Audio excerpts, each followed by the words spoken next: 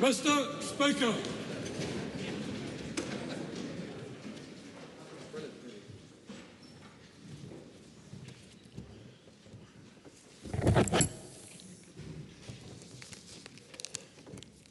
Almighty God, we give thanks for the blessings which have been bestowed on us.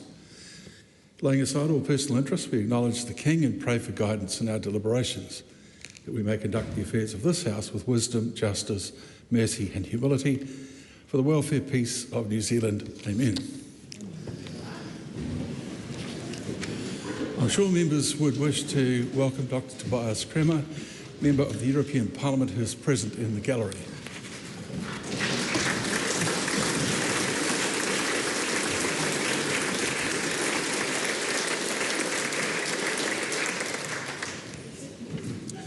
Members, I regret to inform the House of the death on the 20th of December 2024 of Margaret Ann Hartley QSO, who represented the electorate of Northcote from 1999 to 2005 and then served as a list member until 2008. She was a member of several select committees, including the Local Government and Environment Select Committee, the Justice and Electoral Committee. She was Deputy Speaker of the House from 2002 to 2005 and an Assistant Speaker from 2005 until her retirement in 2008. I also regret to inform the House of the death on the 3rd of January 2025 of the Honourable Dame Tariana Turia, DNZM of Ngāti Apa, Whanui, Wanganui, Ngā Rāurua and Ngāti Tuwharetoa, who served as a list member from 1996 to 2002. And represented the electorate of Tītai Hauauru from 2002 to 2014. She led the Māori Party from 2004 to 2014. She held several ministerial portfolios, including Minister for Disability Issues, Minister for Whānau Ora, and Minister for the Community and Voluntary Sector. I further regret to inform the House of the death on the 18th of January 2025 of the Honourable Cedric Russell Marshall, CNZM, who represented the electorate of Wanganui from 1972 to 1990. He held several ministerial portfolios, including the Minister of Foreign Affairs, Minister of Education, Minister of Conservation, Minister for the Environment and Minister for Disarmament and Arms Control. I desire on behalf of the House to express our sense of loss and sympathy with the relatives of the late former members. And I now ask members to stand with me to observe a period of silence as a mark of respect for their memory.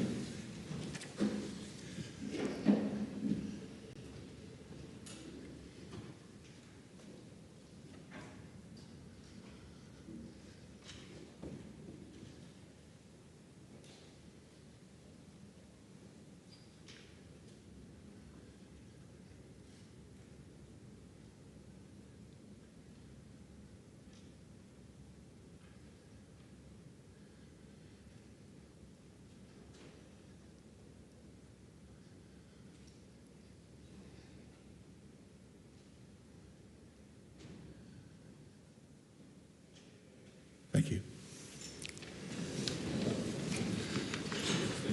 Right Honourable Prime Minister. Mr Speaker, I seek leave to move a motion without notice relating to the death of Senior Sergeant Lynn Fleming. Is there any objection to that course of action being followed? There is none.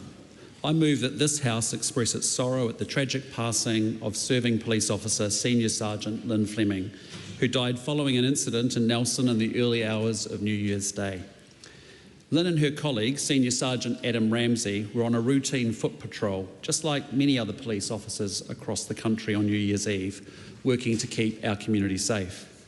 And just after 2 a.m. in Buxton Square car park, a vehicle drove towards them at speed, hitting both of them.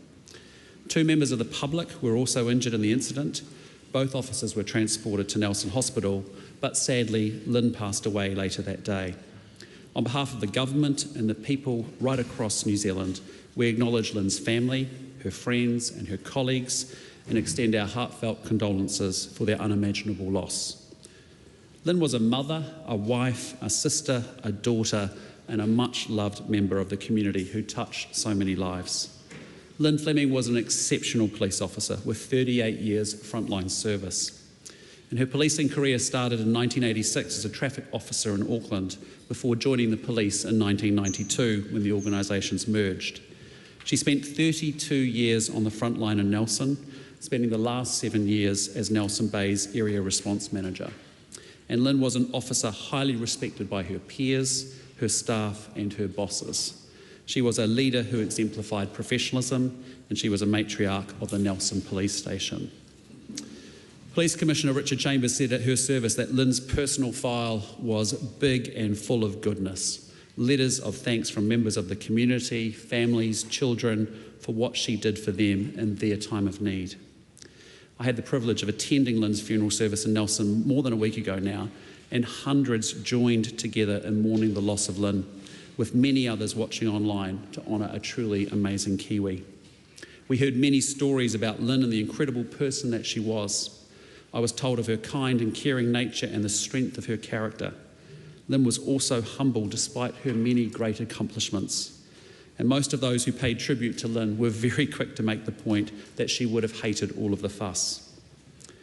Hundreds of police and fire service staff lined the road in a guard of honour for her final journey, and police staff performed a heartfelt haka, the police haka, ko te uru pounamu, which speaks of harmony between the police and the public as the key to safer communities.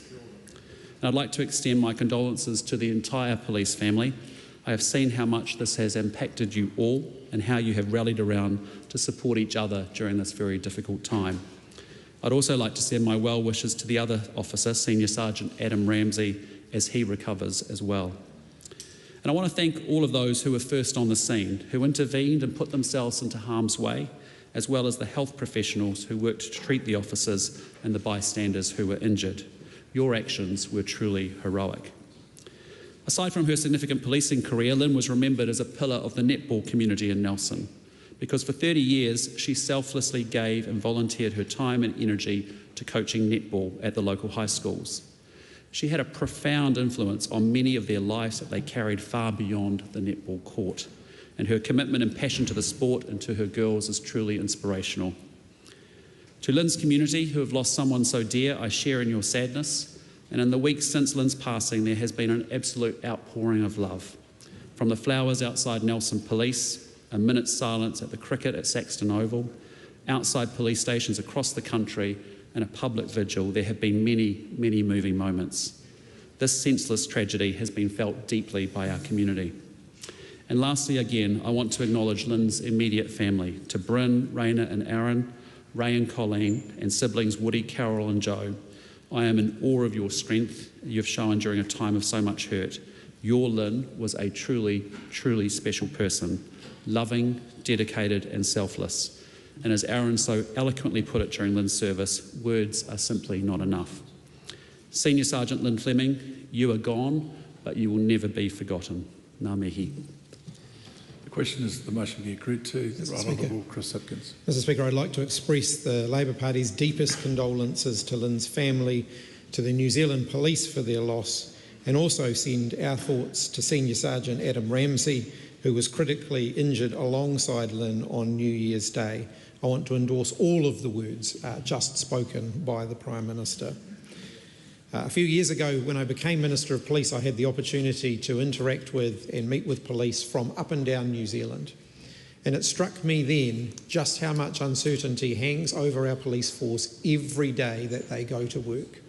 It's not just our police force, but it's their family who say goodbye to them every morning, or in some cases in the evening if they're on the night shift, unsure what their loved one is going to face in that day, unsure whether they will come home at night.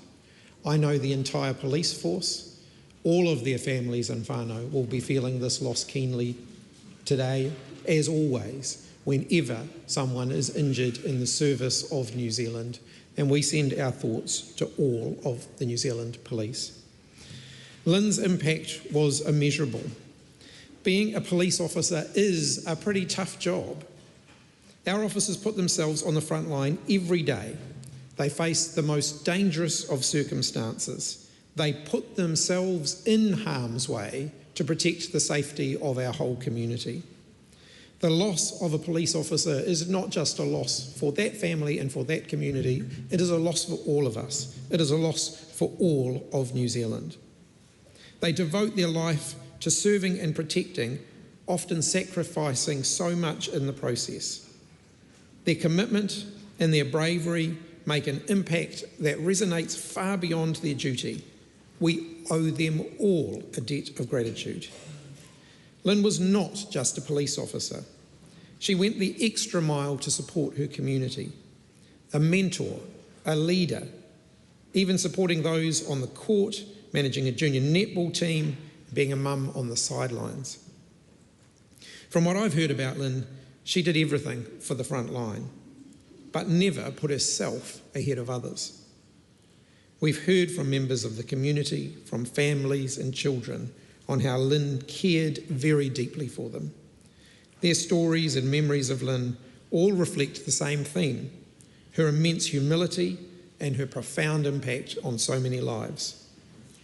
The respect that the community holds for Lynn was evident when 2,000 people came together for a candlelit vigil in the rain to honour Lynn's legacy and show their support for the local police, for Lynn's family, her friends, and I also want to take a moment to acknowledge Shelley Bishop, who organised the vigil.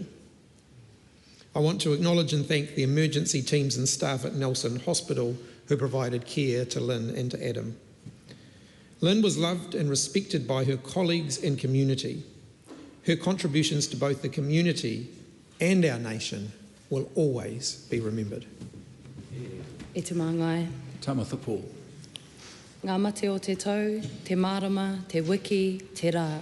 Haere, haere o te atu. Kia koe Lynn, e te whaia, e te rangatira, ko koe te rā. Kua riro atu ki te pō haere, haere, haere atu rā. On behalf of Te Pāti Kākariki, we honour Senior Sergeant Lynn Fleming and express our condolences to her whānau, her friends, her colleagues, her community, and all who knew and loved her. We wanted to particularly acknowledge the first responders, including her colleagues who were with her in her final moments. Everybody should return home safe after mahi. Moi mai rā, Senior Sergeant Lynn Fleming. Mr. Speaker. Nicole McKee. Kind and caring. Those words were repeated over and over again as tributes were paid to Senior Sergeant Lynn Fleming, a woman who gave 38 years and 7 months of service to her community. Those qualities drew more than 1,200 people to remember Senior Sergeant Fleming at her funeral in Nelson. A picture was painted for those who had not known her of someone who was known for her warmth, for her kindness and her approachability. Someone who took the time to connect with individuals, offering support and guidance, not just at times of crisis, but in everyday moments as well. A wife, a mother, a netball coach, the Nelson Bay's Area Response Manager for New Zealand Police. That depth of feeling from the local Nelson community was emphasised when the Reverend Dr. Graham O'Brien, the Dean of the Nelson Cathedral, spoke to media at the time of Senior Sergeant Fleming's funeral. He said there was such an outpouring that they were on their 6th condolence book, and he said this showed how important it had been for the public to feel that they could offer their support in a very tangible way to Lynn's family and the wider police family. Mr. Speaker, her legacy is one of service above self, dedicated to making the world around her better. Those who had the privilege of working alongside her or knowing her were touched by her leadership and her unwavering dedication to justice. Senior Sergeant Lynn Fleming's life and work serve as a powerful reminder of the incredible impact one individual can have on the lives of many. Her contributions will be remembered with gratitude and respect, and her legacy will continue to inspire future generations of officers to follow in her footsteps with the same sense of purpose and compassion that she so beautifully embodied. Her son Aaron had a simple call to action to those wishing to honour his mother's memory. He stated that we could do this by following her example as a parent, as a police officer, a coach, a mentor, and a member of the community. By being the person she inspired us all to be, we can leave this world a better place than we found it. We shall remember Senior Sergeant Lynn Fleming, New Zealand Police QID, Lima Foxtrot Echo 773, whose watch ended 1 January 2025. The Honourable Casey Costello. Mr. Speaker, as we rise to acknowledge with respect the passing of Senior Sergeant Lynn Fleming, I would like also to acknowledge, as the Prime Minister stated, that she would have been the last to have been seeking this much attention. Senior Sergeant Fleming demonstrated in all her actions in her career, through her role in the community, her contribution to sport and her relationship to her colleagues, what service truly means. The loss of her life gave pause to not only to Nelson, but to the whole of New Zealand and to every police officer, both serving and past members. I do not know of a police officer that cannot vividly recall where they were, what shift they were working when a colleague is lost. It is true of New Year's Day 2025. This day will be committed to many memories, as will the service, professionalism, dedication and generosity of spirit that encapsulates Senior Sergeant Fleming's life. The outpouring of respect and admiration that was evident in Nelson on the 16th of January at the police service was not just from the police, but from the entire community, because the loss was not purely to police. They had lost their daughter, a wife, a mother, a friend, a mentor, a confidant, a community leader, a coach, a teammate, a neighbour, and from that there is no words that are sufficient to reflect the sense of loss. Senior Sergeant Fleming was a fierce advocate for her colleagues and her staff, what was needed to keep them safe and protected, and she advocated continuously as part of her service ethos. My thoughts and prayers also go to Senior Sergeant Adam Ramsey, that he makes a full recovery. To Lynn's family, that they know their grief is shared, and that we were grateful as a nation to be able to share in the farewell to honour Lynn's life. Unfortunately, in September this year on Police Remembrance Day, another name will be added to the column. All those who give their lives in the service of this country are reflected, but police officers uniquely get up every day and go about interacting with communities in a manner that is only intentioned of the highest, it has only intentions of the highest standards. Senior Sergeant Fleming was the epitome of that ethos of service, and we will remember her. Rawari Waititi. E Shane, e Penny, ke a kuhu atua ki roto I te wairua Māori, roto I ngā kōreroni. Hiki nuku e, hiki rangi e, hiki na te toki e hahau atu nei e hoi hoi atu rā I te wao tapu nui a tāne. Ko toki nui, ko toki roa, ko toki taru aitu, ko te toki nāwai, ko te toki no aitu, atura ki na te pau, ka rongo te pō, ka rongo te ao. Apakura tangi te wiwini, apakura tangi te wawana. Tangi kotokoto ki o tānga te ki o huanga ko te tangi a te kura kāka. Ko mai ki nui, ko mai ki roa, ko ia huka huka. Ka taparere tū ki te moana, ka taparere tū ki a tangaroa. Tūria te one tapu I rangi toto. Tūria te tahuna tapu I ranga tatau. Tūria ke utikina te puna mō tētea. Tūria ke utikina te puna māragerake. Ko koko mako e ko, ko koko mako e ko. Ko te hautapu kārere ki te kai ngā matāri ki ka tapa reirei a ko ia tapa. Ka tapa konunua ko ia tapa. Ka tapa tukuna ki te kawa tapu arangi e tū nei, ke papa I takoto nei. Whāno, whāna, hala mai te toki. Haumi e, hui e, tāeki e. Ko te mate o te tamaiti, he auru kōhao. Ko tā te kōkā, he takare haia.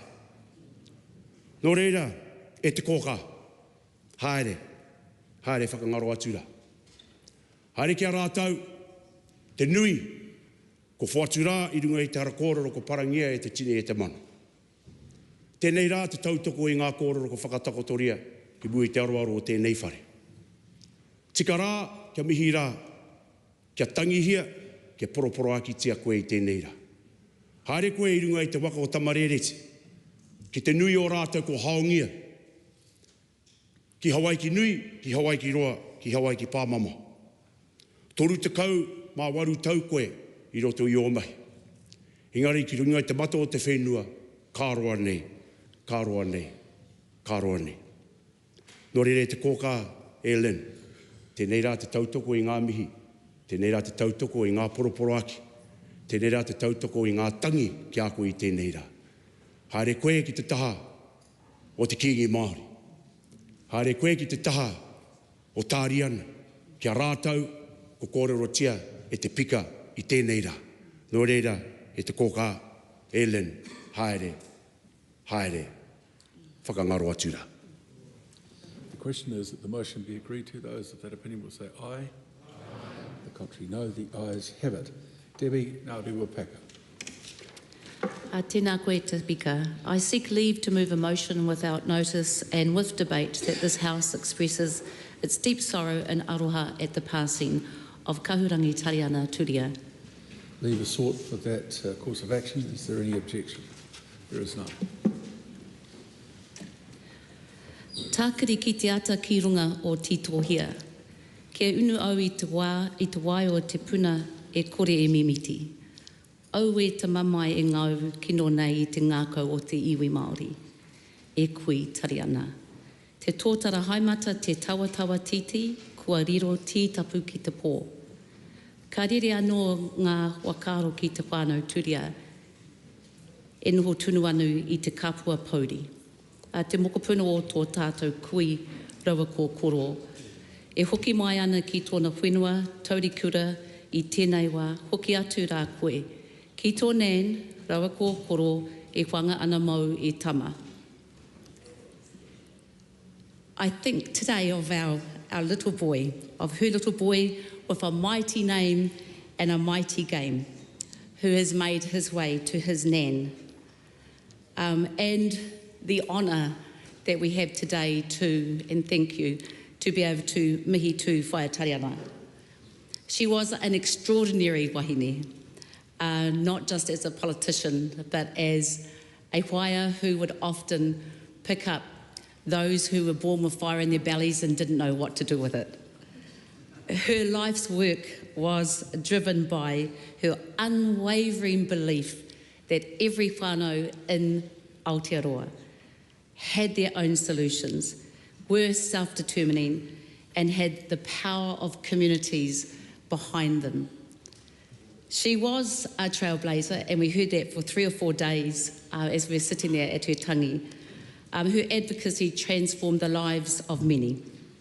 And there are much more articulate, better speakers and politicians who are much older than me who can do the credit to all the mahi that she did. Her service to her iwi, to Māori, to her communities was unprecedented. She had unprecedented firsts and a commitment that spanned 5 decades. At a real personal level, Whaia Tariana was truly a wahine rangatira. She knew how to weave us all together. And I think about when she crossed the floor, and she had been involved in our lives in South Taranaki for quite some time. And I keep thinking about how lost and lonely, extremely uncomfortable it was for her. And this house has that effect on us. And how she held to her wakapono, how she held to her integrity.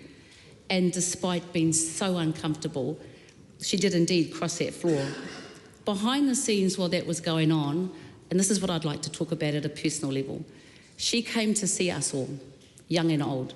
She got around the motu and she called us and gathered us wherever we were, and she asked our opinion if we thought that she should cross the floor for the kaupapa, which at the time was the foreshore and seabed.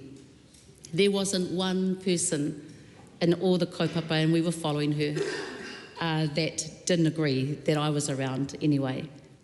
The biggest honour was not only being part of those kōrero, but actually understanding where she was going with that and her absolute total conviction. Some of the things that I'd like to share with you at a personal level is not only how she brought us all into that kōrero, and it's also the way that she was able to articulate things that we were too scared to at the time.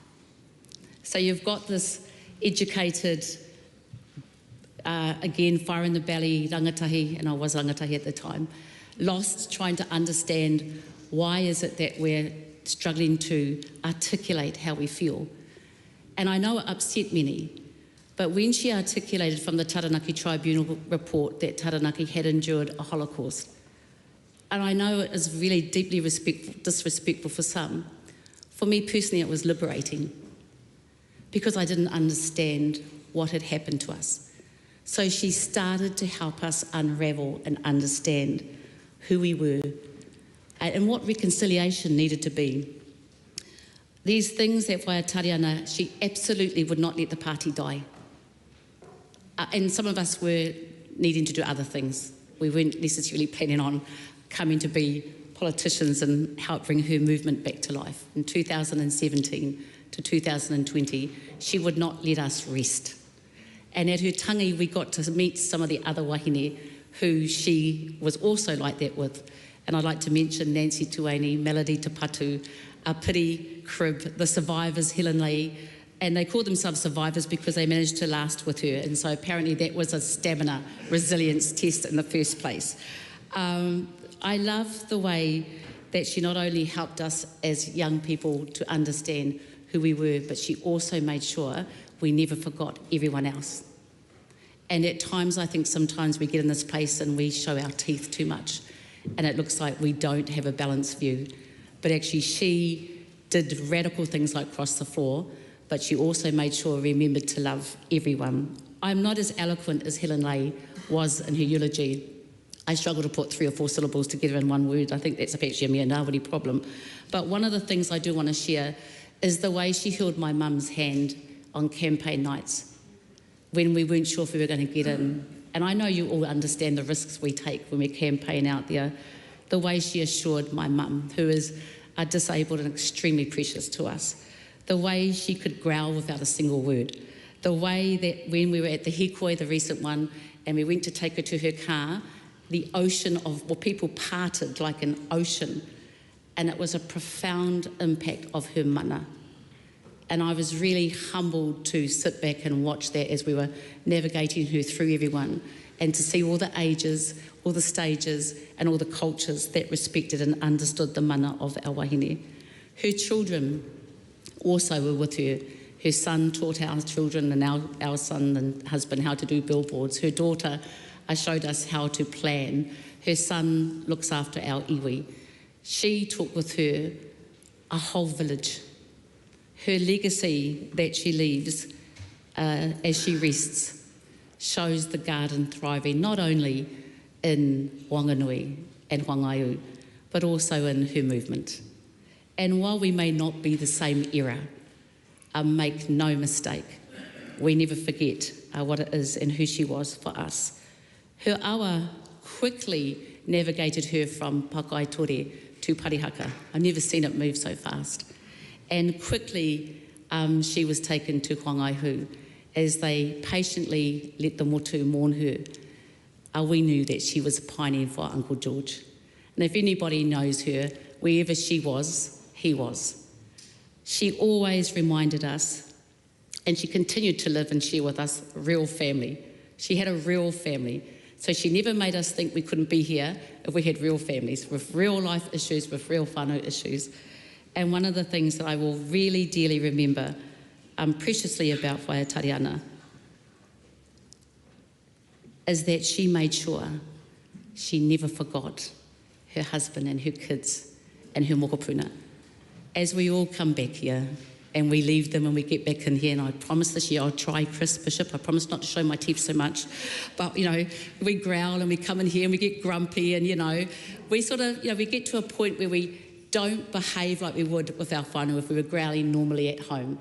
One of the things that I want to do is remind ourselves as the year starts in the legacy of Waiatariana to never forget your partners, to look after your tamariki, to make time for your mokopuna, because 18 years here, all the kōrero that we heard on her Poroporoaki night was the undying love of her mokopuna. And I think that's the precious part that I'd leave for whai Tariana. Nō reira, ai e te whaia, a hoa atu rā koe, moi mai rā I tō moi ngā roa. We will miss you, we will love you, we will honour you, and we will look after your whānau. Kia ora rā. The question is that the motion be agreed to. The Honourable Tama Potaka. E te rangatira e te kaiwhakahaere o te whare tēnā koe. Tō tātou kahurangi mārei kura ahorangi rangatira whanaunga Tariana. Haere rā I te rā o te waru ki te rārangi te pairu ki te rangi. Kōrua tahi ko tau mokopona a pākai tore, ānā kua hoki atu ki te taha I tō hoa rangatira tō mākau a George a Hori, rere atu ki tua o mere tuahiahi ki tua o whiti kaupeka I te wā o puanga o matariki ki tua o pohutukawa. We will remember kahurangi Tariana Turia, Auntie Tari, for her legacy of whānau over politics, a dedicated leader who did so much for the betterment of Māori and all New Zealanders. For those of us, lucky ones, from Te Kāhui Maunga and Te Kāhui Tupua, people of Taranaki, Wanganui, Ruapehu and Rangitike, we knew of Auntie and Uncle as rangatira before she arrived in this fine house. Programs like PEP and Maxess, Whangauhu Marae, and of course one of her crowning legacies, Te Oranga Nui, dedicate and exemplify her contribution to the social fabric and the whakapapa fabric of Aotearoa, a pillar of Aotearoa New Zealand's political and social landscape and whānau landscape, sadly passing away recently at the ripe age of 80. Her deep aroha for others and an extraordinary ability to relate to people of all shapes, sizes, different walks of life made her an inspiring and effective leader. And of course, a defining moment in her career, as mentioned earlier, came in 2004 when she, along with Matuata Peter Sharples, Matua Whatarangi, and a whole host of hoia came together to establish the Māori Party, Te Māori Party, Te Pāti Māori. This bold move was driven, in my view, by an unwavering commitment to iwi and Māori responsibilities, rights, and indeed tino rangatiratanga around the takutai moana and many other kaupapa, later progressed through her mahitahi, who worked together with the Honourable Chris Finlayson. In 2008, Te Pāti Māori entered into a cooperation agreement with our national party. And while maintaining its toka tumuana and independent stance, the parties worked together to create policies that would benefit Māori and indeed all New Zealanders, especially through whānau ora. Whānau ora, in my view, became one of Auntie's greatest achievements. Under her leadership as Minister, it reimagined kāwanatanga by putting whānau and the well-being of whānau at the heart of decision-making. A policy born out of the belief that whānau, not government bureaucracy, should have the power to shape our own futures. Whaia Tariana set a great course for this waka, and thanks to her leadership, subsequent ministers from across the spectrum of this whare will inherit the navigation of its continued journey. I had the privilege of recently travelling with Matua Kiritopa Luxon, the Prime Minister, to pay our respects alongside many other leaders within this whare and indeed leaders throughout the country at the uhunga for Whaia Tariana, the tangihanga. It was evident that her ability to work across political lines was etched in her life's resume. While fiercely loyal to Te Pāti Māori, iwi, hapu and whānau, she understood that collaboration was key to bringing about meaningful change without compromising our values. Her focus always on outcomes for whānau and not party politics, on tikanga and not pukamata. Whaia Tariana had the rare ability to bridge different political hues of the political rainbow and bring people together for the greater good. Her wairua was central to her political momentum, particularly with policies and programs like Whānau Ora. Whaia Tariana's relationships with the National Party and indeed with many of us in this fine house today and prior to was based on mutual respect. Whanaungatanga, a whakapapa, a manaakitanga. She understood that real change required pragmatism, and her mahi showed that the needs of whānau could transcend party politics. Action, in my view, for her was more important than speculation and media grabs. Her legacy is in the belief in the power of collaboration, or as my colleague, the member for Hauraki Waikato, will reflect, mahitahi, as we describe it in Waikato. Her legacy is her commitment to the service of others. Moe mai rā I te whaia koutou ko matua hori, ko pākai tore, e mihi ana ki tō tātou rangatakapu. Your mahi and your vision for the betterment of iwi, Māori and all New Zealanders will continue with us well beyond our mokopuna, into the mokomoko and beyond. Mauri ora kia tātou. The Right Honourable Adrian Ruafe. Korore hareruia ki a koe I hoa ngā mano. Tua uri uri whai o yo ki tōnei te rangi me te whenua, te nui o tau kororea, a tihei mauri ora. Kei te mihi atu anō I te āwatanga ki o tātou tini mate. Rātou katoa, inga mai nā puta no ngā mautere nei tai atu ki te kahurangi nei a Dame Tariana Tūria. Tai atu anō hoki ki tōna mokopuna a pākaitora. Ko reira, koutou ngā mate hoki wairu atu ki te ringa kaha o I hoa ngā mano. Nō reira, te maanga e tautoko mai, ai nei, ake nei, ai. Kia tātou ngā kano I ora e te maanga o te hare tēnā koe, kia koutou katoa tēnā koutou. I was actually one of the survivors that Debbie Ngārewa spoke about. I worked for Tariana from 2002 to 2005. I tell people that I lasted 3 elections, though. There was 2 general elections and a by-election, and it felt like 9 years. But I wanted to share a few personal insights into, as the Honourable Tama Pōtaka said, everyone at home called Auntie Tari, and I was no different. And I got to, as Debbie Ngārewa spoke about her travelling around, I got to drive her sometimes, quite often actually. And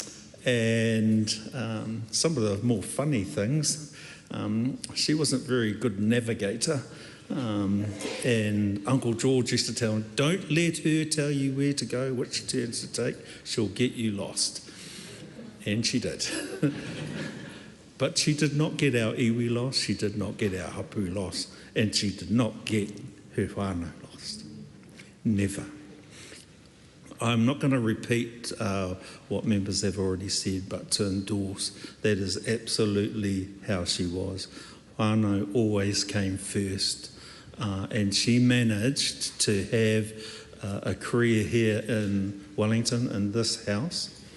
Think about it, she was the only Te Pāti Māori MP from 2004. She spoke on every single government bill. She never missed a vote, and she attended select committees, and she also managed to get back home for every tangi that was at the Whangaihu Marae. How she did it was through the support of both her staff and, in particular, Uncle George and her whānau. She had the ability, she was really well read. She always read.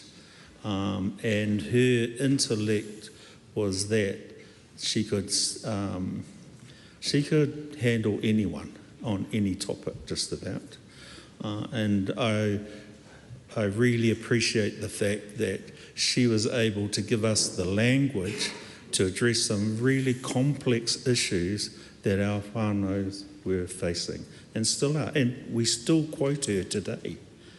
And she had this vision for the future of whānau. We're not there yet. This country is not yet. I don't think this country is quite ready for what she had in mind. If members go back to what she was saying in 2004 around whānau order, what the whānau order that we've got today, great government policy, great kaupapa, but it's not quite the version that she had anticipated or wanted. But I believe she's set the foundations for that legacy for the future to actually achieve what she saw as the vision for whānau ora. And it was really about, she didn't want our families to be having social workers and community workers all parked in the driveway, you know, dealing with what was wrong with them. She had this absolute faith that whānau, we should be talking about and encouraging them and supporting them in the things that they wanted to do, because she really believed that they had the answers, as Debbie Ngarewa Peka stated, to all of the issues that they were facing. But that needs a partnership arrangement with all of the rest of Aotearoa. And that isn't quite what we've got now. So for those of you or us that want to remember her into the future, I just say that the way to do that is actually to make that legacy a reality the way that she had envisioned. Right now, the people at Whangai, I live in Whangaihu as well. And right now I know they're gathering at Whangaihu Marae because of another sadness that has come onto the whānau. And so, you know, my aroha goes out to the Tūria whānau, to Pāhia and Tāmala, the Chambers whānau, Dave and Arlene, and all of the tamariki and mokopuna who will be gathering, waiting for their boy to come home. I think I'll leave it there. This isn't the speech that I wrote, but this is the one I really wanted to give. So I just want to thank the House for allowing this debate today.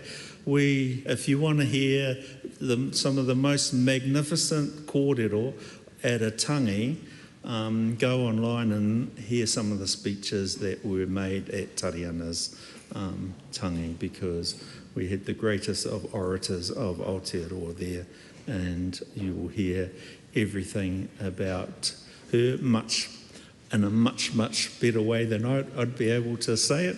However, koe nā aku kōrero mō tēnei wā, nō reira e ngā mate maho o te wā, hoki wairu atu ki a rātou mā, e oki e moi. Chloe Swalker. Moi mai rā e te rangatira. Mr. Speaker, it's my honour on behalf of the Green Party of Aotearoa, New Zealand, to stand and to acknowledge the passing of a mighty tōtara who has fallen. Mr. Speaker, Kahurangi Tariana Turia was a force of nature, and I want to acknowledge her loss and send our aroha to her whānau, to Te Pāti Māori, to her community, to her iwi, to her hapu, and to everybody who is feeling that loss across Aotearoa, New Zealand. Mr. Speaker, from what I know of her, and I think it was abundantly apparent to anybody who had any proximity to Kahurangi Tariana Turia, it was her extraordinary, deep integrity and intellect, and a deep calmness that came to the way that she did her job and the way that she spoke and held space.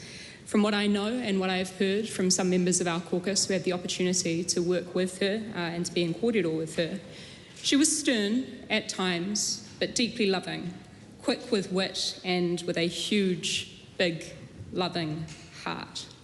And Mr. Speaker, from what I know and what I have seen of her legacy, which I want to acknowledge other members have touched upon as something that we need to consistently honour and build upon, I think the thing that resonates the most for me is how she saw so profoundly how everything was connected and how we as people cannot be removed from our context. She understood that the health of our lungs was related to and could be not removed from the health of the air around us, and the mahi that she did on Smoke Free. She understood that the well-being of people is deeply connected to the context that we are within our whānau and within our communities, and the mahi that she did on whānau ora. She understood that the health of our awa, of our rivers, is deeply connected to the health of the whenua and of the people as well. And obviously she demonstrated that amply in her mahi in the restoring and in being the matriarch of the Whanganui River. Mr. Speaker, we know that she took deep wisdom into spaces of power and of influence. And I just wanted to acknowledge that when we, as a caucus, made our way through Whanganui on the way to the marae for the tangi, that we felt compelled to go and visit and touch the river. Again, just another example of how all of these things are connected and some things bigger than what we find words to explain. Mr. Speaker, ko au te awa, ko te awa, ko au. I am the river and the river is me. Moi mai rā I te rangatira. The Honourable David Seymour. Mr. Speaker, I rise on behalf of ACT to join with other speakers in paying tribute to Dame Tariana Turia. Dame Tariana was a very special person and also a very special kind of politician. In fact, one who practiced the kindness, the politics of kindness, before it was cool.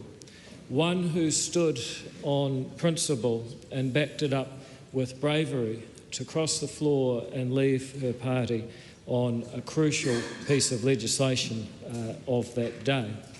I'm proud to say, as Sir Michael Cullen noted at the time, ACT was the only party that stood consistently with that position in favour of the rule of law at that time. In fact, we often found common cause. Shortly after Dame Tariana's passing, I received a message reminding me that it was because of Dame Tariana's advocacy in the background that while we were in government, our two parties, for 9 years, we were able to bring about and sustain partnership schools Kura Horua because of Dame Tariana's advocacy. She later went on to join the board of E Tipu E Rea, the support agency at that time for Kura Horua. Her policy of whānau ora, I always believed, really was tino rangatiratanga in action, self-determination for all people who wished to chart their destiny and live as they would choose to live. And E Tipu E Rea, I'm sure many members will know, means to grow strong little shoot. And I'm very proud as we mark Dame Tariana's passing. Many of us will remember her in different ways. Some of us knew her very well, others, like me, only distantly. But nevertheless, as we see Kura Horua, new ones opening up and down New Zealand this week, that is one of the ways that I remember her. Grow strong, little shoot, and haere rā, Dame Tariana. The question is that the motion be agreed to. Those that opinion will say aye. The contrary, the ayes have it. Call on Mr. Speaker. the Right Honourable Prime Minister. Mr. Speaker, I present the Prime Minister's statement. That statement is, the question is, sorry, that's good. That paper is published under the authority of the House. Well, Mr. Speaker, I move that this House express its confidence in the government and commend its programme for 2025 as set out in the Prime Minister's statement. Well, Mr. Speaker, I have to say it is great to be back because this government has roared out of the blocks with a massive focus on going for economic growth to make Kiwis better off. And we have refreshed our fantastic team to underline growth as the priority. We're setting up a one-stop shop for foreign direct investment to get better infrastructure built much faster. And we've kicked off the biggest reforms in the science sector for 30 years, so our world-class research earns much more money for our country and for those who make those groundbreaking discoveries. Mr. Speaker, this year is all about unleashing our economy, and we have already started by signing a free trade agreement with the UAE. An agreement that was delivered in just 4 months after talks began, New Zealand's fastest ever trade negotiation. And I want to tell you what that means for Kiwis, because what it means is that duties on 98.5% of exports to the UAE are gone, and that is a fantastic result for businesses all across this great country of ours. And I want to say Todd McClay is out there on those planes getting the deals done, and that's why I call him Trade McClay, and I think it's going to be a name that will absolutely stick. But we are going to be ruthlessly pursuing trade and investment, because more of those opportunities is better for businesses. It means more jobs, it means higher incomes, it means a stronger economy to pay for health and education, and we are making progress, Mr. Speaker. Wages are now growing faster than inflation, and cost pressures like the Auckland Regional Fuel Tax have now been removed from the system. Interest rates are falling, and the Reserve Bank is forecasting more relief on the way very, very shortly. And we delivered tax relief, Mr. Speaker, last year, and that means that Kiwis are keeping more of their money for the first time in 14 long years, Mr. Speaker. So our steps now are to be going for growth to build the long-term prosperity that ensures that our kids see a future here in New Zealand.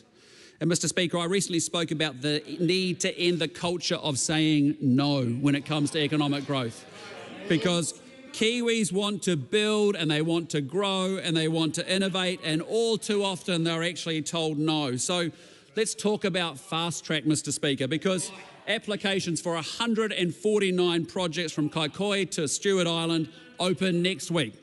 And among those projects are some exciting new renewable energy schemes to give us the electricity that we need that will be affordable and abundant.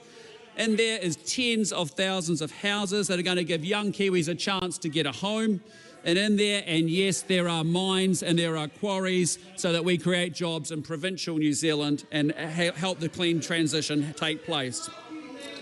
And I'm proud to say that there are 49 of those projects that are in the South Island. That's because on this side of the House, we understand how important the South Island is, and that's why we've appointed an awesome new Minister for the South Island in James Meagher. Now, Mr. Speaker, the absolutely tragic thing is that every single member of the opposition parties voted against those fast-track projects, right? They voted against creating opportunities for Kiwis. Labor, they voted against jobs and housing.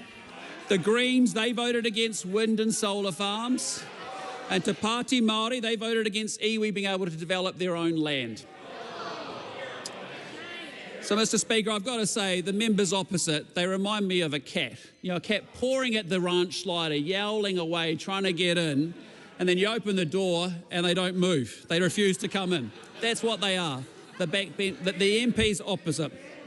Got to say, we are a coalition on this side, they're a no-alition on that side. That's what they're about. They're all about no, we're all about yes on this side. So, Mr. Speaker, we must develop a mindset that says yes to things that are going to make Kiwis better off. And you'll know, as part of that last week, I expressed my view on removing the limits around concerts at Eden Park. I think they should be abolished. What was interesting is the Labour leader, Helen Clark, actually the former Labour leader, was not happy with me, and that just illustrated how we've got a hall monitor mindset happening within the Labour Party right now, because let's be clear about it. Labour is the party of no. Yep. What did Labour say to tax relief for working New Zealanders? No. What did Labour say about gene technology and backing farmers and climate change and health? They said no. And what did they say about fast track? Every single project they said no. And now it seems it's actually no for more concerts. It's no to more concerts now. It's no to more customers. It's no to more people in bars and restaurants and in taxis.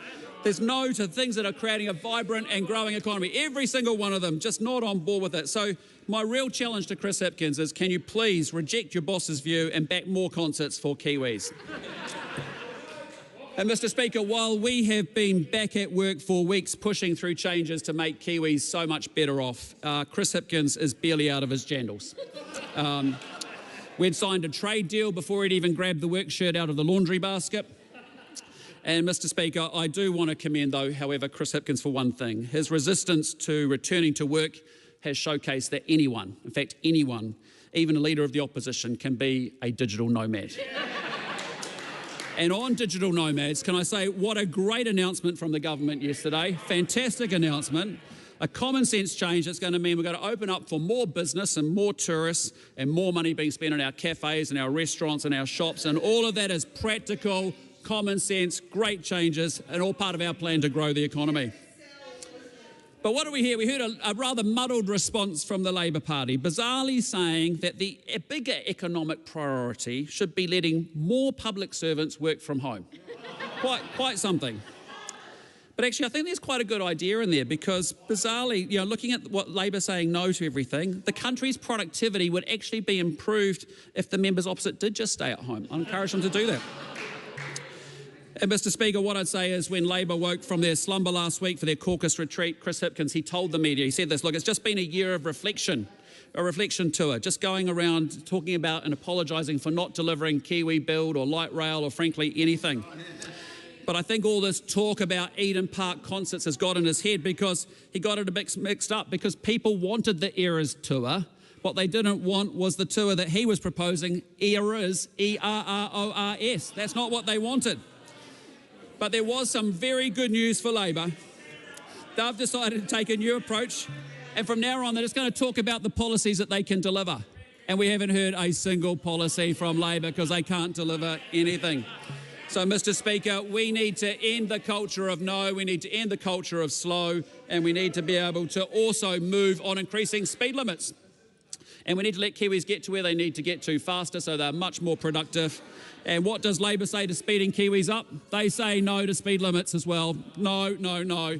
In fact, when Kieran McAnulty was the minister, he asked the NZTA to review the speed limits in the Wairarapa, and they came back to him and they said no. Well, I've got to say to Kieran, watch this space, son, because we've got some great ministers in Chris Bishop and Simeon Brown, and also in a great local MP in Mike Butterick, and watch this space because we can do something about speed limits. But, Mr. Speaker, what I'd say is, on this side of the House, we've got some passionate MPs fighting for our folk in the cities, whether it's Auckland, Hamilton, Wellington and Christchurch, representing all that diverse, different communities. We've got MPs in provincial New Zealand, whether it's in Northern, Waikato, the Bay of Islands, East Coast, Taranaki, Manawatu, the West Coast, Canterbury, Otago and Southland, and they are saying yes to farming, and they're saying yes to trade, and they're saying yes to economic growth in 2025 in the regions. Now, Mr. Speaker, just over a year ago, this government was elected with a very clear mandate to change course and to get New Zealand back on track. And we inherited a broken economy, we inherited a cost of living crisis, violent crime was up, retailers were being smashed by daily ram raids, remember those? Every single day was going on, and gangs were taking over our towns. The education system was failing way too many children, and the health system was reeling from a restructure that was botched and absolutely failed. And we have taken tough decisions because these are tough times, Mr. Speaker.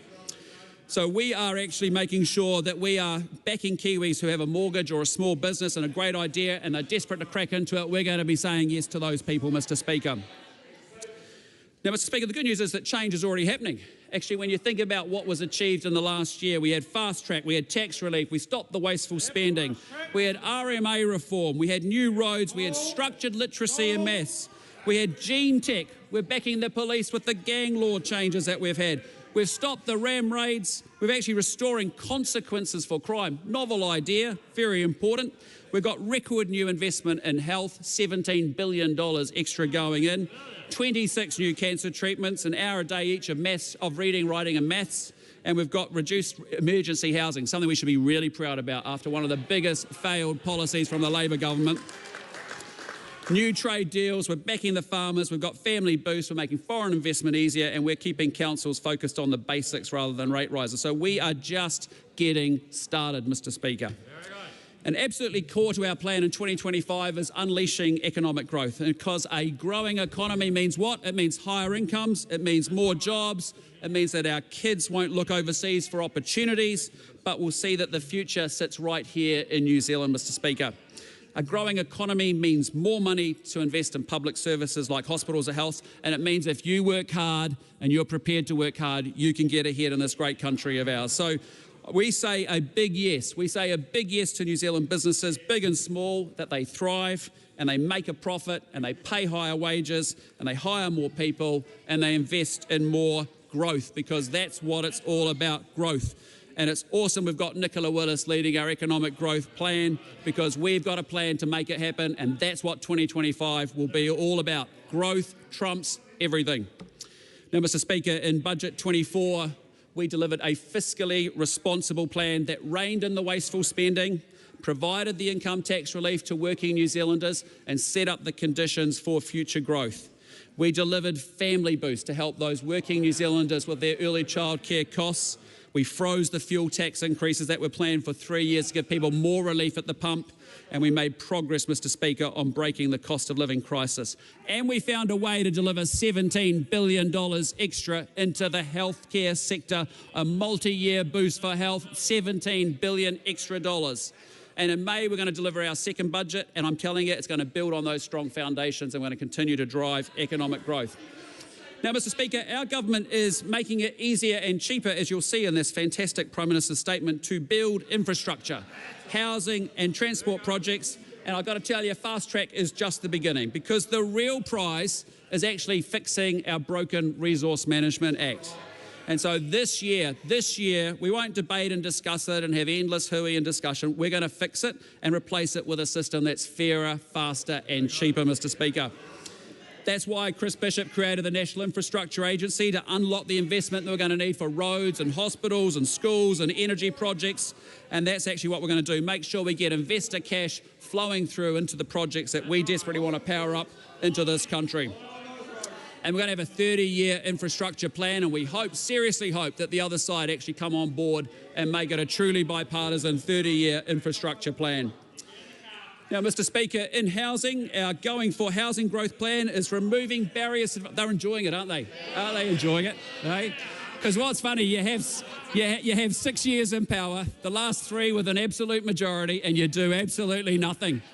And then you get buyer's regret on the other side, don't you? You're looking over going, jeepers, we could have done some stuff, instead of just talking about doing some stuff. So what I'd say, Mr. Speaker, is we are very determined to get infrastructure built, but we're going to do something about housing, because that was a failure of the Labor government over 6 years as well, wasn't it? We're removing the barriers for development. We're going to allow cities to expand. We're going to boost housing density, and we're going to cut the unnecessary red tape that exists. And councils are going to be required to plan for 30 years of growth, so we're not constantly playing catch up as was proposed by the other side. We're making it more affordable to remove the barriers for overseas construction materials, and we're expanding self-certification for tradies. Thank you very much, Minister Penk. Now, Mr. Speaker, in transport, we are making record investments to prove how people move themselves and their goods all around this great country. And over the next 3 years, we're investing $33 billion into our transport network, which includes 17 roads of national significance, right? And isn't that phenomenal to see that in 12 months, we've already kicked off the Hawke's Bay Expressway, which I know Katie Nimmin and Catherine Wedd are greatly appreciative of. But, Mr. Speaker, farmers and rural communities, they are the backbones of our economy, and they were treated like villains under that last Labor government, absolute villains. Well, they are deeply, deeply valued by us in this government. We're easing the burdens by introducing practical rules for on-farm water storage, winter grazing and stock exclusion, halving the ETS charges for forest owners, pausing the freshwater farm plans, and we scrapped what? That very, very unfair ute tax. That is long, dim, distant memory, Mr. Speaker. So we're going to continue to proudly back our farmers in rural communities to earn the export dollars that actually power up New Zealand and enable us to make a difference as a result. But that means farmers need to receive RMA reform, because we want them spending more time milking cows than actually filling out forms and asking for permission from someone. We want them actually doing the farming, which is what they need to do, not 35% of their week tied up in filling out paperwork, Mr. Speaker. And we also know that tourism has a fantastic role to play. What a fantastic industry. Amazing industry, right? Only at 86% of pre-COVID levels, and we still get whittering from the other side saying, oh, we don't want to bring tourists into New Zealand. Yes, we do. We don't have the luxury to turn off growth after 3 years of recession that Labor created. And Mr. Speaker, the second priority for us after rebuilding the economy and getting growth into the place and going for growth is actually restoring law and order. Because I tell you, Kiwis deserve to feel safe, and they're feeling safer within 12 months of this new government. Absolutely, they're feeling it. We've got two big targets. We want 20,000 fewer victims of violent crime, and we want youth offending cut by 15%, and we're making some good progress there. We are going to reform sentencing laws to ensure that there are real consequences for crime and to keep those violent offenders off our street. Because for too long, they've been allowed to do whatever they want. We are capping those sentencing discounts. We're going to cap them. We're going to tighten the rules on repeat offenders. And we're going to prioritise the victim's interests and reinstate 3 strikes, Mr. Speaker. So it is going to be more work to do to restore law and order in New Zealand. We're going to progress the Crimes Act amendments to increase penalties for criminals who attack first responders. Great idea. Fantastic idea. And a new law to address stalking, while reforms will be progressed to speed up jury trials and also to expand remote participation for faster access to justice. And Mr. Speaker, didn't we do well taking it to gangs last year, and there's more to come? Because you can't have 1/4 of the population driving 20% of the violent crime in this country, and man, those gang laws and the police's response to it has been absolutely outstanding. And I bet you they wish deep down thought they'd done something on law and order. Apparently they're going to be focused on law and order in the economy this year, but goodness knows, we'll see what happens. Now, Mr. Speaker, what I would just say is we also need to work on serious youth offending. And we've got to make sure that serious and persistent offending actually is dealt with, and it's actually got to be trending in the right direction, and we want to see 15% less serious young offenders. Now, Mr. Speaker, we've got a lot of work ahead of us with respect to health and education, because we actually have amazing doctors and nurses. They do an outstanding job. Just to give you a feel for it, in the last year, 700,000 first specialist appointments happened. There were 200,000 elective surgeries that took place, and today there's 50,000 Kiwis getting in to see their GP. So we have amazing people, but we need to do a much better job, and I know Simeon Brown knows that we need to do a better job too. So they get the care that they actually need. And that's why we put another $17 billion. Did I reference that? $17 billion into health, because this is the government that cares about the healthcare system and the people that work in it, and we're shifting the focus from the back office to the front line. And Mr. Speaker, what I'd also say is that we care about education because we want kids to get an outstanding start to life in New Zealand. That means they've got to get to school. They've actually got to make sure we teach them to read, and we actually teach them to do some mathematics. And all of Erica Stanford's incredible hard work comes to life this year, because students and teachers and classrooms up and down New Zealand are getting some amazing resources to kick off the school year.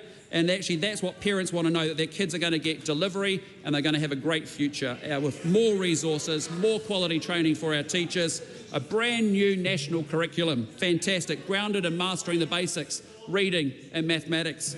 And that means more skills, more jobs, more talent, and much more investment ultimately coming into New Zealand. Well, Mr. Speaker, let me say, 1 year ago, I promised that this would be a government of action, one that takes on the big challenges facing our country and actually delivers. And we committed to making some tough choices to rebuild the economy, to restore law and order, and to improve our public services.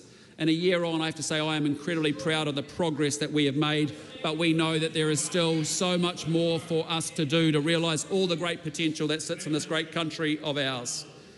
And Mr. Speaker, what I'd say is this is going to be a government that's going to continue to deliver the change that New Zealand needs, because it's not just enough to get us back to normal. We actually have an opportunity to be so much better and to realise more of the potential that sits in this great country. Mr. Speaker, I want Kiwi kids to know that New Zealand is where the opportunities are, not the UK or Australia. I want our farmers to know that we back them, that they're deeply valued, they're not villains. I want our Kiwi businesses to know we want them thriving, and I want Kiwi families to know that if you work hard, you can get ahead in the best country on planet Earth. So, Mr. Speaker, 2025 will be another massive year for this government. Our team are going to do everything it takes to unleash economic growth, innovation and investment, and with that, we can't wait to get stuck in.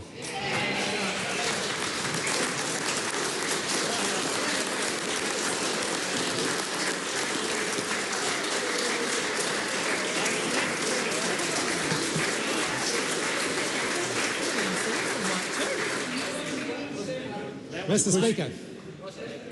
The question is that the motion be agreed to. The Right Honourable Chris Hipkins. Mr. Speaker, I move that all the words after that be deleted and replaced with "This House has no confidence in this coalition government because under its incompetent, arrogant, shambolic and divisive leadership, New Zealand is going backwards, Kiwis are losing their jobs, record numbers are leaving the country and their priorities are wrong and out of touch."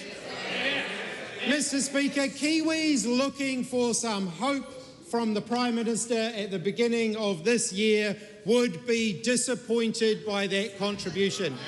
If that is the best the government has to offer, it's going to be a very long year for the National Party backbench.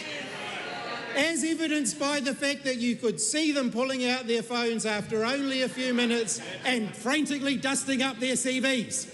The fact that they've given up already, Mr. Speaker, is a real warning sign for this government.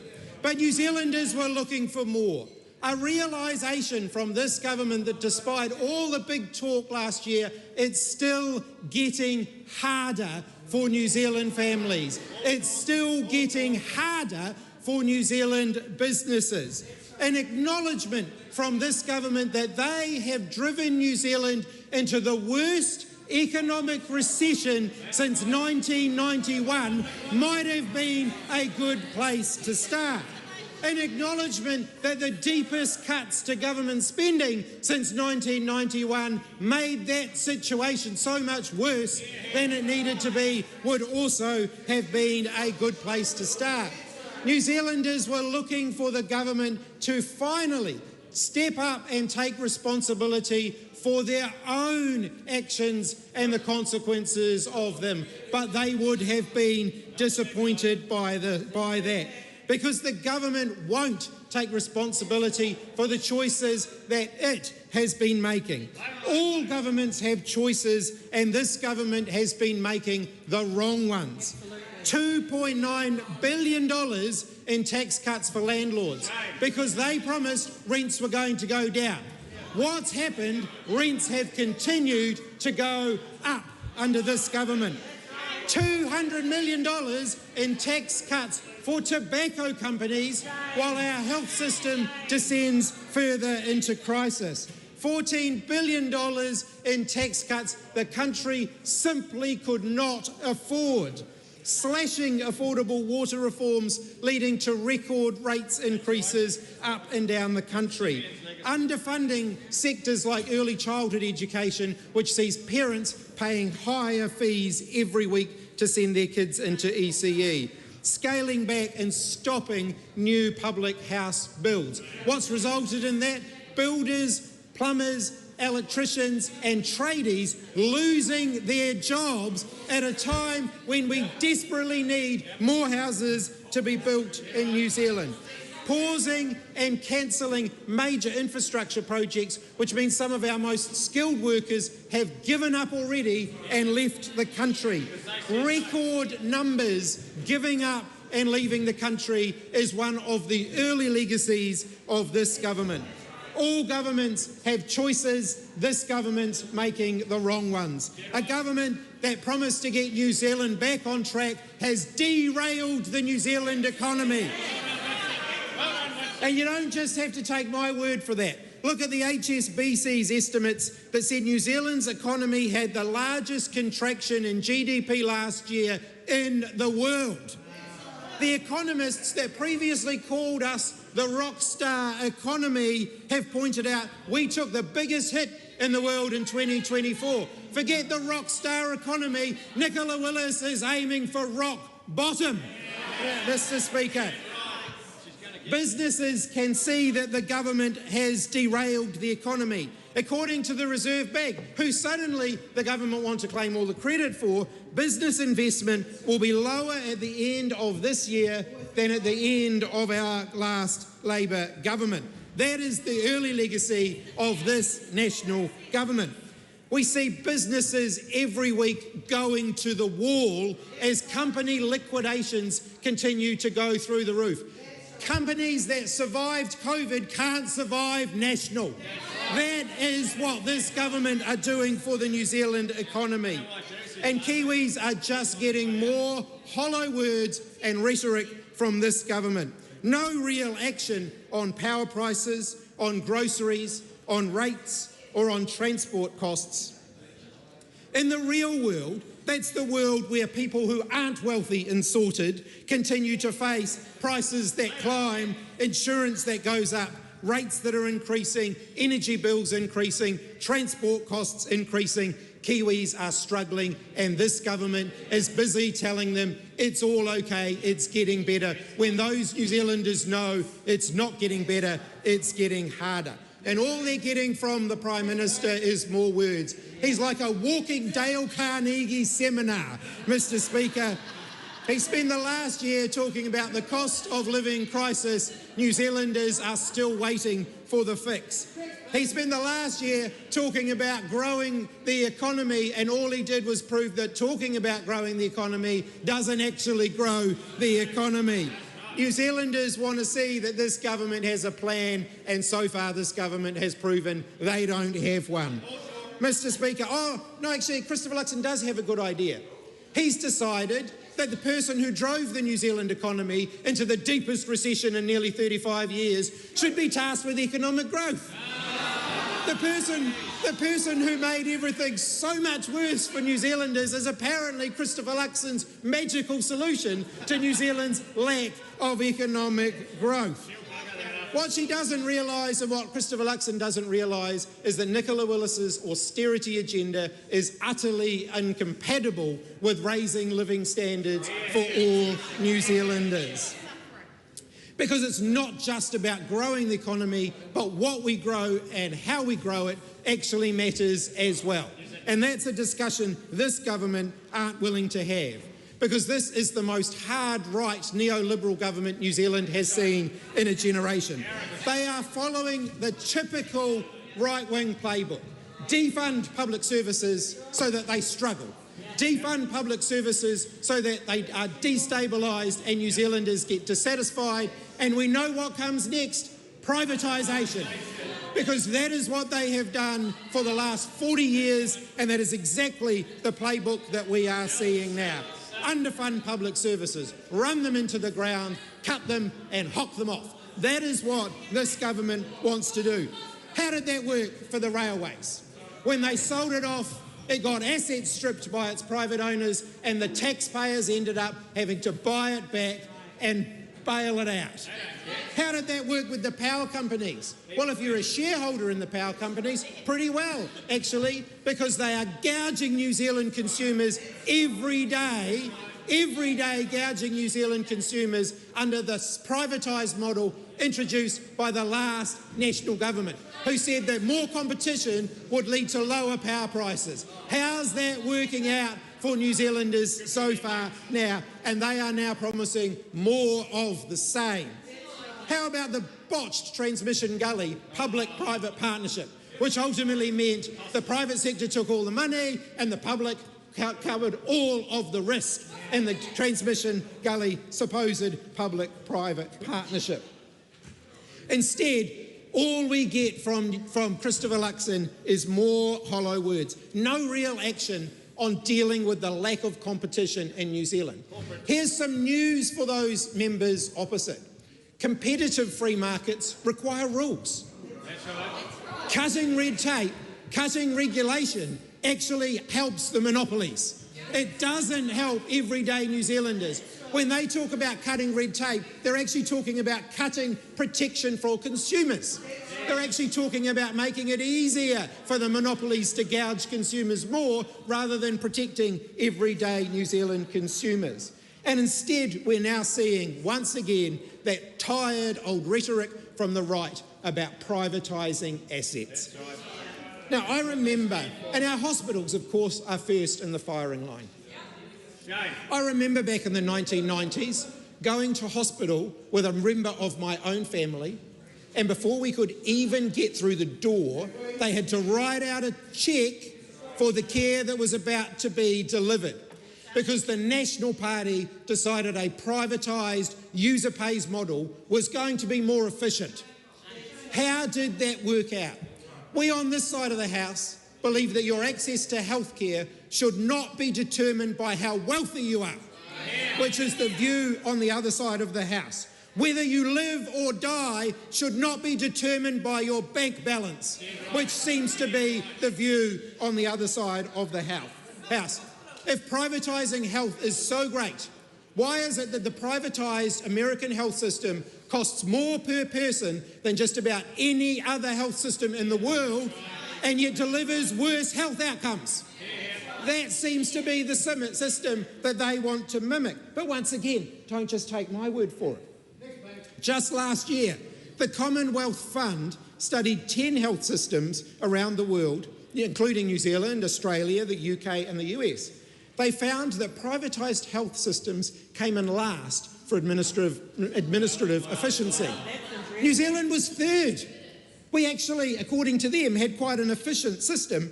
What does this government want to do? They want to mimic the worst of the health systems across the world and think that that's going to deliver better outcomes. But this government don't like evidence and they don't like facts.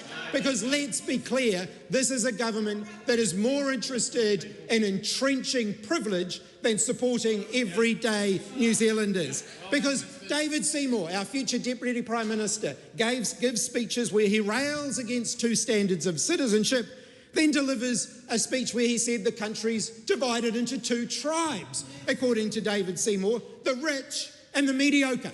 That is the view of David Seymour, our future Deputy Prime Minister, and it reflects the views of this government. The people that work hard every day are mediocre losers. We know that. Andrew Bailey gave us a hint of that last year, and now David Seymour is reinforcing it. That the people who choose to teach, the people who choose to be nurses, the people who choose to become police, the people who enter the Defence Force, they're mediocre, according to this government. Those with disabilities, mediocre, according to this government. Point of order, the Honourable David Seymour. Mr Speaker, to completely misrepresent what someone has said in a way that reflects badly on, for example, the police of this country, I think brings this House into disrepute, and he should withdraw the comment. This so far has been quite a robust debate. I would have interrupted it earlier, but I noticed that most of the additional comment coming from the floor of the House was coming from the government's own side, so I didn't then. And I think one of the points about this is that there will be things that are said that are debatable. I'm not about to rule on every little point that upsets everybody in the House. The Right Honourable Chris Hipkins. Point of order, the Right Honourable Winston Peters. There are some of us who think that the standards of this House have seriously declined. Now, when you're giving a ruling, it is not right for a Member of Parliament to stand there impatiently waiting for you to stop. That shows no respect for you or this institution. So I would ask you to check what Mr Hipkins just did and tell him not to behave like that in the future. Yes, please remain in your seat until you're called. Right Honourable Chris Hipkins. Well, point of order, Mr Speaker. Generally, members stand when they wish to be called. Yes, but I was actually ruling, so technically you're just a bit ahead of the gun, as it were. Oh, Mr Speaker. Mr Speaker, it is just the enthusiasm that we have on this side of the House, Mr Speaker. Because on this side of the House, we actually oppose the government's view that you should entrench the rights of people who have wealth to the detriment of people who don't, which is clearly the agenda of the ACT Party, and it is now going to be the agenda of this government as well. Mr Speaker, this government's done a lot of punching down over the last year, but they have demonstrated they have no plan to lift New Zealand up. Mr. Speaker, this is a government who believe that New Zealanders who work hard for a living are mediocre. That is David Seymour's position, and it is the position of this government. Let's talk about David Seymour's regulatory standards bill. A bill that says there should be 2 levels of rights in New Zealand, rights for those who have wealth and lesser rights for those who don't have wealth. That is the position of the ACT Party, but don't just take my word for it. Even Roger Douglas thinks that that is now the position of the modern-day ACT Party, that their goal in politics is to entrench privilege rather than provide opportunity for New Zealanders. Those aren't just my words. Roger Douglas, the founder of the ACT Party, now believes that that is the ACT Party's mission in this Parliament. Well, I can tell you now, the Regulatory Standards Bill is a bill that has no place in this House, and I can guarantee you this, in the first 100 days of the next Labor government, it will be repealed.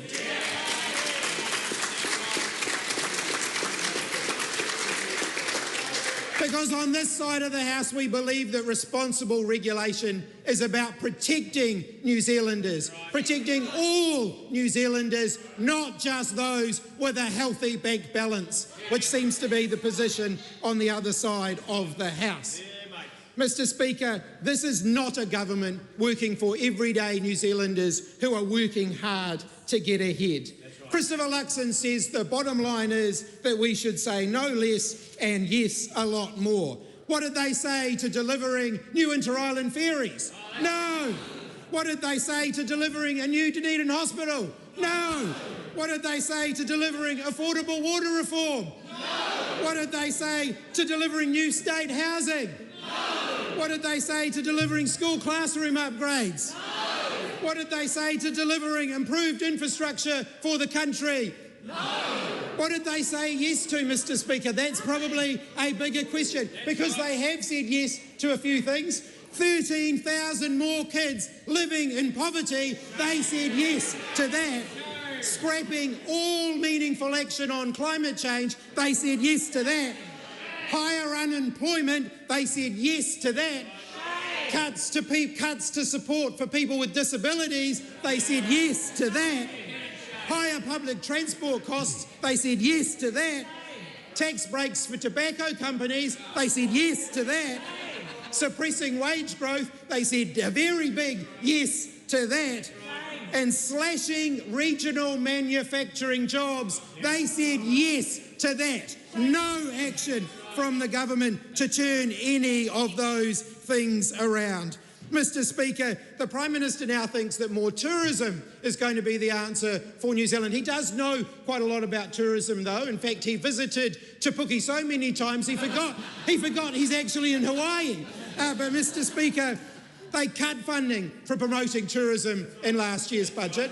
They hiked up the international visitor levy and then gouged that money back out of tourism once again. Now they suddenly think that more tourists is the answer.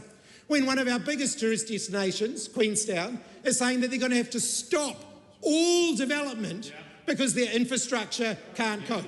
So not only did the government grind infrastructure to a halt, it's now saying it wants to cram more people in and put the infrastructure that already can't cope under even more pressure. That is their doing. They say they want science. They want more investment in science.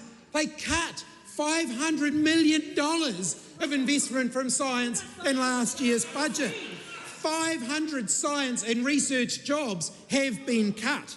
Take GNS, the Institute of Geological and Nuclear Sciences. They cut 59 science jobs, including scientists, geologists, geophysicists, geochemists, the sorts of jobs that we need more of in New Zealand. Take NIWA, climate research, 90 jobs down the drain under this government. Now, I also do want to mention road cones, Mr. Speaker, because it seems, according to the Prime Minister, that road cones are the thing holding the New Zealand economy back. Or more to the point, health and safety is holding the New Zealand economy back. Well, let's put a few facts on the table, facts that this government won't like. New Zealand has 5 times the fatality rate at work of the United Kingdom, twice the rate of Australia. And yet this government seemed to think that health and safety is the problem. 5,000 to 6,000 hospitalisations in New Zealand happen every year because of injury and illness caused by work. Health and safety is not too high a price to pay. Knowing that someone is going to go home at the end of the day is not too high a price to pay. Work should not kill people and it should not make them sick.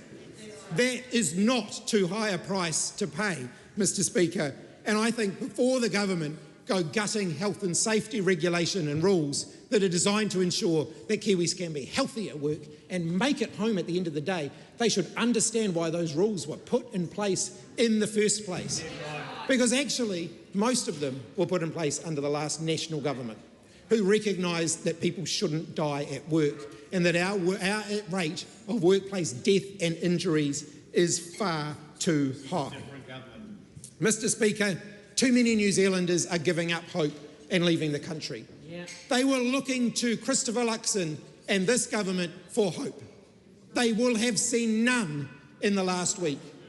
But there is reason to be optimistic, Mr. Speaker. We can look around the world and we can see the worst in the world, or we can look around the world and we can see opportunity and we can see what New Zealand could be. We could be an international powerhouse for renewable energy, where renewable energy is a competitive advantage for New Zealand. We could be investing in our future now, rather than cutting and delivering austerity, which is what Nicola Willis and this government are delivering. Mr. Speaker, things can be better here in New Zealand. We can have a government that wants to back New Zealanders rather than a government that's all about entrenching privilege, helping out their mates and making the wrong choices. We can have a government that wants to see the New Zealand economy grow and get Kiwis back to work, but grow in a way where everybody benefits, not just those at the top, which is all this government has been focused on. New Zealanders deserve better from this government. They deserved hope and they haven't been given any.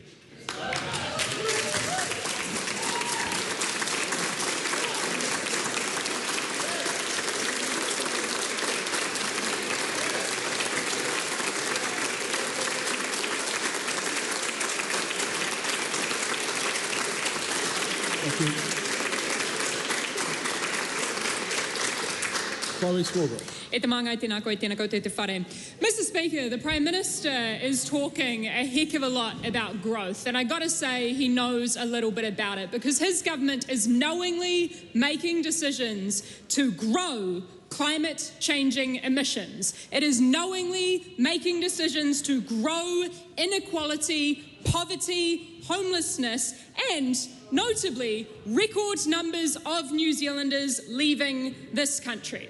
Mr. Speaker, the fundamental question in a commencement speech like this should be, what's the point of government? I mean it. What's the point of government, the Right Honourable Winston Peters? Government is supposed to make the best possible decisions on behalf of the welfare of everybody in the country. It is supposed to be about ensuring that everybody gets access to what they need, not only to survive, but to thrive. It is supposed to be about making long-term decisions on behalf of all of us. That is right now and into the future. It is supposed to be about protecting the vital, fragile ecosystem necessary for life as we know it.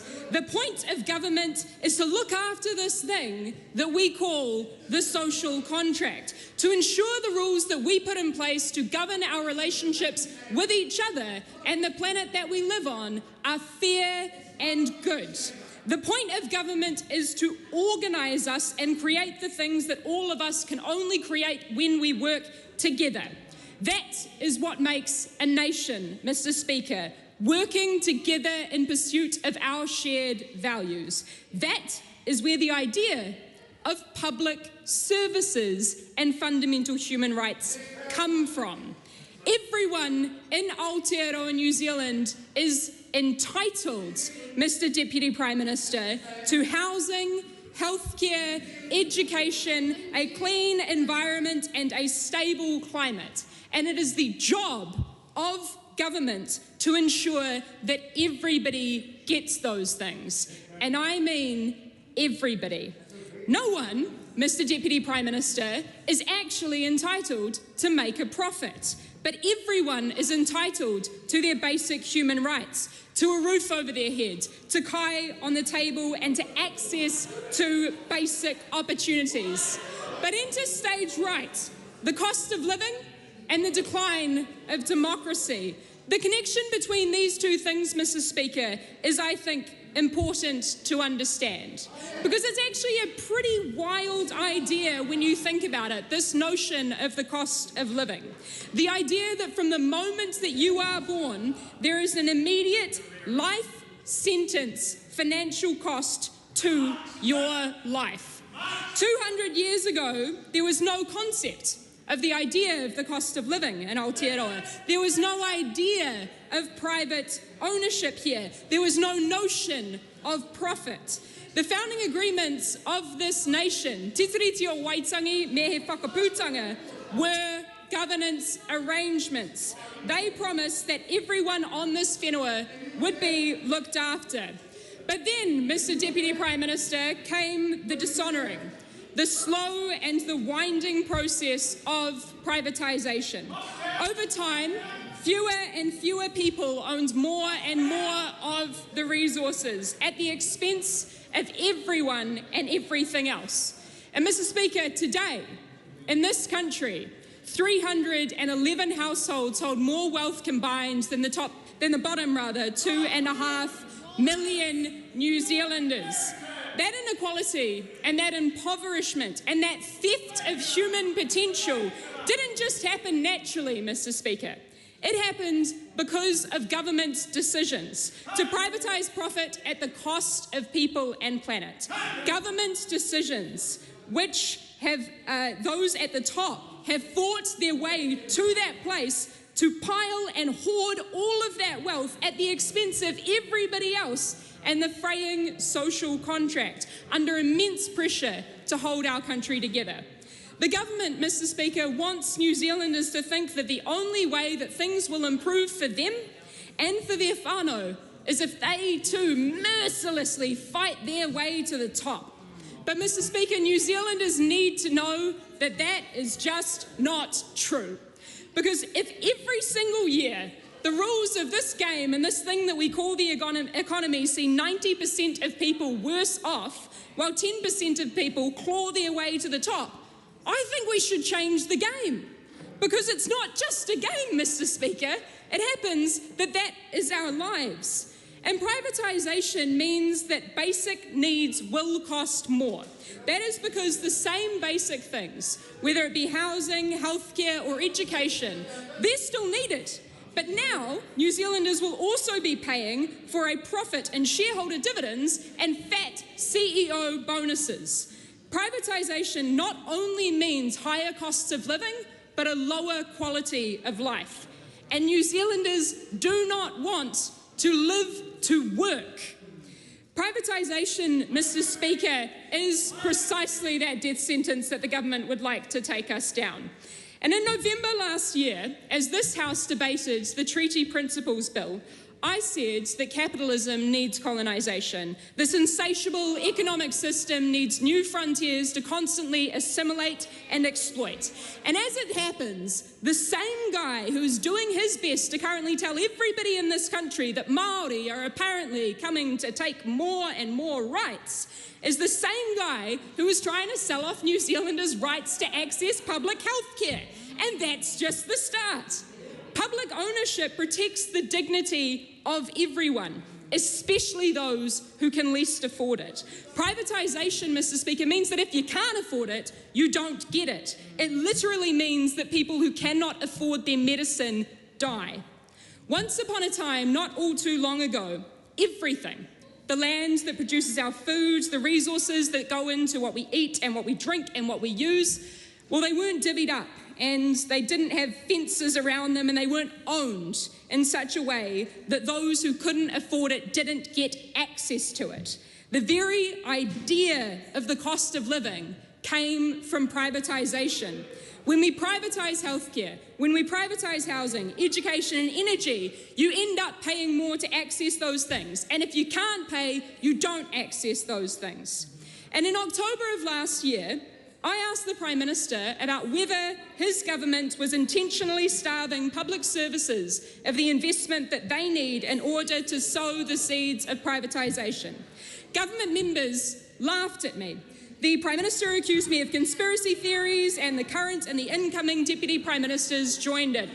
Now, he's telling us that he's going to take privatisation to the next election, which means that this government right now is currently managing our country's assets and well-being with a mind to selling those things off in the not-too-distant future. Just think about the former national government's decision to ignore an overwhelming public referendum not to sell public assets. And more than a decade ago, that national government sold off parts of our electricity sector against the wishes of the public. And today, we all pay the price of underinvested infrastructure and a manufactured electricity crisis powered by fossil fuel dependency every single winter in order for us to keep shareholder returns high. Now let's look at just what the Prime Minister is saying. Last week, he told everybody in his State of the Nation speech about his plans to, and I quote, roll out the red carpet for international investment in key infrastructure like transport and energy. This government has decided to cut public services to the bone to pay for landlord and tobacco tax cuts, and now it's becoming crystal clear that this government has no real interest whatsoever in investing in or building or growing our public services or infrastructure.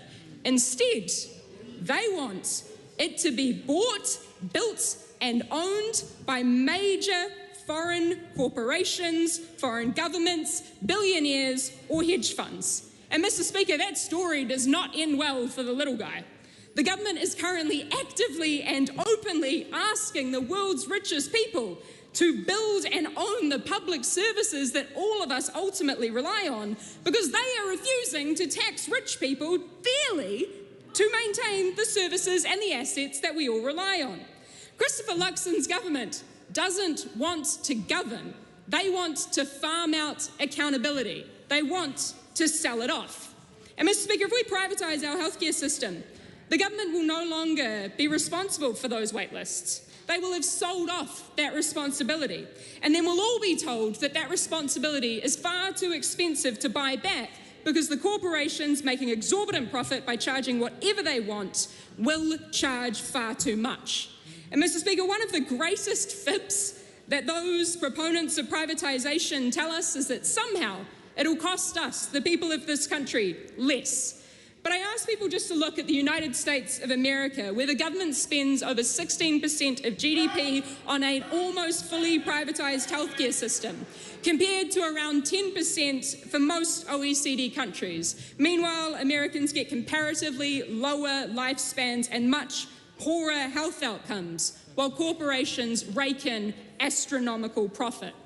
Under privatisation, the value of human life decreases. But it's not just about human life, it's about all life. The Prime Minister wants to privatise our conservation estate and our seabed for mining companies' profits. This government is more interested in the rights of corporations than the rights of its citizens. But public services aren't just nice-to-haves. They are the necessities of life. Public ownership means that everybody gets what we need because we all collectively pay for it. And the job of the government is to manage our collective dreams. New Zealanders do not dream of lining the pockets of offshore multinational corporations and billionaires. We dream of spending enough time with our whānau, of doing the things that we love and of getting out into nature. We do not dream of living in order to work. We do not dream of fruitless competition and exhausting ourselves into the ground. We dream of things, Mr. Shane Jones, that are actually pretty basic. That is everybody's human rights being upheld. Everybody having housing and healthcare and decent work. But privatisation, Mr. Speaker, takes away those rights. The building up of our public services, however, is the best way to protect those rights. And we need to have that here at home. The wealthiest 311 households who hold more wealth than the bottom 2.5 million New Zealanders pay an effective tax rate less than half of the average New Zealander. What that means is that the multi-millionaires and billionaires pay half the effective tax rate of our nurses, our teachers, our midwives, our farmers and our firefighters. And the government knows this. In fact, actually, the last government knows it too, because they commissioned the report. But this government went a step further, and in its first month or so in the job, they removed the enabling legislation to report on the inequities of that very tax system. Nothing to see here. Don't worry. Not too long ago, one of the new ministers of Commerce and Consumer Affairs said in a debate in this very House, and I quote, "There is such a thing as legitimate tax avoidance." That was a member of this government stating on the public record that he knows, as this government knows, that we have set up the rules in this economy in such a way that if you can afford the right accountants and the right lawyers, you can afford to avoid paying your fair share. It's totally legal.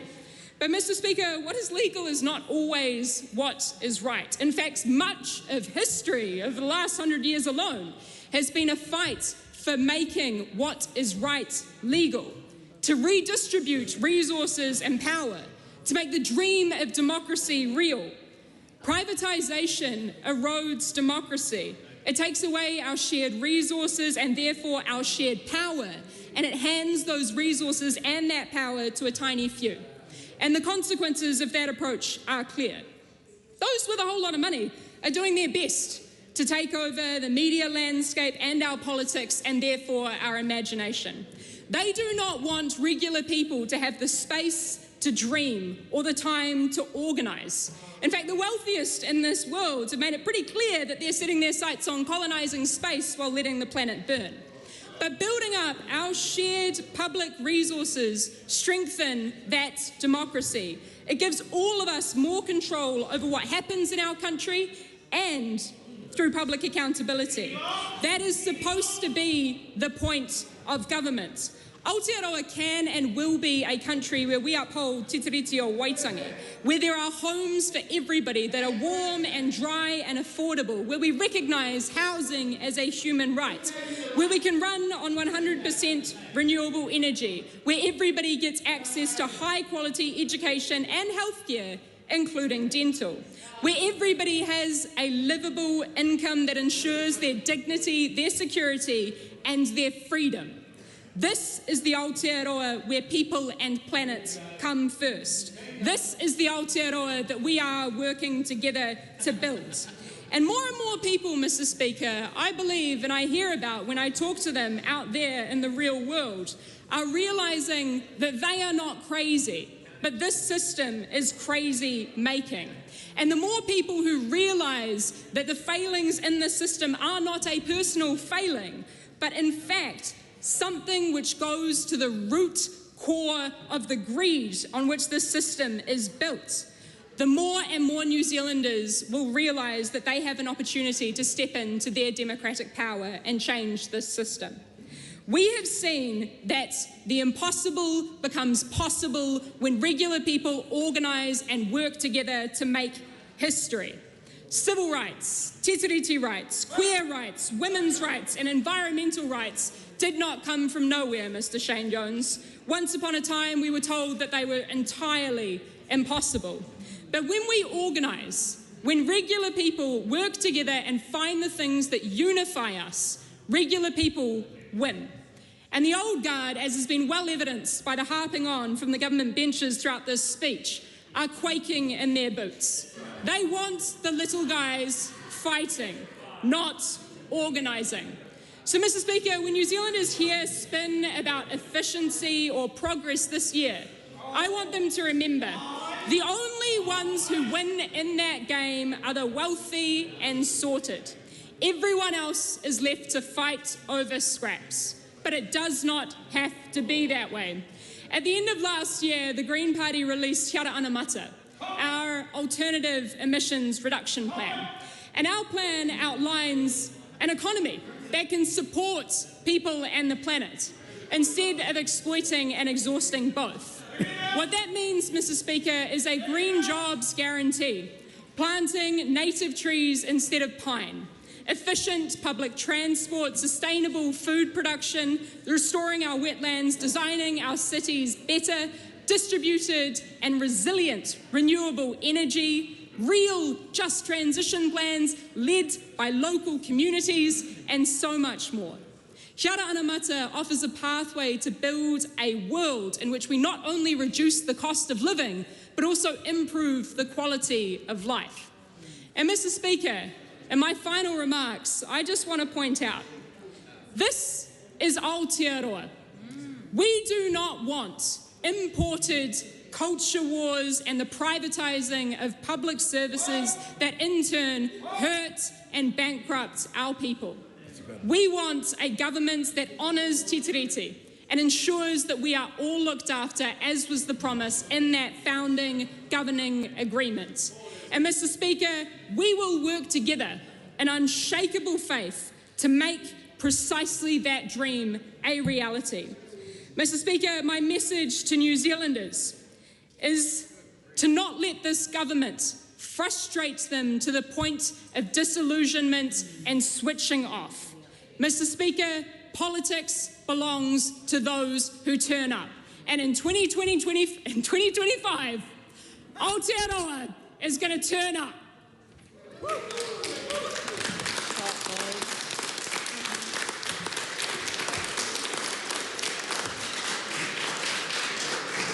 Just as I was waiting for the response to the Right Honourable Chris Hipkins' speech to subside, I forgot to mention that we are now debating the question that the amendment to the motion be agreed. I call on Mr. Speaker. David Seymour. Well, thank you very much, Mr. Speaker. Happy New Year. It's nice to see you, and I hope that you have had a sunny summer down in Christchurch. No, and to not all really. members... Utterly dreadful. Never mind. I'm sorry to hear about that, Mr. Speaker. But to all members, welcome you and us back to Parliament, to all of those who support us, making this place tick, staff of all sorts of jobs, welcome back to Parliament. Mr. Speaker, I spent the summer, much of it, travelling around, listening to people, asking them what it is that they are looking forward to, what they're worried about and what they hope for in 2025. And I went as far north as Northland, as far south as Southland. And I listened to people who were police officers, who were tradies and builders, people in accounting, people who write software, people who teach in schools, you name it.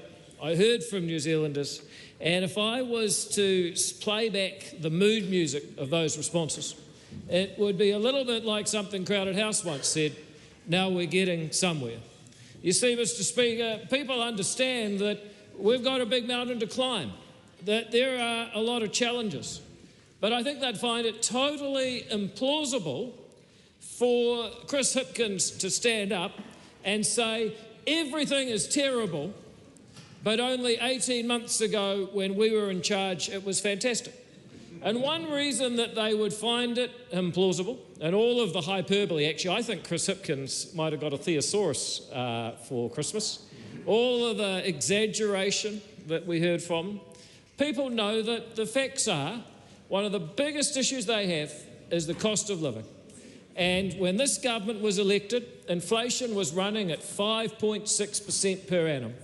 It had peaked at 7.3% per annum a year prior to that. And today it is down almost at the midpoint of the target band, 2% inflation. That is a real change. That is a real victory for New Zealanders, that while prices may still be high, they have stopped rising because this government has killed inflation. And then people would say, OK, we know that has been tough and we know that hard decisions were required, but we still want to see this economy get going and get growing. and they can appreciate that that is not easy, and if it was, everybody would be doing it. But we can start to have a mature discussion about what are the factors that make economies grow. Now, I listened very carefully to the speech of Chloe Swarbrick, and she seemed to romanticise a time in New Zealand's history, 200 years ago, when there were no fences, there were no property rights, there were no buildings, and there was no profit. Perhaps what she forgot to say is that 200 years ago, life expectancy in New Zealand was 40. I mean, that tells you about the sense of rationality that we're getting from the Green Party. In fact, Chloe Swarbrick's speeches these days are so unhinged, voters are actually moving to Te Pāti Māori. You wouldn't believe it. But, Mr. Speaker, on this side of the House, we have an orthodox view of economics which understands that if we want our economy to grow, if we want people to have security in their jobs, if we want, as one young person said to me, to be able to get ahead without leaving the country, then we need to understand where growth comes from.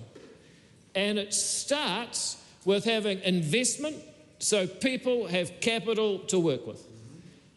Somebody digging a ditch with a digger can dig it a lot faster than someone with a shovel. But you need investment capital to do that.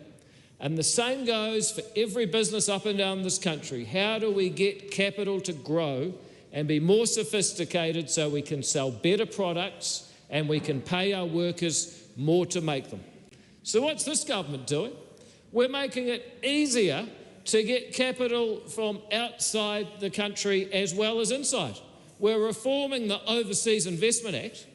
And I hear the people on the other side say, this is terrible, we'll be serfs in our own land. Imagine if other people from other countries wanted to actually send their money to New Zealand and invest in businesses so workers could produce more and get paid more. That's what they're really saying, that's what they're really opposed to. But this government knows if we want workers to get paid more, they need more capital. And here's another thing that we could do, is improve our banking sector. For example, we have a Reserve Bank governor who put in place capital requirements that have pushed up the price of borrowing to every firm, every farm and every family in this country. Now, our Minister of Finance could pick up the phone and say, it's not going to work, mate, just drop it. These capital requirements were put in place in order for us to get through COVID, in order for us to get through a major shock. And when the shock of COVID-19 came along, guess what? Actually, we were fine with the old capital requirements. We never needed to have them phased in at all, and we should drop them today. That would reduce the cost of borrowing for New Zealand families and New Zealand firms. Another thing that we need for economic growth, besides a supply of investment capital, is we need skills. And in particular, we need to make sure that when a child spends about 12 or 13,000 hours in the education system, that they actually receive the knowledge and the skills and the habits and abilities required to succeed in a modern economy. And I'm proud to be part of a government that is upgrading the curriculum, that is working hard to stress the importance of actually going to school, since New Zealanders were told for years that maybe that wasn't so important. I'm proud to be part of a government that this week is having 7 new charter schools open, because oftentimes it is not the school, it's the school that the student is at today is the one that they may not be going to too often, and they're not learning. One example is a charter school in Christchurch opened by a collaboration of 4 state school principals, and they've said there are students that we know we are not and cannot serving to the best of our ability as educators. So they've set up and sponsored a separate charter school amongst 4 state school principals so that those children will have a place to go where they can flourish and they can reach their potential.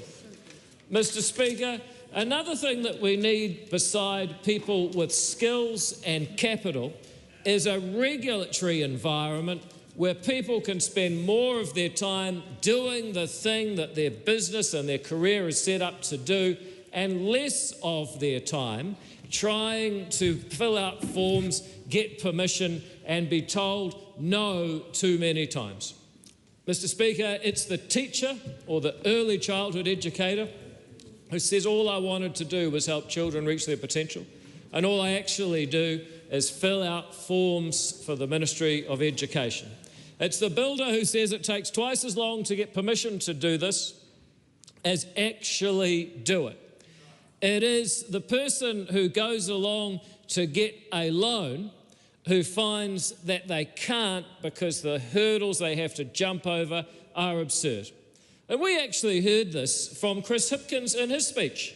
He said that this government's approach to regulation would strip New Zealanders of their protections.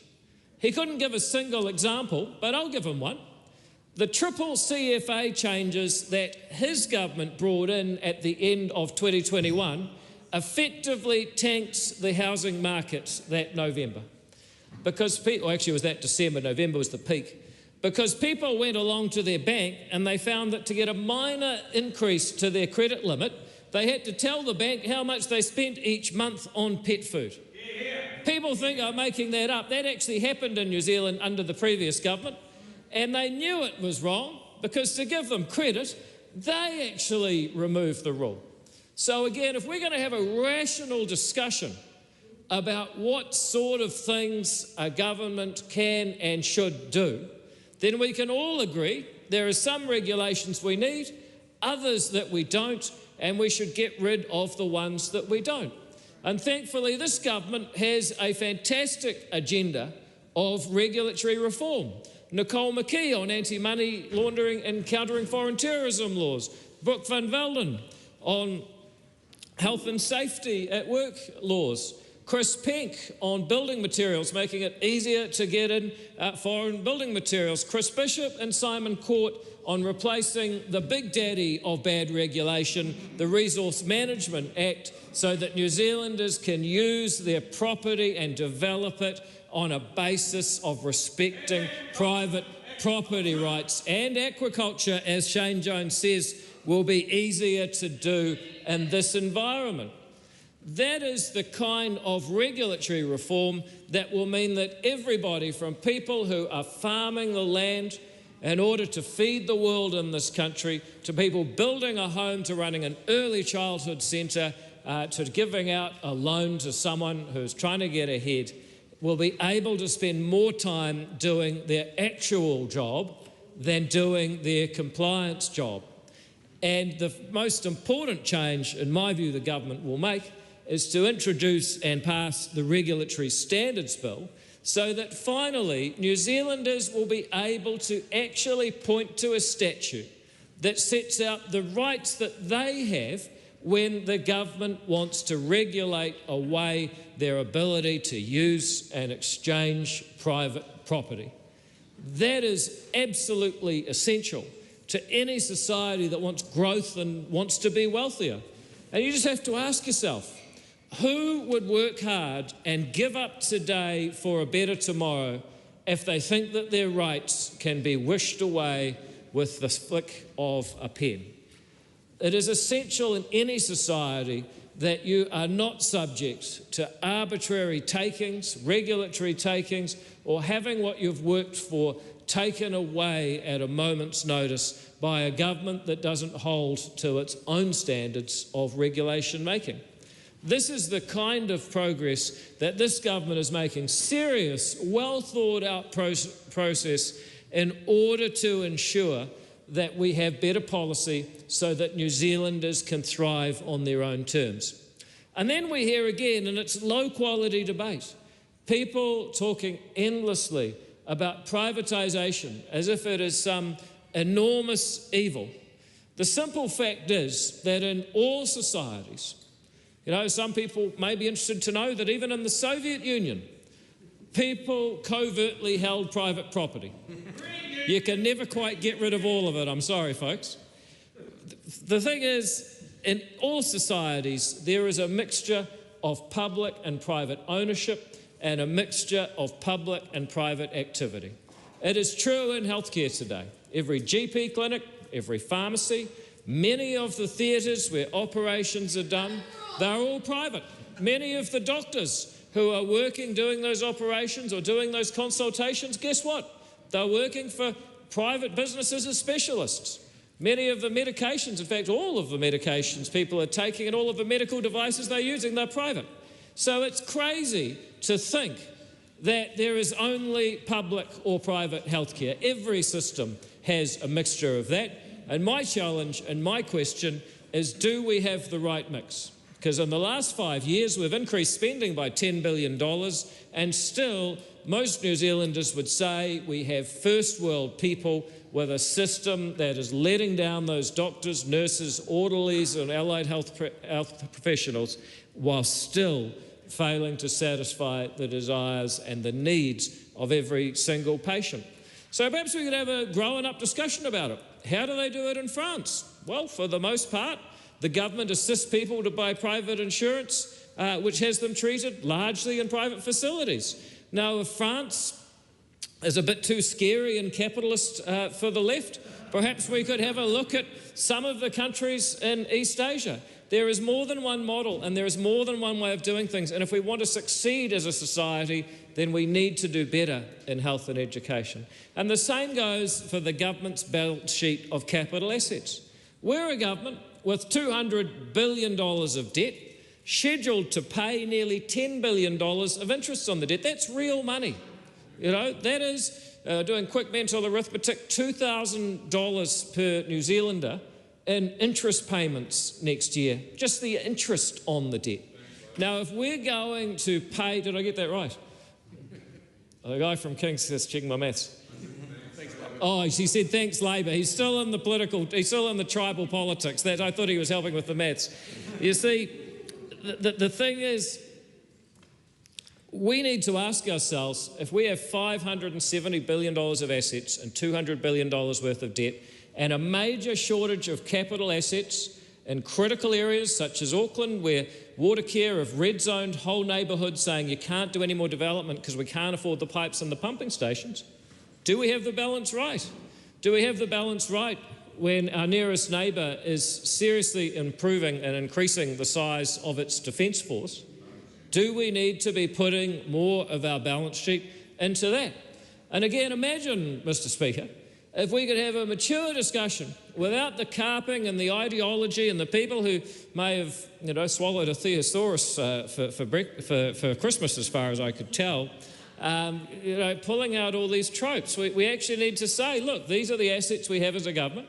How do we get the best results, the best defence, the best healthcare? How do we make sure that we really do the best we can so that all of us can leave this place and feel like we have succeeded as a country and as a government and as a parliament?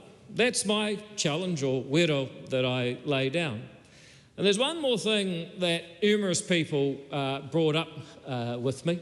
Someone said to me just earlier this morning, David, I was thinking about the debate you're engaged in. I said, which one? But he meant the one about the Treaty Principles Bill.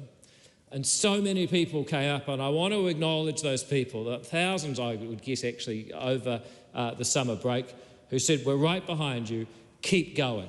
Because there is something deep down and innate in New Zealanders. It is our sense of fairness. New Zealand at its heart is an egalitarian project, a project of immigration that spans 1,000 years and counting, a nation of people who come here seeking better, but also a nation that believe that Jack's as good as his master. At some basic level, we all breathe the same air, we all bask in the same sun, we're all wet by the same rain, and we all deserve the same fundamental human rights. And I found it so interesting in the last day or so that all these people who say that Parliament has no right to debate the meaning of our treaty in the modern context by defining the principles and statute, well, you know what? They all showed up to participate in the debate. And that, I think, is the mystery for some, not for me, I have to say, but for some opponents of this bill, is why it has raised so many critical issues that New Zealanders want to discuss and I believe need to discuss.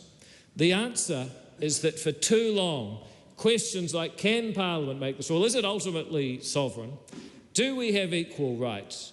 Is there a special place for Māori, and does it give different seats reserved at the table or different rights to be consulted in resource management law?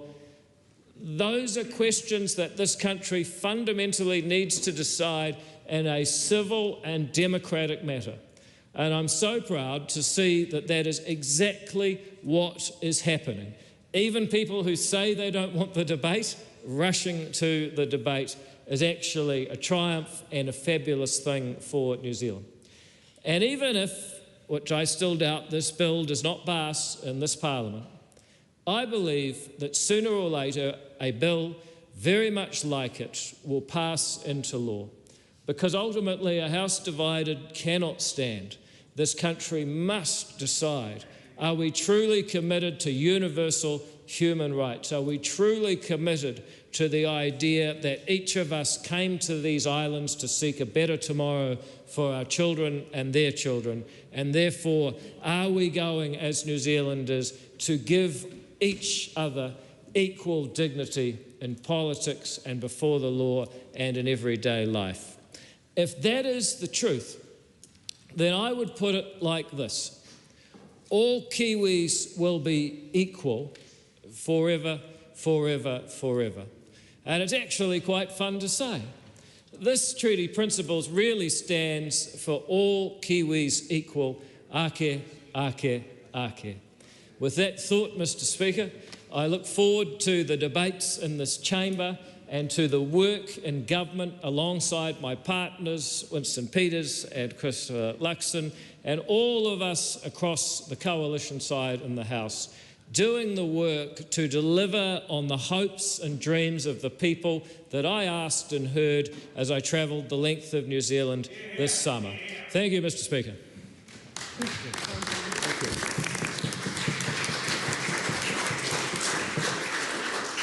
Speaker. Right Honourable Winston Peters. The political year begins with this debate. Now, one can't raise the question of where members of Parliament are or are not, but I can recall at the beginning of this debate that the Labour Party was here, so was the Green Party, and so was the Party Māori. And we all sat over here and heard them out. So my next question to those people who are in television land, and I hope they change the screen around to show you just what's happened here and how some people are not prepared to be questioned or challenged.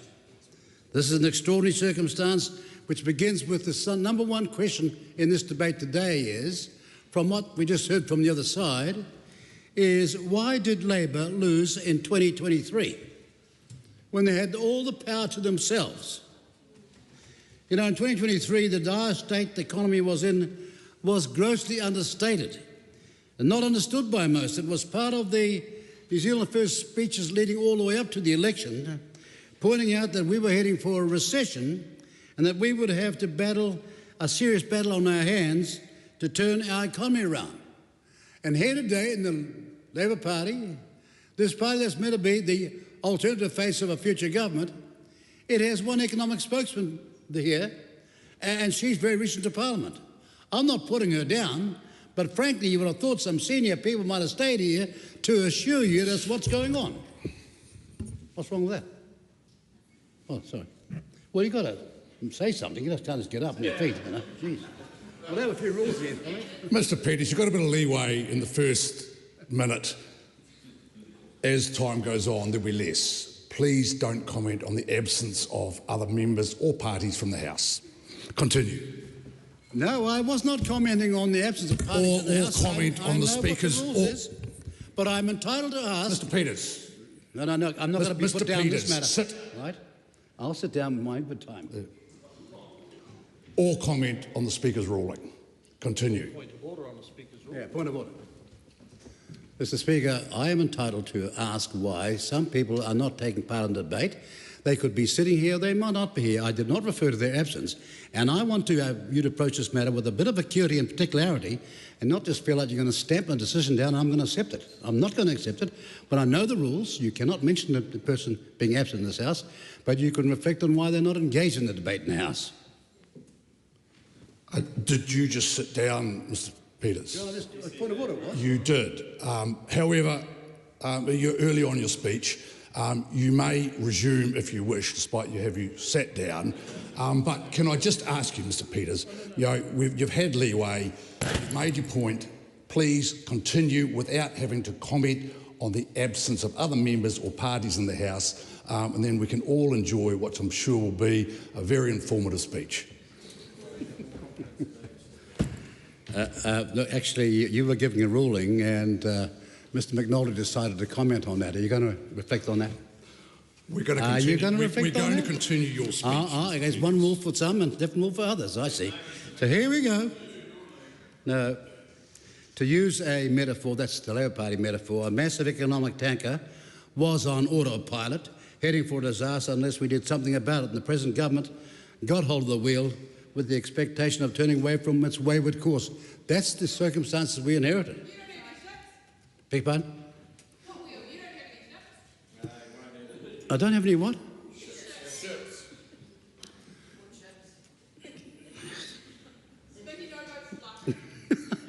Actually, I've got to wonder where these people get their training.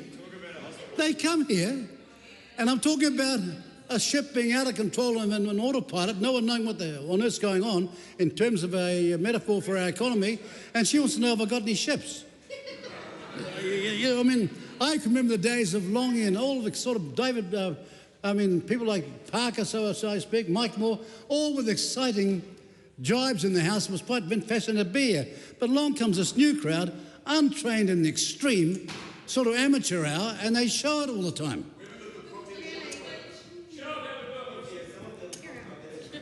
Yeah, look, the reality is we understand about hard-working Kiwis.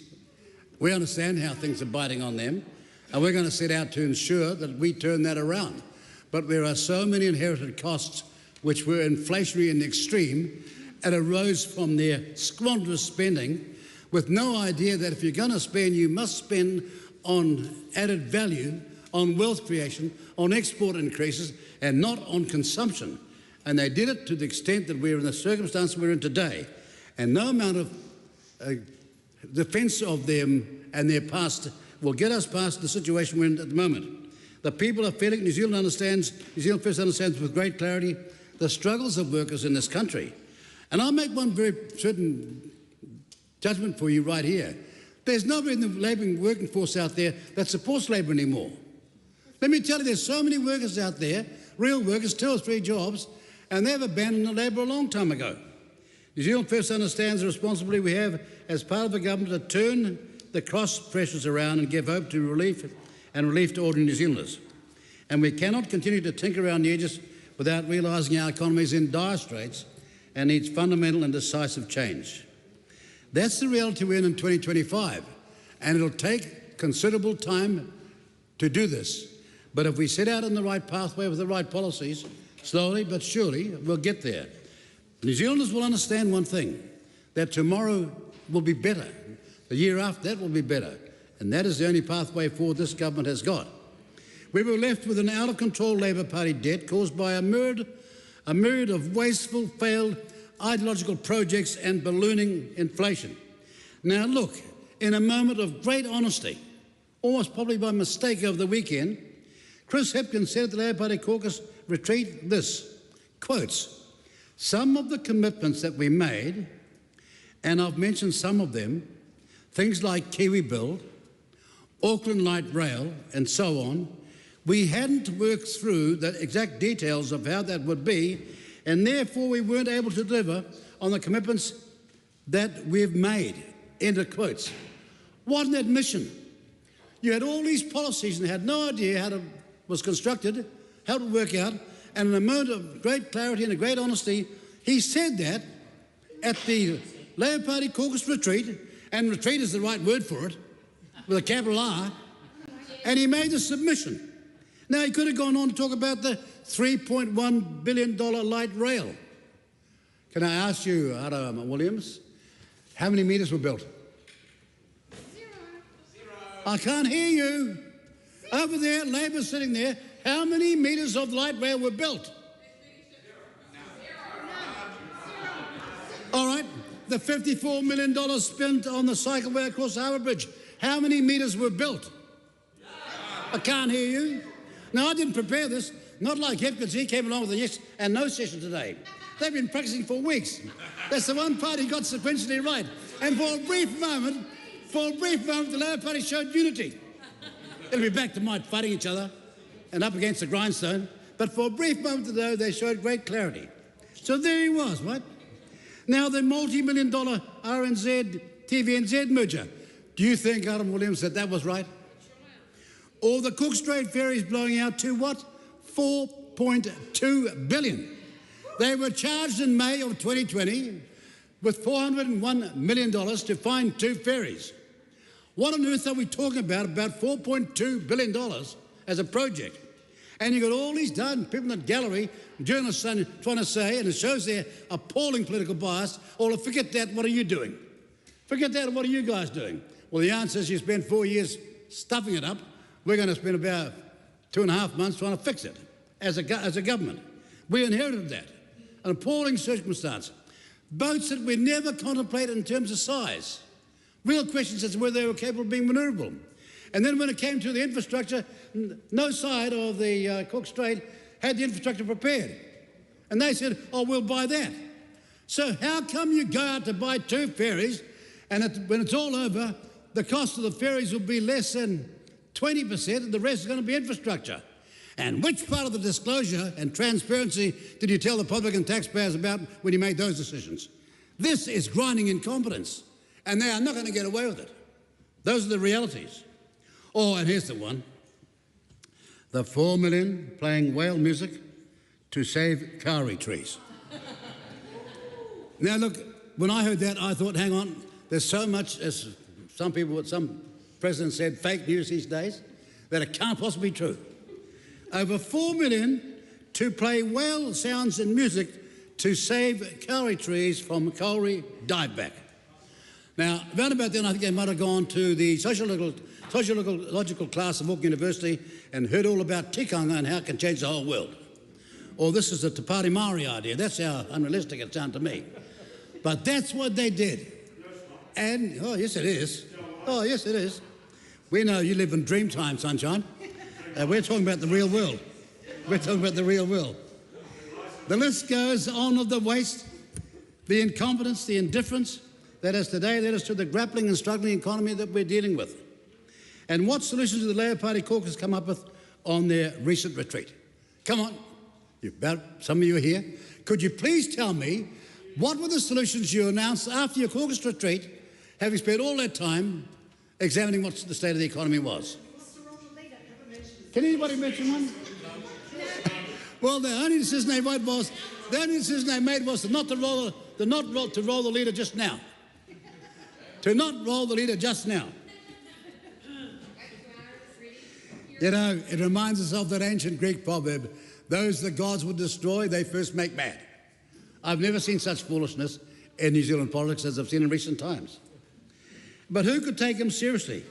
We have had problems as a country. He is walking around at that retreat in jandals and shorts. Jeez. Jandals and shorts. Standards? No, I haven't got any.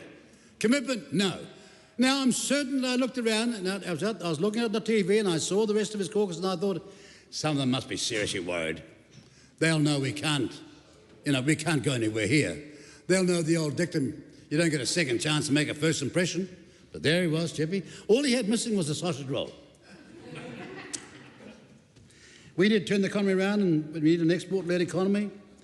And we have been working very hard, extraordinarily hard, all of us, to fill the vacuum overseas that we inherited, appalling vacuum of neglect, no one visiting anywhere. It's essential that we increase our production and ensure added value as priority in the primary industries that we have always relied upon. so heavily as a country. We need incentivisation and investment to get our economy running again. You know, we set out to focus on turning our economy around by wealth creation in our fundamental industries, and I'm sure that we're all on track for that. But the reality of it all is that we need less bureaucracy, and those woke elitists holding this country up. Less red and green tape, less of the woke pearl-clutching do-gooders, and more of the Kiwi can-doers. We need less whining and more mining. And yeah, if we run across Freddie, the frog, we're going to relocate Freddie to a paradise and carry on with mining, because extraction is critical to the economy that's coming. Every country in the world knows it, all the Greens overseas know it, but one bunch in New Zealand don't. The current government is doing a sound job in turning Labor's drifting economic tanker around. That's left for us. The reality is it takes time, but help, as we all know, is on its way. Now, could I just say about fast-tracking? Who could be opposed to fast-tracking if you know about anything about house buying or small businesses or any businesses? And here you are, your family's saved up, you want to buy your first house, you want to build your first house, and your greatest obstruction, about 30% of the cost, is planning permission. This is appalling, and we are seeking to turn that around, and you've got all those people who are saying somehow they've got a protection in place that is needed. So if that was true, why haven't they got that in Canada, United States and Australia? No, it's our own. We've got a master plan of red tape, and it's slowing everything down. So we intend to change that and ensure that families and business people get a chance to buy homes, to build homes, and to start businesses.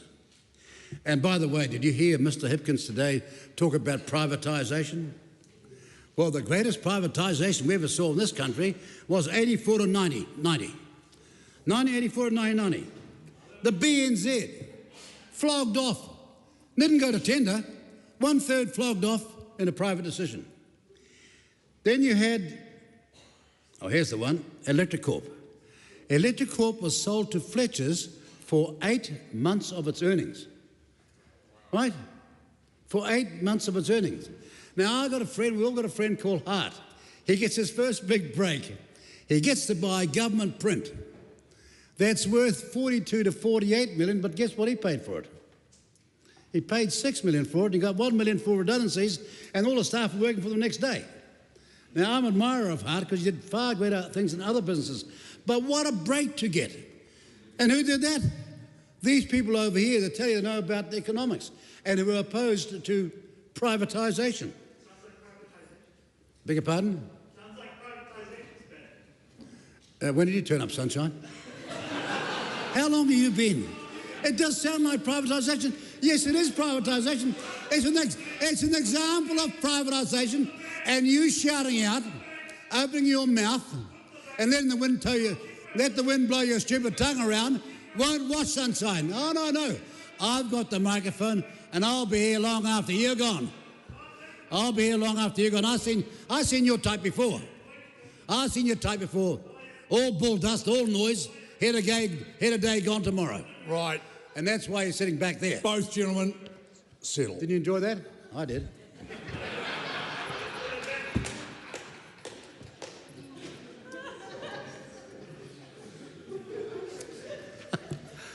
Unbelievable.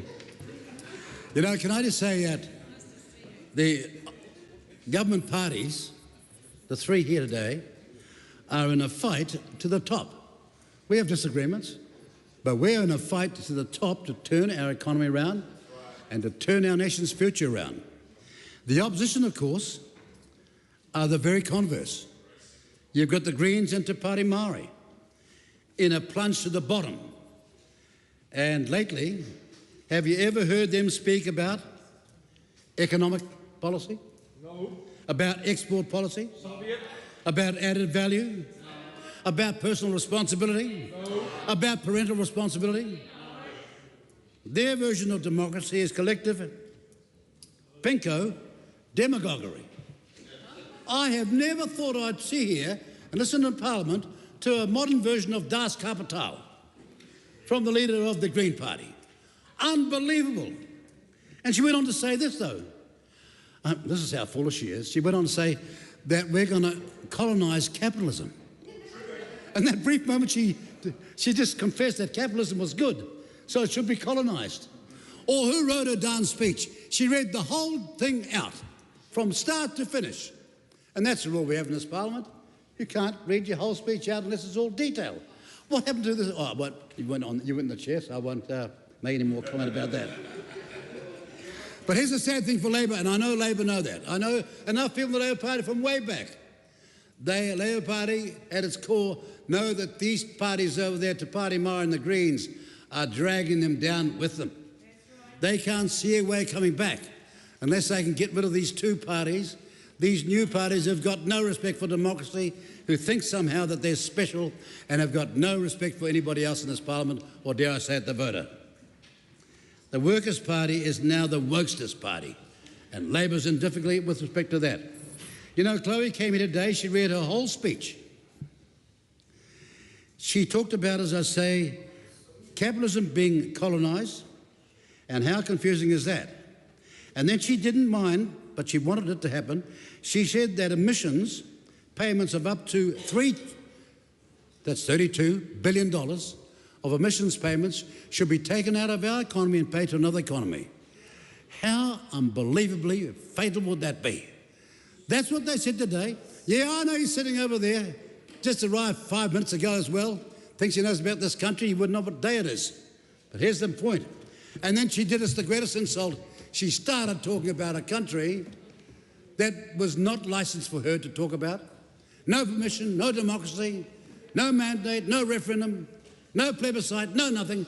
She starts talking about Aotearoa, this French Polynesian name. Yes, it is true, sunshine. You just arrived 5 minutes ago, some of us have been here 1,000 years, and we're not taking your dictatorship. You got that clear? You got that clear? You're not going to win the next campaign doing that. This country is called New Zealand, and the mass majority of New Zealanders want that way. And the mass majority of New Zealanders want equality, where everybody's treated the same. Doesn't matter what the religion is, doesn't matter what the sex is, doesn't matter what the race is. We're about equality. I know they're laughing. The Greens are laughing at that because they find that comical. They find that comical. The very people who are here on the very refuge that we give to them have come here with their ideas foreign to our country, native to theirs, and they wish to impose them upon our parliament. No, you don't. You're not going to succeed here. You might be laughing now, but you'll be crying tomorrow. Come to this country, show some gratitude? No. Let me tell you what our policy is, sunshine. When you arrive in New Zealand... Yeah, Mr Peters, less of the sunshine, more of the first names. As someone who respects the tikanga of the House, let's stick to that part of it. Well, with the greatest respect, I didn't call him sunshine. Sunshine's everybody. You know, if you can't take it, Mr Speaker, let's go and have some lessons on how to do the job. You've had a lot of latitude. Please accept that you've had that latitude and respect some tikanga in the House. Use proper names. We don't have tikanga in this House. Get that straight. The procedures of the House, the order of the House. All right then. Not having that ran down my throat. Can I just say that when people come to this country, the least we can expect is that they obey our laws as they are for the time being. They respect our flag as it is for the time being. That they respect other people's right to believe in other religions, as that is the law for the time being. And they believe in equality, whether it's gender or whether it's race. That's the least we can expect. So if some of these people from the Green Party and Te Pāti Mara think we're going to expect something else, then let me tell you the enormous confidence we've got.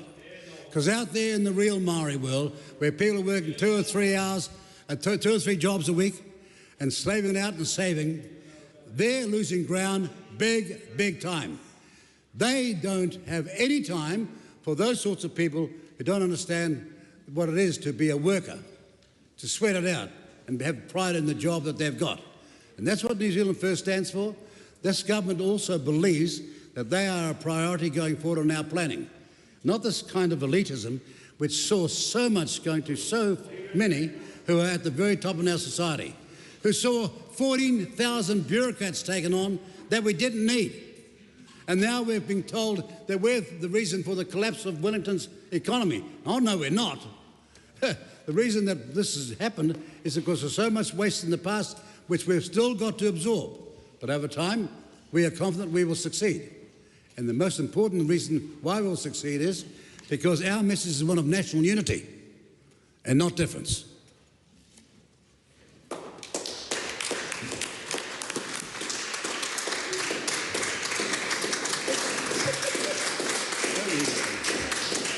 Kiwi Nārewa Paka. Tēnā koe te pika. I'm standing on behalf of Te Pāti Māori today to constructively give our view on the Prime Minister's statement. And I've got to be really honest, what I've witnessed this afternoon is showing that even day one, the deterioration of our behaviour and our debate can't be held. And ka aroha to the rest of Aotearoa and New Zealand who have to watch this.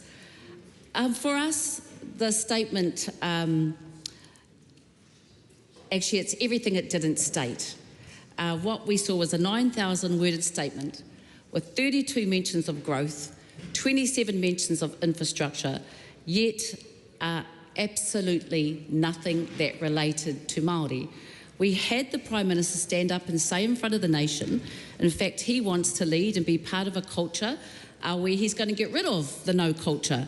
Yet culturally, there was no Māori, there was no iwi mention, there was no whānau mention, there was no hauora mention, there was no kāinga mention, there was no te tiriti mention, there was no tangata whenua mention. So no mai, hoki mai, ki tā tātou kāwana. And, you know, we've got to try and figure out this year the challenge for Te Pāti Māori is actually how we don't buy into this behaviour. Because one of the things that we have seen is that we have found the magic juice and the power to mobilise tens of thousands, if not hundreds of thousands, in fact, if not hundreds of millions of people to be aware of the politics in Aotearoa. So for us, this theme is 2025. And contrary to what the Prime Minister's speech is saying, we will not be thanking him for what it is that his party has put on Māori this year, because it is not what we have experienced a year of thriving from him. So as Te Pāti Māori, as tangata whenua, as tangata tiriti, as tangata moana, we're refusing to become a part of the culture that the government has perpetuated last year. And we've endured that, and I know that some senior ministers hate hearing this, but it is a reminder that we have endured that for 184 years. So 2025 has to be what it is we're going to hold you to account. Ani Mikaere said yesterday in her oral submission to the Seymour and Atlas Bill, the Crown occupies its current position of privilege by virtue of the fact that it has lied, cheated and infected its way to dominance for decades. Dominance immediately following Te Tiriti o Waitangi. So we don't expect a heck of a lot from this year's statement and the way that things have been panning. We won't thank the government for the gang patch law that you so proudly boast about, that you can't, where even our whānau can't rest at tangi. We asked in the last year, 9 days since the gang patch law, how many Māori have been arrested? Guess how many whānau? We have 1,352. 9 days into this new bill, 306 who belong into Te Aihoauru electorate. So we won't be thanking you for the economic benefits that most people saw here. As you know, they catered to the 2% hoarding the wealth and furthering disparity.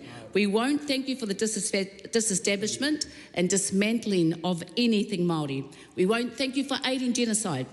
And as we saw beautiful Palestinian whānau returning to their homes that no longer exist, we may never forget the role of this government and what it played, and been extremely embarrassed and disappointed that they turned their backs on another Indigenous peoples in this time. No thank you there.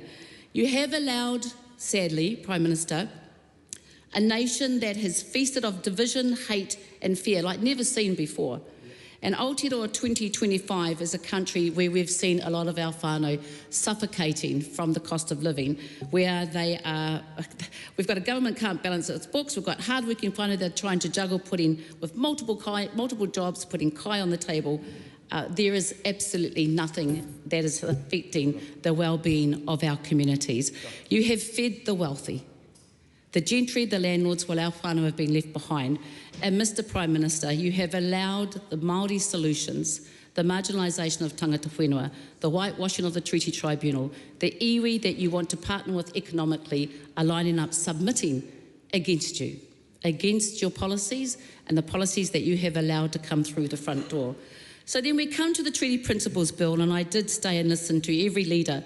And I guess, as you can probably guess, we will definitely not be thanking you there. A week out from Waitangi, we as Māori together with Tangata Tiriti, once again, will show how we rise and how we mobilise ko tahitanga, our koi, carrying the strength of our tupuna with mana and grace as we collectively throw a bill that your government allowed in the bin. Actually, that could be our next activity in the House. Ms. Narawapaka, you're Mrs. liberally using the word you. Thank you for the reminder. Through the chair, please. Apologies.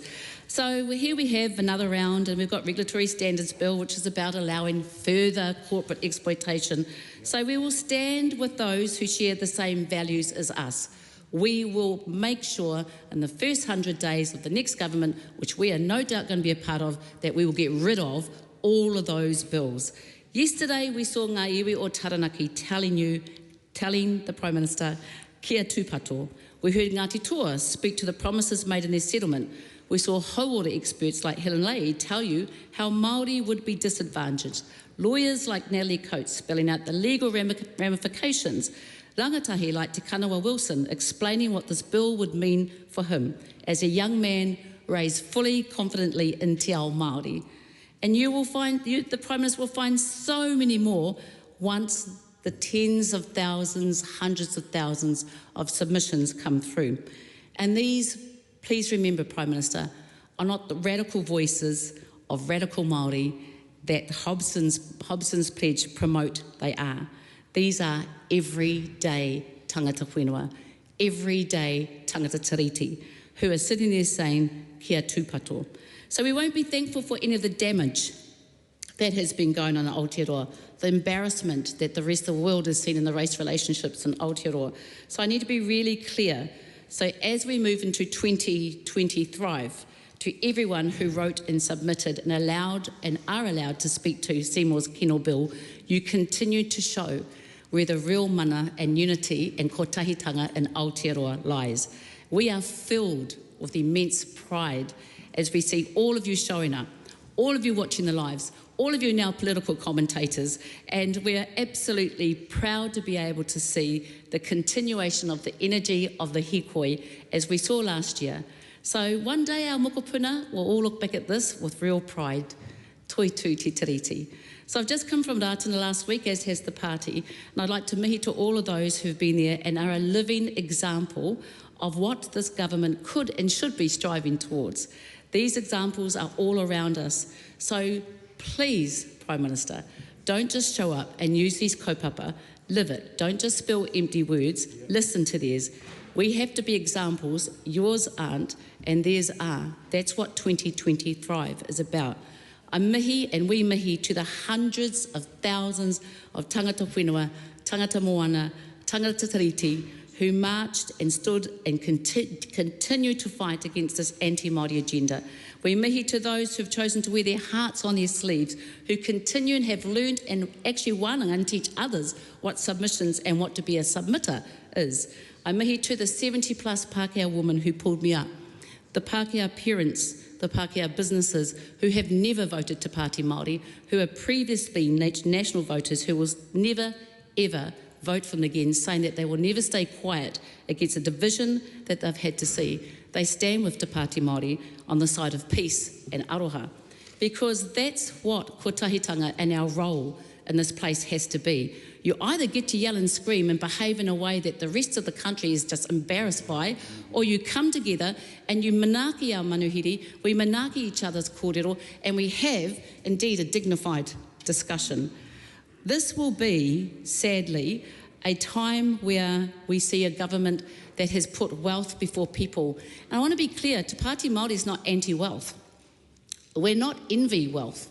We're just anti a system where the tax system is not fair for all.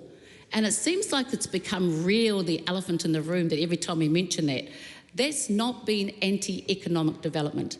That's actually calling it out for what it is. So we see that this, and sadly what we see is the government and our Prime Minister's tyranny and their ability to completely leave Māori out and to carry on with this platform. And our prediction that this will be a one-term government, because this year we will continue to use our influence, our sphere of political platform to unite this nation, to leave no one behind, to make sure that the spirit of Te Tiriti and indeed the honour of being tangata whenua is realised and felt by all. Where you have fear, where there is fear, we will give light. Where you give hate, where there is hate, we will give aroha. We've seen thousands of Māori join the Māori roll over the past few months.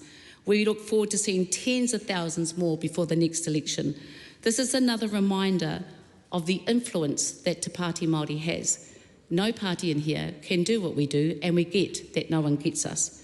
Where you hate and berate, where you divide and conquer, we will continue to use Māori activism, and we will continue to be driven to make sure that there is somewhere for people to go, leaving no one behind. Removing our rights was an urgent priority for this Prime Minister. Economically, I've said this before, we will focus on redistributing wealth. We will fight the tax and fight the hyper-rich. We'll focus on what our options are. What are our economic options? What does economic transformation in Aotearoa look like? How is it that iwi, who have suddenly become perpetual, long-term perpetual investors, are performing better than those who have been 200-300 years ahead of us? There is lessons to be learnt in the economic development, but we're not having that conversation because the government will not let go the rails of the conservative, old-style economics. Our growth plan will not revolve around stealing Māori rights, lands and resources and selling them off to the highest bidder.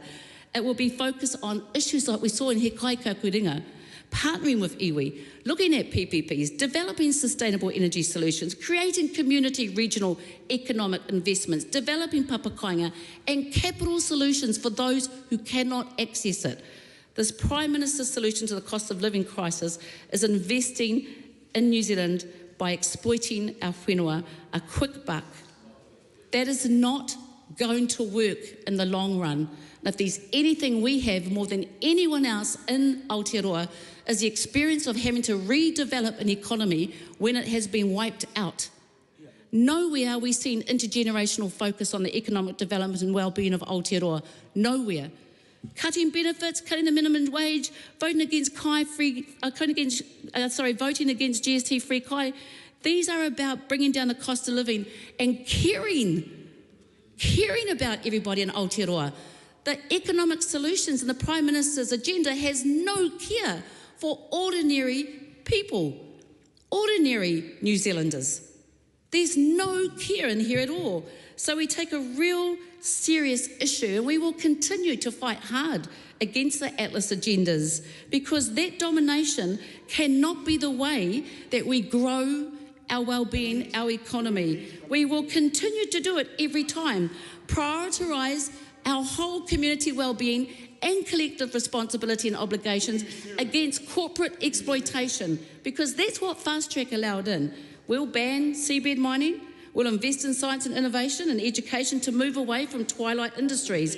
And we will be active in transformation and energy equity for communities. It's clear, it's really clear where this government's priorities lie.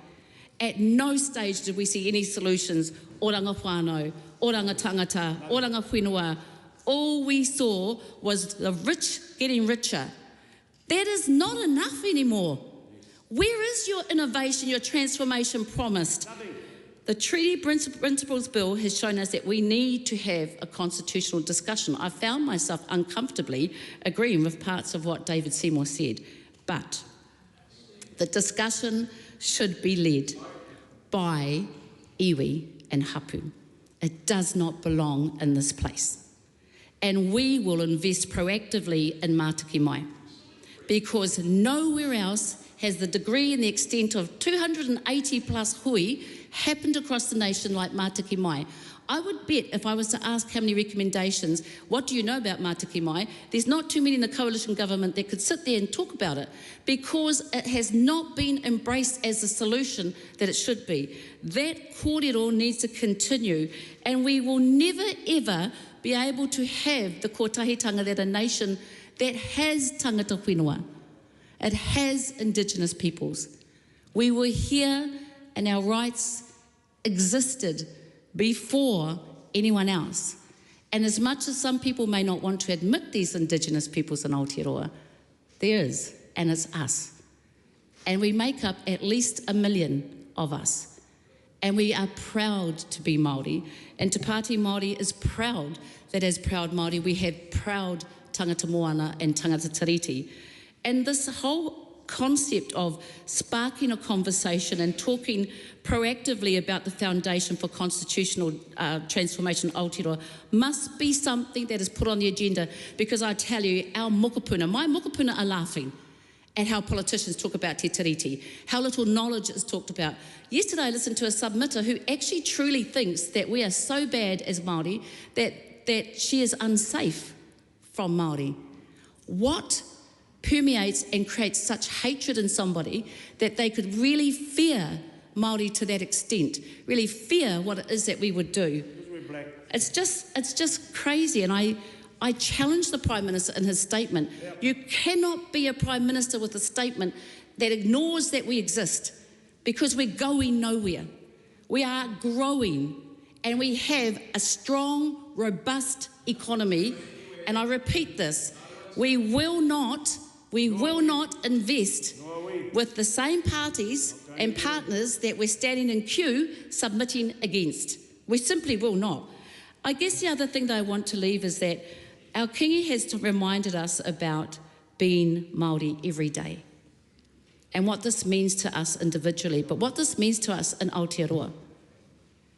Do we truly, do politicians truly, does this House truly, even every day and here, how does it allow and encourage Māori to be Māori every day when we've spent a year with this Prime Minister defending who we are? And I really don't care what anyone thinks about me. I really don't care what they think and have to say about me, but I do about my mokopuna. And I will rise and encourage every influence we can to make sure that our mokopuna never have to feel berated or left out. I think the other thing is that we have to talk about is that how we make sure that we have the strength of who we are as tangata whenua. We talk about foreign affairs, and it's something that actually Rawiri is really passionate about. Our foreign affairs policy is to actually extend and strengthen off the relationships that we have as Indigenous peoples. Those are relationships that no one else across the world can do as well. That is a strength for Aotearoa's future, and those are discussions that we should be having. This whole same old isn't cutting it, because not only are we politically extremely divided at the moment, but we're also leaving some really great opportunities behind, because we can't sit down and have a discussion truly of what it is that is our strength. Instead, what should be our biggest uniqueness, having an Indigenous nation who never ceded sovereignty, has now become a real sad point of defence. I want to finish with some of these things. So I want to say also to our whānau, you have been able to prove without a doubt what kōtahitanga looks like. Do that every day, individually, in your home, in your communities, your marae, however it looks. Make sure you keep up that kōtahitanga, because kōtahitanga is not a noun, it's an adjective. It's a doing thing. It is something that we need to be seen as doing every day and hold ourselves. Rest is resistance. We've got a lot on this year. We've got the Māori Wards referendum. We've got the bill coming up, Seymour's bill in May. We have a whole lot of kaupapa to make sure that we rest and settle for and continue to grow. But I do want to finish with something that actually came from a well-esteemed man and somebody that Māori really rate, a tangata tiriti who is actually a ex-national minister, And it was something I heard him say in the submissions yesterday. Chris Finlayson said, Parliament can legislate the earth is flat. That doesn't make it flat. And to our Prime Minister, let's stop spouting flat earth policy energy and actually embrace the fact that you are surrounded by tangata whenua, and it doesn't have to be any of us in Te Pāti Māori, but they are here forever. And tangata whenua and te tiriti is here forever. And as was stated at Ratana, you're not. So that is our feedback on the statement. I hope that it's taken constructively with the aroha and the time that we gave into thinking about it and talking about it. Nō reiri te aho tā tātou tūpuna, tēnā koutou, kia ora koutou katoa.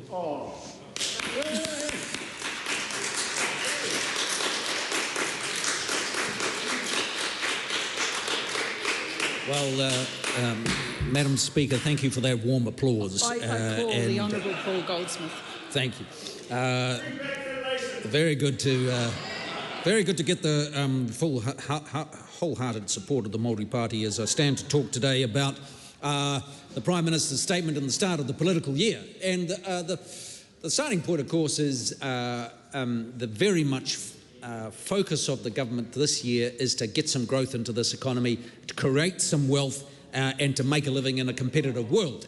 And I think all of us who have been out and about on the beaches and in the bush and having a break in electorates all around this country, and I've been way up north and in far-flung parts, the conversation, apart from the weather around here, the primary conversation has been, yes, it has been a difficult economic time. And there are a lot of people, particularly small business people, who have been really struggling after a long extended period of a down cycle in the economy. Now we can point to many of the mistakes made over the past few years that contributed to that, but a lot of it's also global changes and pressures going on. But the reality is that many New Zealand families have been finding it tough, and that is why when we look at the things that New Zealanders are most concerned about and most worried about is they want to see some relief in the cost of living that their families are facing, buying the groceries, getting ready for school, all those things,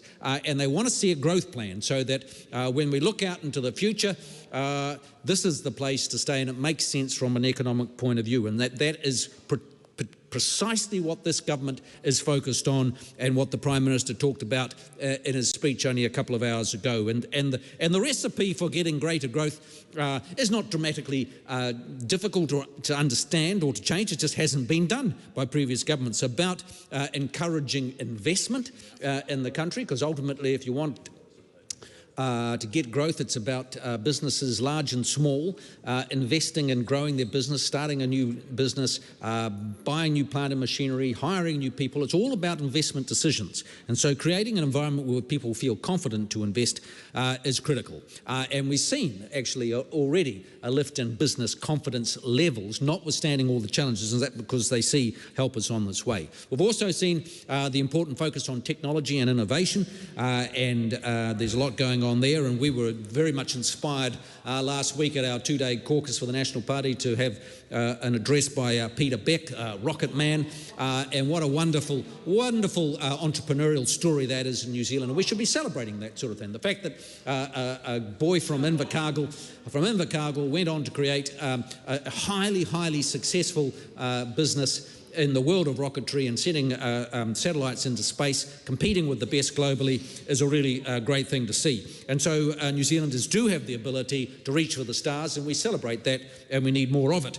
We're also out there looking for export markets, and we're thinking also long-term around education, because ultimately a skilled workforce is critical to all that, and that's why Erica Stamford is making sure that A, the kids go to school, and B, that they're taught a world-class curriculum, and 3, that they're actually going to measure progress against that curriculum. And then of course another one of the core foundations of getting growth into the economy is getting some discipline around the regulatory environment and trying to remove the roadblocks, and that's what the fast-track legislation is all about, and many other areas. And so we're going to get on with it. We're going to dig up some stuff. We're going to make some money in this country, and I'm so sick of hearing people saying, the people get paid more in Australia, the doctors and nurses and the teachers get paid more in Australia. Well, they get paid more in Australia because Australia does more things. They dig stuff out of the ground and they make some money. And if we want to compete, and we want to have high quality living standards, we can't just keep on saying no to everything. We don't want everything. We've got to say yes. We've actually got to say, let's go and do some stuff. Let's make a living in this country. Let's get active and competitive. Because the reality is, and anybody who's got eyes to see looks upon the world and they see many countries of the world struggling, going sideways. They see the United States going gangbusters economically, and they still want to go faster. And they're out there hustling and doing well. And that's what we in our country need to be doing as well. Hustling and doing our best to compete effectively in the world. And so if you want to be competitive, you're going to grow, you've got to look at your cost structure, all those basic things which this government is doing. And that's why Nicola Willis is doing a great job getting the government's fiscal books in shape. Now, another element of this whole broader context of a strong economy is safety, public safety. And dealing effectively with crime is also an important element, and that is what I'm particularly responsible for as Minister of Justice. And this government has had one of our clear three priorities is to restore law and order. Because we had a revolving door of police ministers in the last legislation and justice ministers, and they kept on coming and going, and they were soft, and they came up with excuses for crime. And it was always everybody else's fault and not the criminal's fault for crime. And that led to encourage the big increase in crime that we saw and which concerned many people. And so this government's about restoring consequences for crime, and that's why we've already brought back three strikes legislation. We've passed the gang laws, which gives the police extra powers to deal with gangs who are a tiny fraction of the population but are responsible for a very significant amount of the violent crime in our community, and we're sick of it. And isn't it great to be able to have gone around over the summer and not seen gang patches everywhere where we went? And thanks to the work of the police and the legislation that's passed. And people will say, oh, well, the problem's not solved. Well, we're making progress and we're putting pressure on those gangs and making their lives difficult and uncomfortable, and that's what we're all on about. And my colleague Mark Mitchell has been working very hard in that area as well, Mr. Speaker. And then on the sentencing laws, we're about to be passing in a week or two the overall cap on the amount of discounts that can be allowed in sentencing. And again, if you read the newspapers or listen to the radio or go online and see stories, there's been more stories of people who are convicted of serious crimes and had their sentencing reduced on a colossal scale so that the consequences are not very severe. And people want to see consequences for crime, and so that's going to change. And there will be a limit on the amount of discounts that can be offered, and people will be held more accountable for what's going on.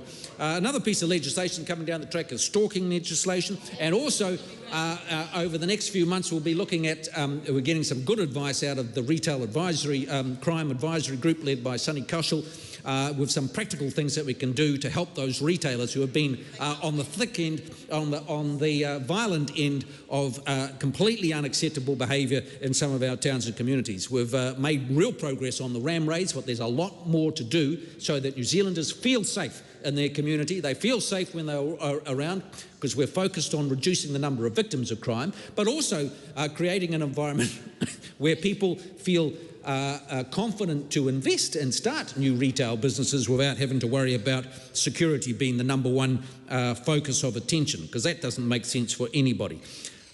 Separate from that, of course, we're also interested in ensuring that we've got a good, efficient legal system that's predictable and people know where they are and they can get judgments and outcomes to the work that they're doing. I just want to make mention of the fact that the progress we're making on the New Zealand Crime and Victims Survey, the latest figures that we had for the 12 months to October 2024, we had 24,000 fewer victims of crimes than they did in the 12 months to June 2024. Now, it's early days, but it goes to show that if you're clear about what you're trying to achieve, that you're not making excuses for crime all the time, but people are accountable, and and the government of the day sends a clear message that we back the police, we back law-abiding citizens. We're not in favour of the gangs. We're not in favour of explaining and coming up with excuses for people who do criminal acts and steal from other New Zealanders and create violence in our community. Then you start to make some progress there. Mr. Speaker, I'm also conscious of the fact that we're coming up to an important week next week up in Waitangi. I'll be up in the north, very keen to talk to the broader Ngāpuhi community. There are two things that will make a real difference to Northland. One is a decent road, and now Chris Bishop is focused on that, and two, getting the Ngāpuhi settlement through. And there's lots of discussions that I'll be having there, and I'm looking forward to those discussions, recognising that there's been a long process over 30 years to work away on treaty settlements. National governments have made a lot of progress in the past, and it's my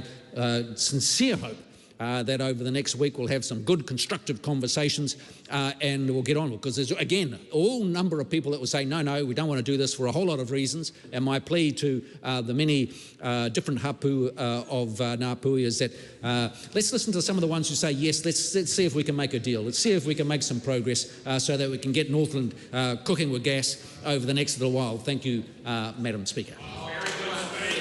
The Honourable Willow G. Prime. Tēnā koe te māngai o te whare. Tuatahi māku e tautoko ana hau I te āhuatanga o ngā mihi ki ngā mate huhua o te wā. Ngā mate o te tau kua pahure ake nei me te tau hau anō hoki.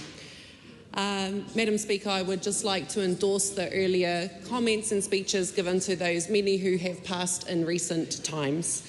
Turning now to the Prime Minister's statement, if I could sum up what I heard in the 20 minutes that he gave a speech, well, really there was only about 10 minutes where he was kind of talking about national, because the other 9 to 10 minutes was all focused on Labour. But if I were to distill down what I thought I heard him saying in that 10 minutes of speech, it would be really that the economy, they are failing the economy, that the cost of living has dropped off their agenda, that they don't care about people and people's jobs, and kia tūpato, kia matara, they are opening the door to privatisation.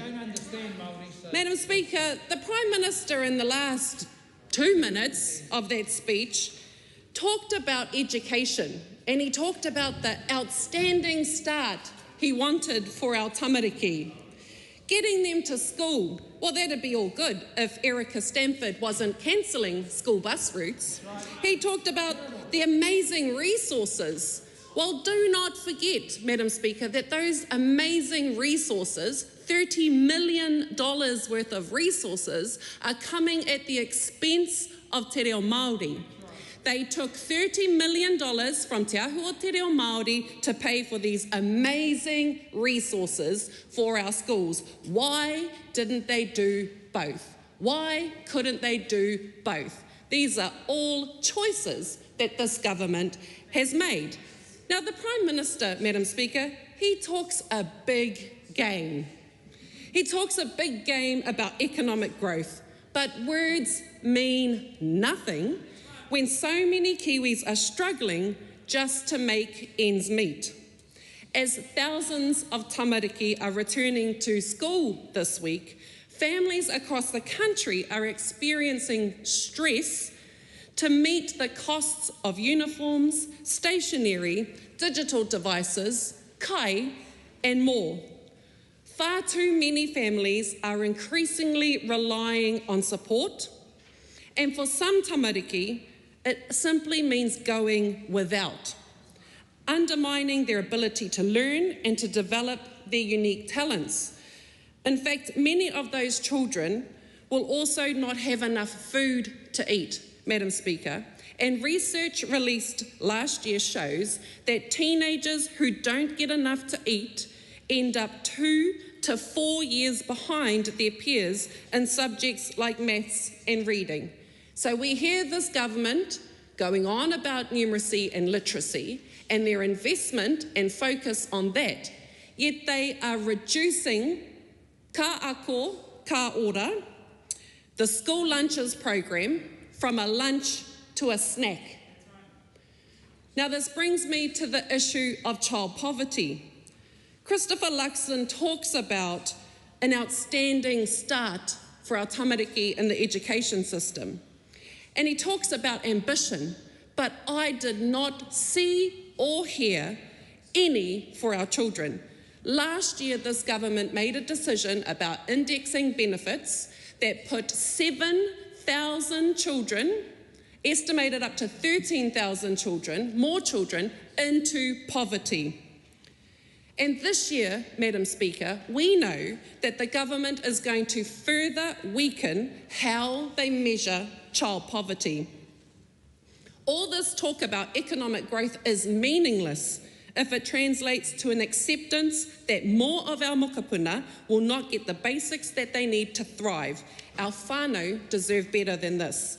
Madam Speaker, this year we will continue to see the impacts of the cuts to oranga tamariki and the services to our children, the cuts in the areas of early intervention and prevention. All of this rhetoric that we hear from the government, we will see the impact of these deep cuts, which the minister could not rule out that they would not make further cuts in this year's budget, the impact that that is going to have on our most vulnerable children and whānau in Aotearoa. We need to remember, Madam Speaker, that last year they cut hundreds of providers and their contracts. It was shambolic, it was haphazard, and the Auditor General is inquiring into this, and we look forward to that report. The Prime Minister talked about youth crime and their focus on law and order. Well, this government is reinstating the failed experiment of boot camps. This government is putting those boot camps, the pilot, into legislation before it has even been completed, before it has even been evaluated. Tomorrow, we will start hearing submissions on the boot camp legislation, more punitive measures without any safeguards against, once again, officials' advice. And sadly, once again, Māori needs neglected. The bill makes no mention of Māori, makes no mention of Te Tiriti o Waitangi, yet the evidence shows in the officials' advice that 80 to 85% of the young people who will be classed as young serious offenders will be Māori. And Madam Speaker, with the remaining time, that brings me to something I didn't hear in the Prime Minister's statement this afternoon. I didn't hear any reference to the amazing Māori economy. Madam Speaker, MB's snapshot of the Māori economy ahead of their fourth report due out soon shows that Māori the asset base has grown exponentially from 68 billion in 2018 to 118 billion in 2023, with more Māori in high-skilled jobs than low-skilled jobs for the first time ever. The Prime Minister didn't speak about that today. He didn't speak about it in his State of the Nation speech. He didn't speak about it at Ratana. All missed opportunities or deliberate oversight, or maybe the Prime Minister just does not even see it or care about it. They do care about Māori, though, Madam Speaker. Many of my relations, many of the community, many of my friends, many of the constituents in Taitokero and across the country spent their summer writing submissions to a piece of legislation that the Prime Minister has says will not go past a second reading. However, I listened to the contribution from David Seymour, who says, I still doubt that it will not pass.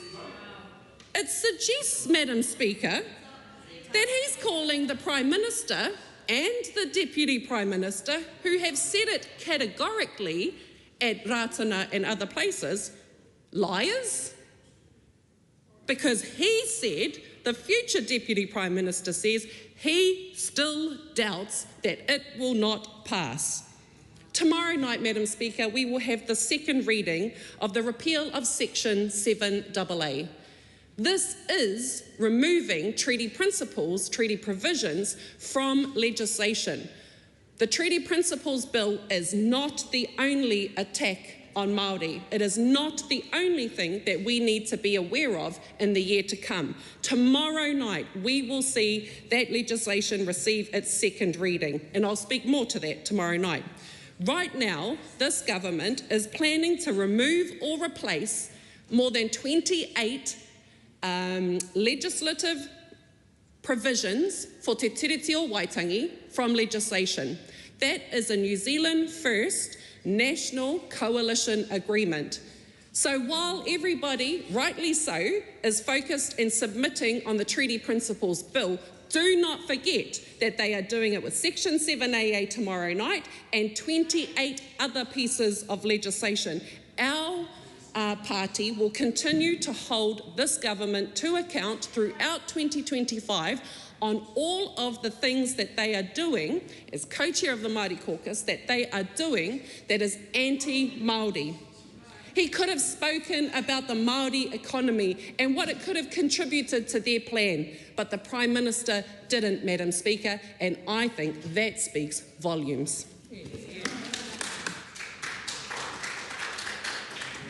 I call the Honourable Mark Mitchell. Thank you, Madam Speaker. Madam Speaker, I just want to take the opportunity as this is my first chance to speak in the House this year, of just wishing everyone a happy and healthy 2025.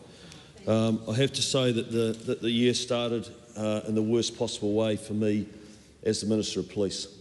When I received a call on New Year's morning from the Commissioner to inform me that two of our police officers, Senior Sergeant Brad Ramsey and Senior Sergeant Lynn Fleming, had been allegedly intentionally run down. When I arrived in Nelson, I want to acknowledge that Rachel Boyack, the local MP, is in the House, and acknowledge your role and support that was provided to the police and the family also, Rachel, through what was a very difficult time and continues to be a difficult time for everyone. And I know that when I arrived that day in Nelson, the first thing that happened was that people at the airport immediately came up to me and couldn't understand what had happened. Couldn't work out how this had happened in the beautiful city of Nelson. I called the Mayor, Nick Smith, and want to acknowledge him and the council and his team, and then made my way to the police station to be with the team there. And I just want to acknowledge we could all see as the police service for Lynn was broadcast, was live broadcast. I think anyone that was present or saw could see the utter devastation of Bryn, of Raina and Aaron, her husband and her two children. But the total devastation wasn't just with them, it was with all of us, and in particular the people of Nelson. And I want to acknowledge them in the way that they have responded, the way that they have responded to support the family, and the way that they have responded to support the local police.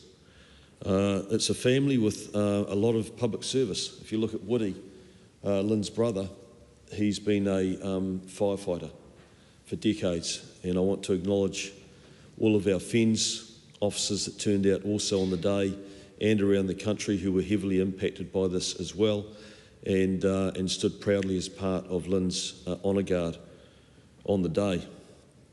I want to acknowledge all of our police officers.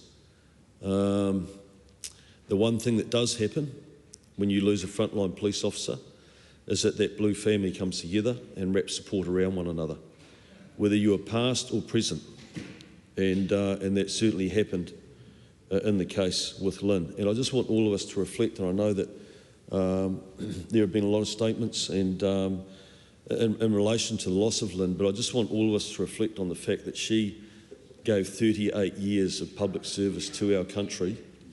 And when you think about the amount of people's lives that she has touched, that is extraordinary.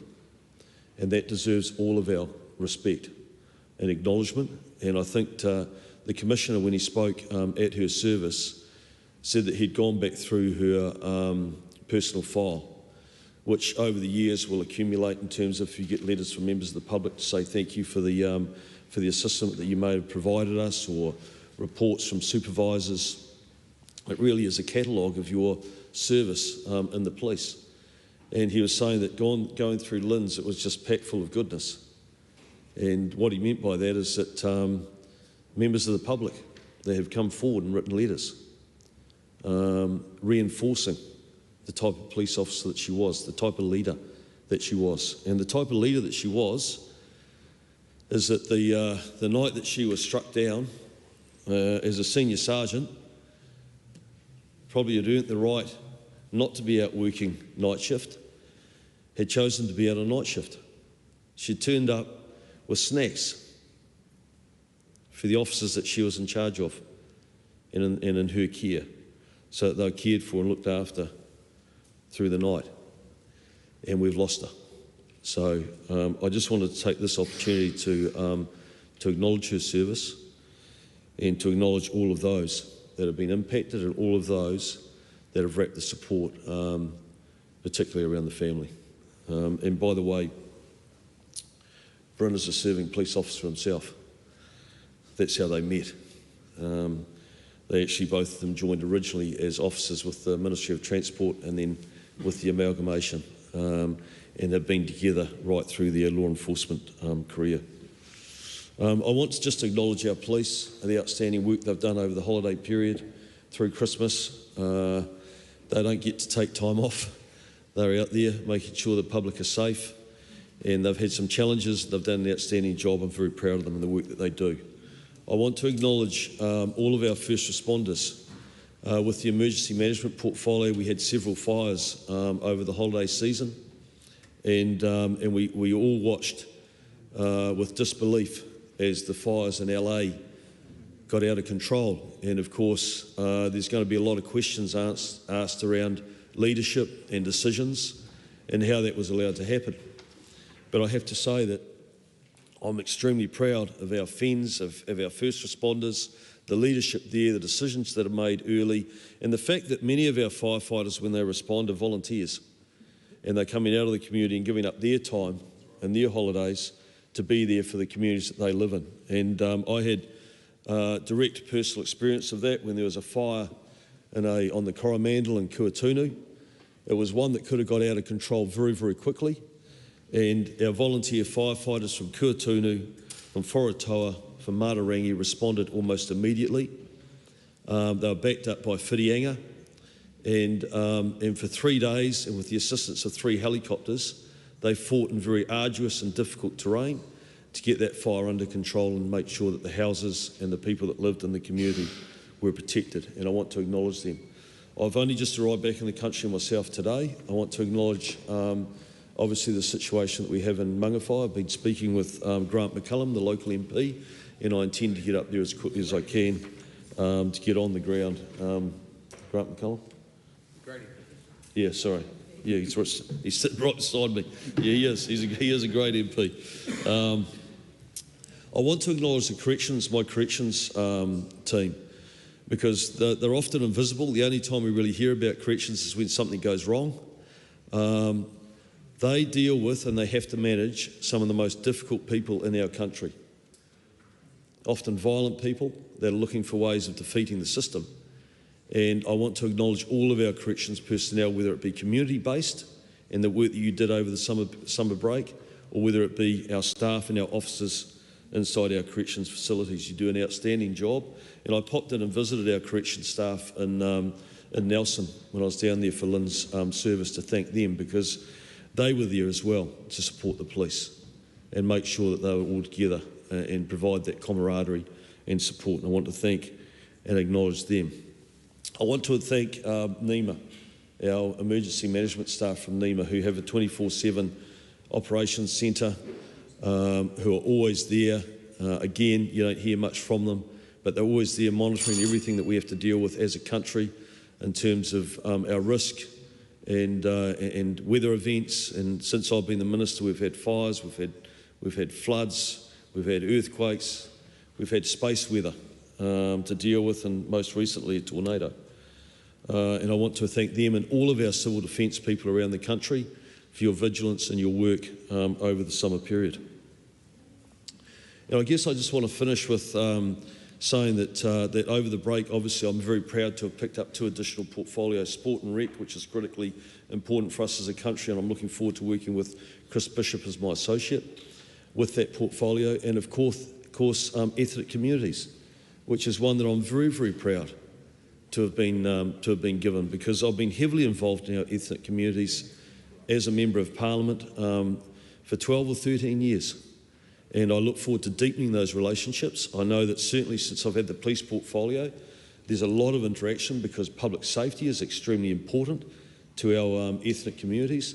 And the other thing that I really enjoy about it is that I've had the privilege during my working life to have lived and worked alongside them in their own countries, not just here in New Zealand. And it's nice to be able to have conversations with them about their village or the areas that they may be from, because I have personal experience. So I'm excited to really get into and get involved with our ethnic communities on a new level as the Minister. Finally, I just want to say that that when it comes to the gang legislation, the Honourable Paul Goldsmith referred to it, it's been outstanding. It's working, without a doubt. It's tipped the balance back to our police, and our frontline police have received the initiative when it comes to organised crime and gangs. And that's something that you're going to see more of from this government this year. Thank you very much, Madam Speaker. If I call Lan Fan, I understand this is a split call. It is a split call. I'm Tamitha Paul, that's Lan Fan. Yeah, kia ora. So, Madam Speaker, in the 17 pages of this statement to Parliament by our Prime Minister, there is not one mention of Te Tiriti o Waitangi in this speech, which is ironic given that the bill that the Prime Minister neglected to even mention is the most submitted on bill in the history of this country. Not to mention, it's also the thing that allows for this Parliament to even stand in the first place, and it's also the thing that gives him the ability to even be the Prime Minister in the first place. But the Prime Minister's so ashamed that he doesn't even mention it. He isn't showing his face at Waitangi. He won't go out and greet the 100,000 people on the lawn, and now he won't even mention the words Te Tiriti o Waitangi. Shame. Because just because you refuse to acknowledge Te Tiriti doesn't mean it doesn't exist. And just because he refuses to honour it doesn't mean that there isn't another government and another Prime Minister, maybe on that side of the House, that actually will acknowledge the agreement that this House and his forebearers signed. And I knew the Prime Minister wouldn't mention the one thing that roughly 6% of the people that he purports to represent care about. So let's talk about the things that he did think were important enough to mention in his speech. He wants to talk about growth. Well, let's talk about an inconvenient truth when it comes to growth. The fields that he wants to farm on, the mines that he wants to ram raid, the streams that he wants to pipe underground, the mega prisons that he wants to build and fill my people up with, they all rest on stolen land. Let's talk about our international reputation. The way that this government has treated its Indigenous people has made us the laughing stock of this planet. We were once known for punching well above our weight, and now we're just known for punching down on the first people that were on this whenua. It's like Air New Zealand back in the day when they wanted to put the korua all over their plane, but they didn't want to let their own kaimahi wear tāmoko.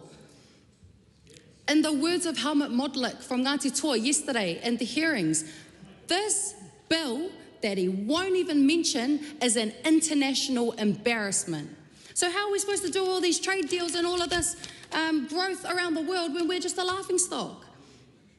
When the world is watching, they don't even know the Prime Minister's name. You know what name they do know? That name over there, Hana Rāwhiti. Now let's talk about international treaties. New Zealand has signed up to 1,900 treaties. We are a party to 1900 treaties. And the one that founded our own parliament is the one that our government does not give a toss about. The Prime Minister didn't mention the embarrassment of that bill, but he did mention the Regulatory Standards Bill, and let's put this on the record, because the Treaty Principles Bill, yeah, it's going to die, but there are other bills that this government has signed up to and agreed to legislate within their coalition agreement, the Holy Coalition Agreement, that will impact our laws, which will remove te tiriti as a lawmaking principle within this country. So you can get up there and you can talk to the media and you can talk to the people and say that the treaty's not going anywhere, we're not doing anything to the treaty. You are. And people aren't stupid, and that's why the Regulatory Standards Bill was also one of the most submitted on bills, consultations from a government department in the history of this country. So that will be your legacy, Prime Minister. That will be your legacy. Mobilising and agitating the entire population to get rid of him. And that will be his legacy. And his own forebearers have warned him. Marilyn Waring, Chris Finlayson, even Roger Douglas are all saying, what the heck are you fellas up to? That will be the legacy that you guys continue. And it's like Chris Finlayson said yesterday, this parliament, it can make laws, but it is not omnipotent. And Christopher Luxon of this country and the government should stop acting like they are more important than the people that were first here and the agreement that established this rotten place. Amen. I now call Lanfa. Tēnā koe, Madam Speaker. The most golden part of this break has been, alongside many Kiwis, getting some time to focus on the things that really matter. And it's that connection to each other, be it our whānau or our friends or our communities, and connection to te taio, our environment. And it's a time that makes it so crystal clear that our well-being as Kiwis is grounded in that very connection between people and nature under our foundation of te tiriti or Waitangi. So it's been so incredibly jarring to now be back here in this chamber in 2025, back in the same old, outdated, visionless throes of this government's actions that so comprehensively dismantle and destroy not only our foundations, which my colleague has so accurately pointed out, but the only things that have any real value. That's the health of our people and the health of te taio. And it's all for a cheap shot, a quick buck, based on this blind belief that economic growth will solve our immense pressing challenges. I wanted to pick up, Madam Speaker, on one of the Prime Minister's statements about how New Zealand has a culture of saying no. And from what myself and many Kiwis have seen under this government, that's actually a surprisingly accurate description of this government's actions.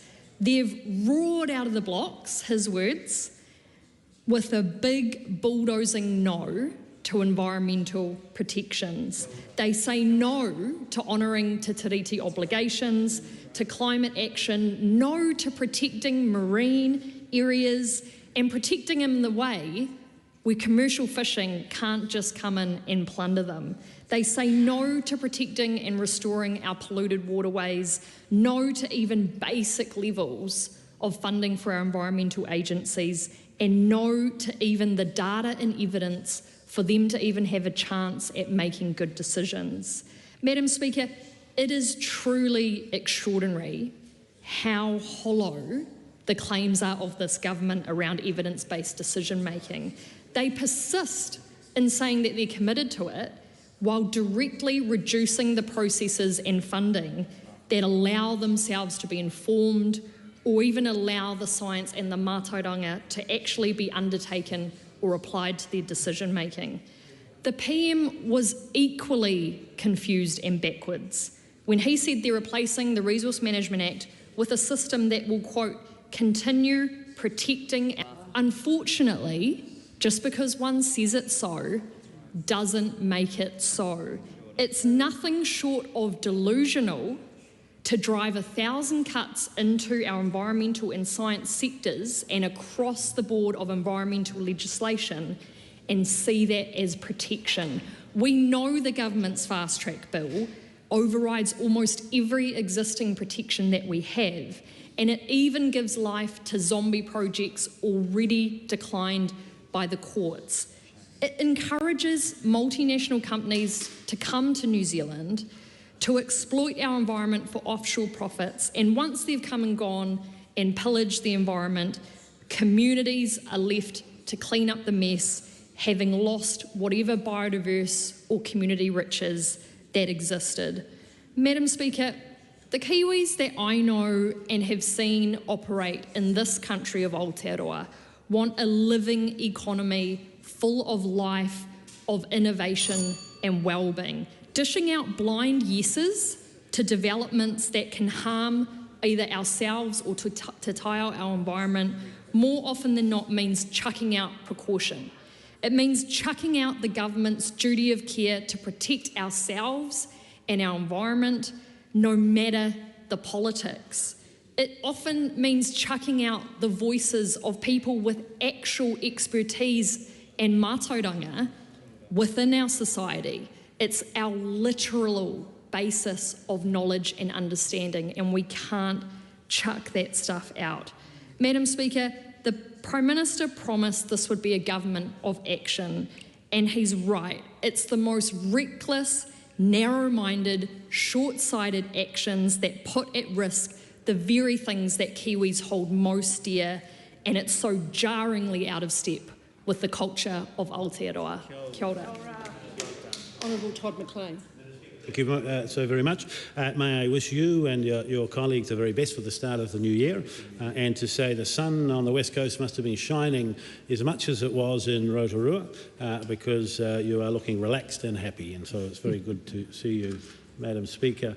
Can I start by thanking, as our Prime Minister did in his speech in this House earlier today, the farmers of New Zealand, the primary sector, for all that they have done, and to reiterate his words about how much they are respected and how much we value their contribution. And it's more than just economic, although they are a big part of growth in New Zealand, and a very big part of the government's plan, not only to provide greater incomes for all New Zealanders through the doubling of the value of exports over a decade, but they actually add to the fabric of what is important of New Zealand, the social fabric, the cultural fabric, and the things that make us a great nation.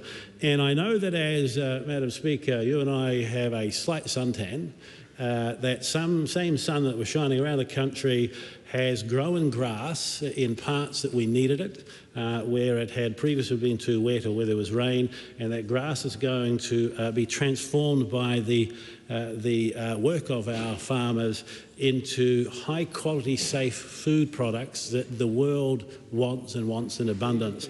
And they know, as this government does, that we have an obligation to produce that high quality, safe food, the highest quality and safest food produced anywhere in the world by our farmers. And we have an obligation to do that so we can feed people everywhere, because there are parts of the world that aren't as lucky as New Zealand, where they don't have enough food and they need to buy it to feed their citizens from other parts of the world, and that's the role that our farmers play. But it hasn't happened just by chance. The men and women of rural New Zealand are some of the most innovative, hardest working from anywhere. And I've got to say, when I've had the opportunity to be overseas occasionally, that generally farmers around the world are envious of what our farmers do, because they have had a government that has helped free them up to innovate. And so there are farmers in New Zealand today who have the same land that their families have always had, and they produce much more to sell to the world, to feed people around the world, with fewer inputs and a smaller environmental footprint because of that innovation. And that's what's best about agriculture in New Zealand. Men and women who work hard every single day to meet their environmental obligations, to produce more with less, to sell to the world. And that's how we become richer as a country, we become more productive. But the reason that I say that is that, Madam Speaker, that farmers in other parts of the world are envious is because they wish they had the ability to be freed up to produce food in the way our farmers do, because ultimately, in my experience, farmers just want to get on a farm. They will meet the obligations to fill out the paperwork if they have to, but there should be a reason and a point to it. And as the Prime Minister has said in a speech today, or when we did the Rural Confidence Tour with Federated Farmers at the end of last year, we want to back the primary sector and have farmers out farming, not sitting in their office, filling out forms to prove things that often can't be proven, or to take them away from the land. And yes, you've all got obligations and there's always going to be a bit of paperwork, but when they're spending 20 or 30% of their time focused on that paperwork, then they're not innovating in the way that we need them to, and they're certainly not as productive as we need them to do. There's some very good news. So as well as the grass growing at the moment, which means that the beef and the lamb, where the prices are starting to improve, will be of higher quality, there'll be more of it. Of course, our dairy industry will be able to produce more dairy for exactly the same number of cows as they had last year, but they will produce more, and that makes the country richer. Every single person in the country benefits as a result, and it means that a high quality product is overseas where we have to compete, but we compete more easily because of that hard work. And Madam Speaker, we should as a House be united in our desire to lighten the load and the burden on those farmers so they can farm more, to have fewer regulations, better ones, regulations that focus on an outcome that actually achieves something, rather than a press release from a government that says, we've collected all this information.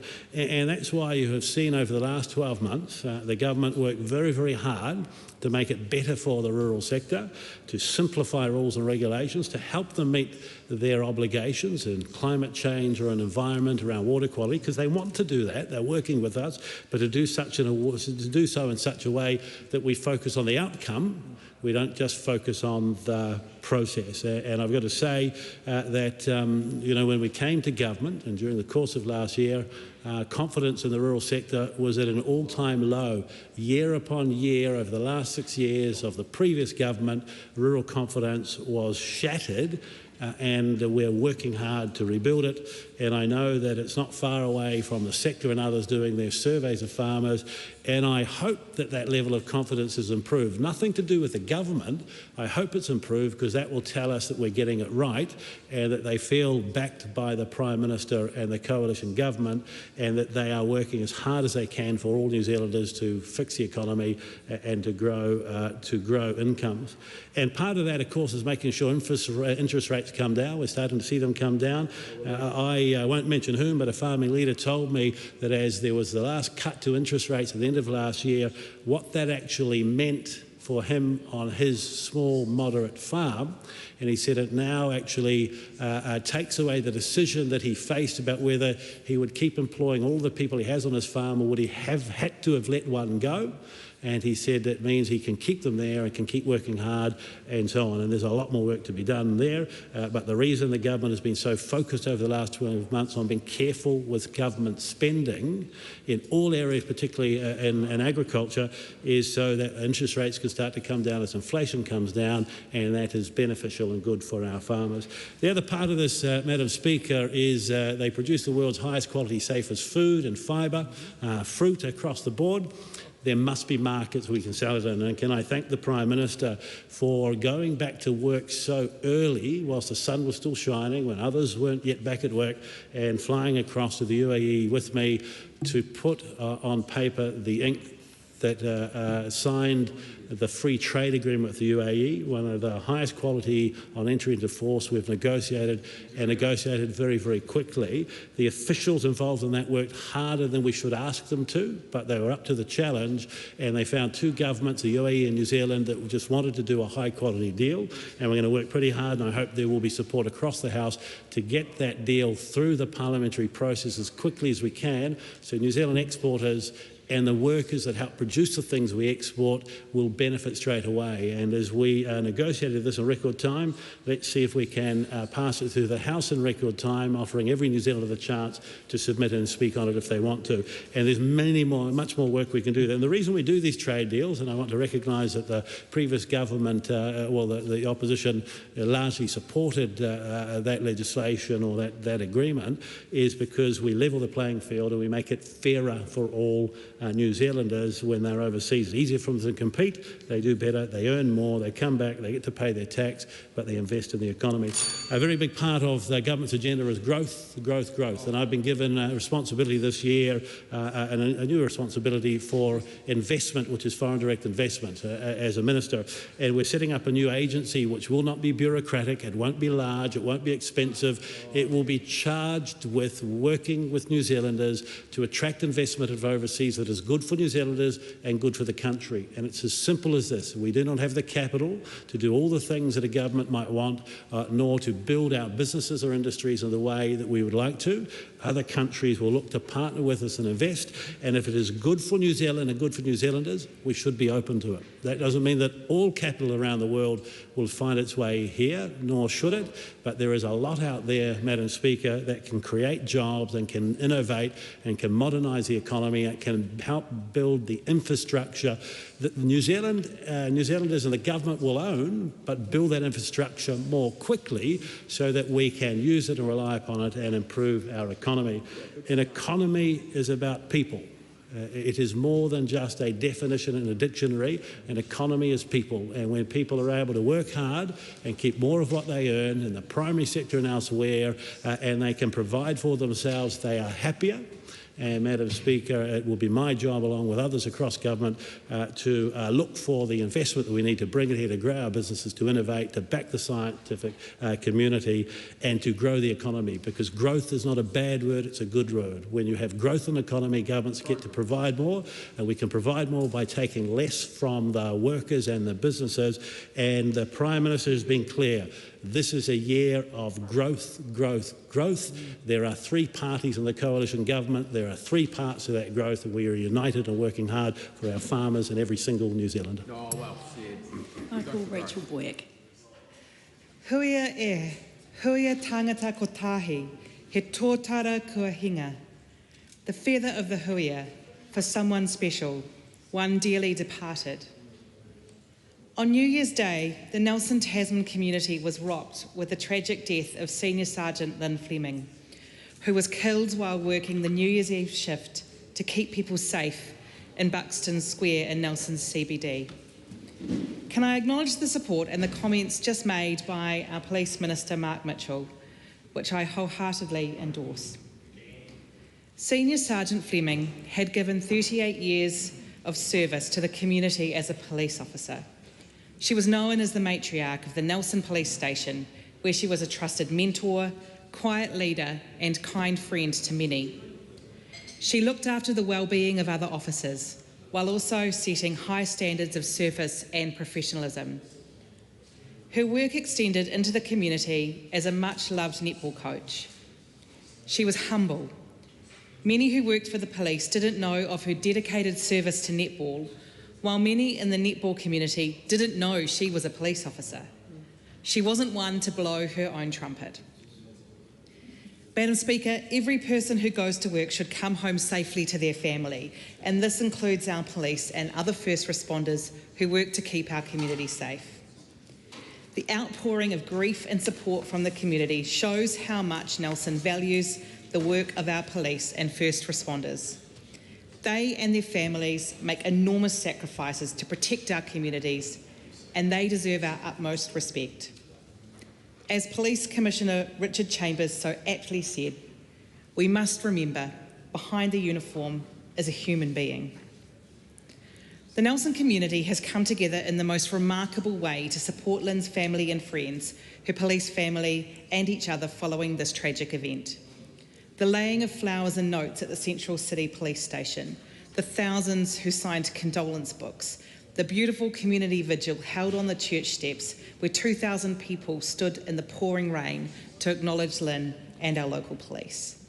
The minute's silence at Saxton Oval and on the streets of Nelson were incredible examples of Nelson's love and support for Lynn's family, our local police, and those who witnessed this tragic incident.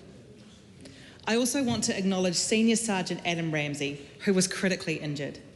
Nelsonians continue to ask about his recovery out of genuine care and concern for his well-being.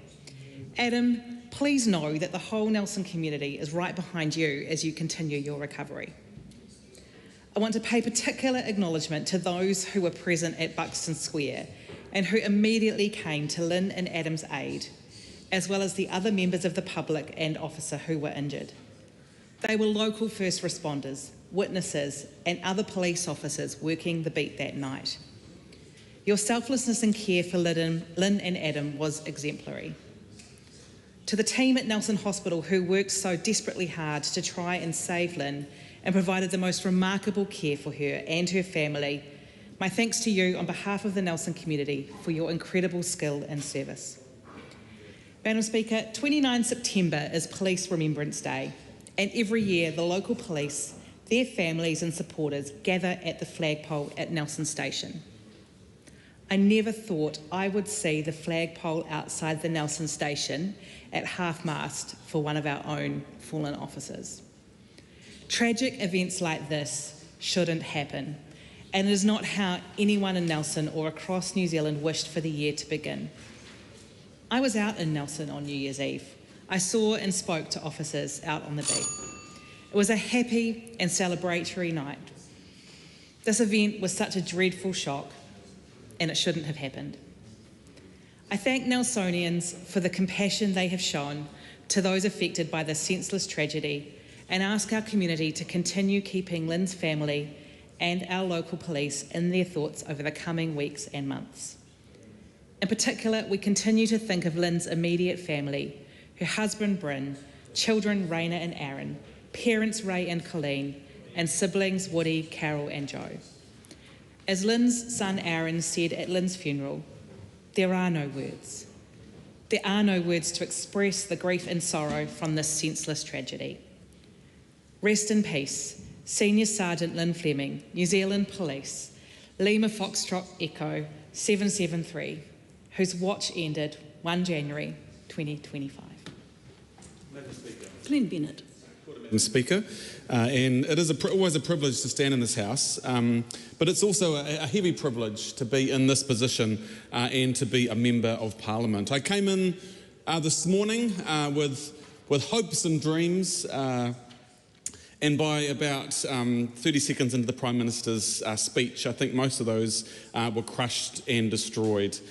As we spend time debating the Prime Minister's address and his plan for 2025, it is really interesting to listen to his narrative and what the Prime Minister talks about and what the government talks about. And I just want to focus for a moment on the government, which interestingly most of the government ministers spent most of their time talking about us. But they talk about unleashing our economy. But I feel like it's more they should be talking about unleashing economic hardship. And if we look at the numbers, if we actually look at the statistics that's going on, this government is failing on the economy. If you look at GDP growth, it's plummeted from what was 2.4% under Labour and is now it's on its steepest decline since 1991 if you take aside the blip of COVID-19. So this government is unleashing economic hardship, Madam Speaker. Also think about when it comes to the cost of living. Do we remember that phrase and narrative that just seems to have vanished from the lips of the Prime Minister and the government? It seems that they've abandoned their focus on helping everyday New Zealanders when it comes to the challenges of the cost of living, when things like insurance and rates and fuel and energy, transport costs, they continue to go up with inflation. They continue to go up. It seems that they just seem to have forgotten about that thing called the cost of living, which they spoke so much about. Then we look, Madam Speaker, at this government unleashing, let's just say, unleashing privatisation, the fact that they are flirting with this idea of privatisation, where the soon-to-be Deputy Prime Minister put that P word firmly in his State of the Nation speech last Friday. And from my perspective, in the community that I live in New Plymouth, we know privatisation well and what it means for our community. Back in the 1990s, the then national government sold off more than 11,500 state houses around Aotearoa, New Zealand. And in New Plymouth and Marfell, where I live, that ravaged the community in terms of the private market will care for tenants. The private market will be okay and fix it. But you drive around the community of Marfell today, and people often say, oh, that must be a state house, that must be a state house, that must be a state house. But they aren't state houses. Those are privately owned homes that were sold off when they did the privatisation of the 1990s when it comes to housing. So if we look at that, we realise that privatisation and flirting with this idea, whether it could be health, whether it could be education, it is something we should be really concerned about. And as I think about that privatisation and looking at Marfell from the 1990s, we look at the fact that they seem to be unleashing homelessness. As I look around my community, as we look around the communities of New Zealand, we see that they seem to be just shutting things down. They seem to be just ignoring, in fact, stopping the state housing build, and it is not good. Then, Madam Speaker, we come to unleashing our climate crisis. And again, in Taranaki, we were working to unleash an economy around clean, renewable energy. But this government passed the Fast Track Approvals Bill. That's what I'm talking about. So they passed the Fast Track Approvals Bill, which will stop, Miss Willis, which will stop the fact that offshore wind won't be able to happen, because on that list is seabed mining. And seabed mining cannot coexist with offshore wind.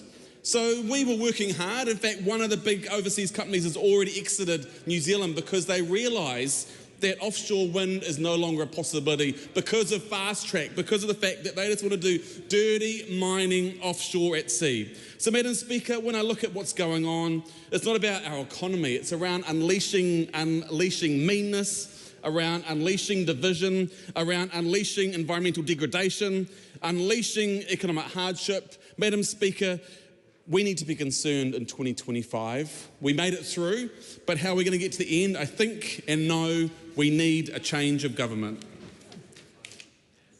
I call the Honourable Brooke van Velden. Thank you, Madam Speaker. And it is great to be back in Parliament.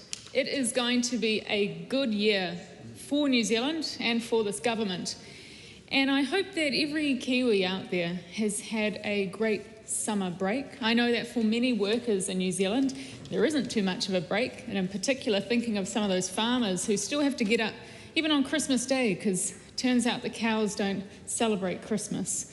But there's a lot of people who are working hard throughout the summer break, including our first responders, and we really thank them for what they've done to help keep Kiwis safe with their families when they have been out and about around the community. Now, a lot of people will be returning in 2025 for the work year and for the school year, and I really hope it is a good year for them. But we also know that there is some people in New Zealand who have been really struggling, and there is a particular concern about the cost of living and the economy and what we can do as a government to ensure that more Kiwis can have a better life and a more comfortable life. And that's my hope, that we can get some really good wins for everybody who's want to do better for themselves and for them families this year and into the future.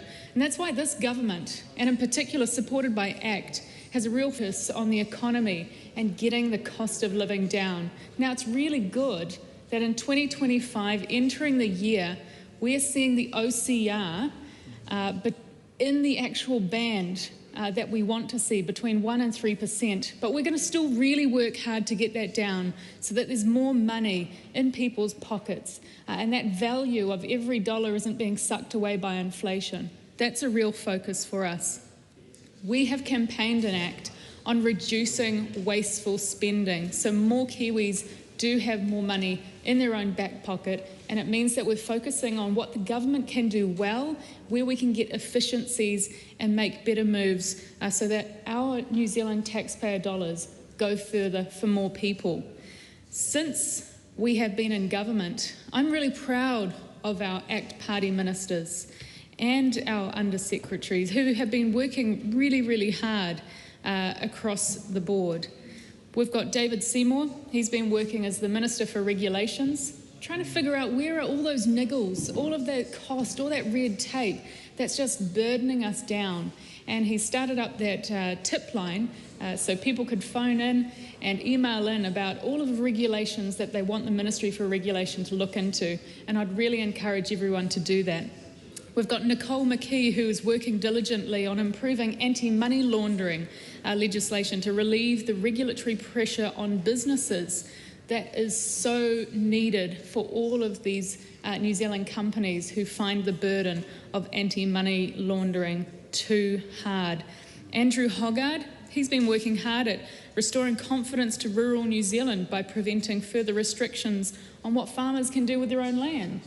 So important for the rural folk of New Zealand who often got forgotten by previous governments, but have a core part of this coalition government.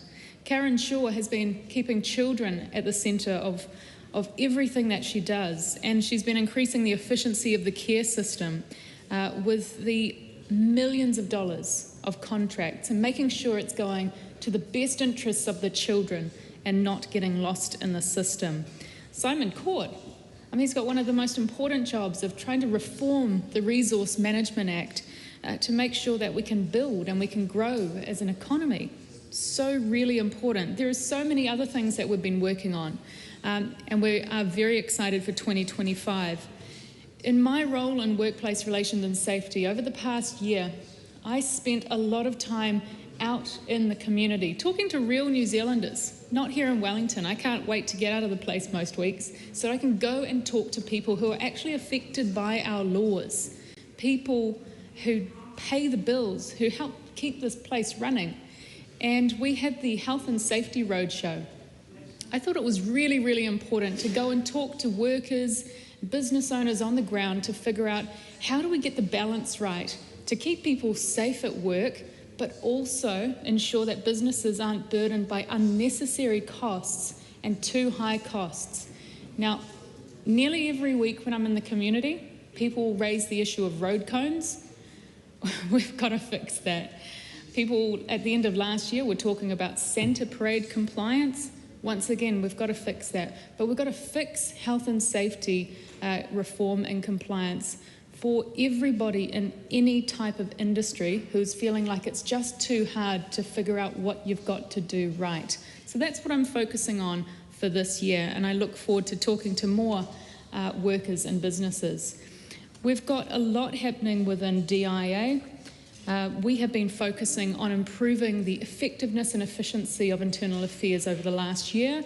We have been finding savings of $421 million last year alone, and that work will continue into this year. So every New Zealander knows that the Department of Internal Affairs is there to help them from birth all the way through death and everything in between. It's a huge department, but we're doing it right and we're doing it efficiently and effectively.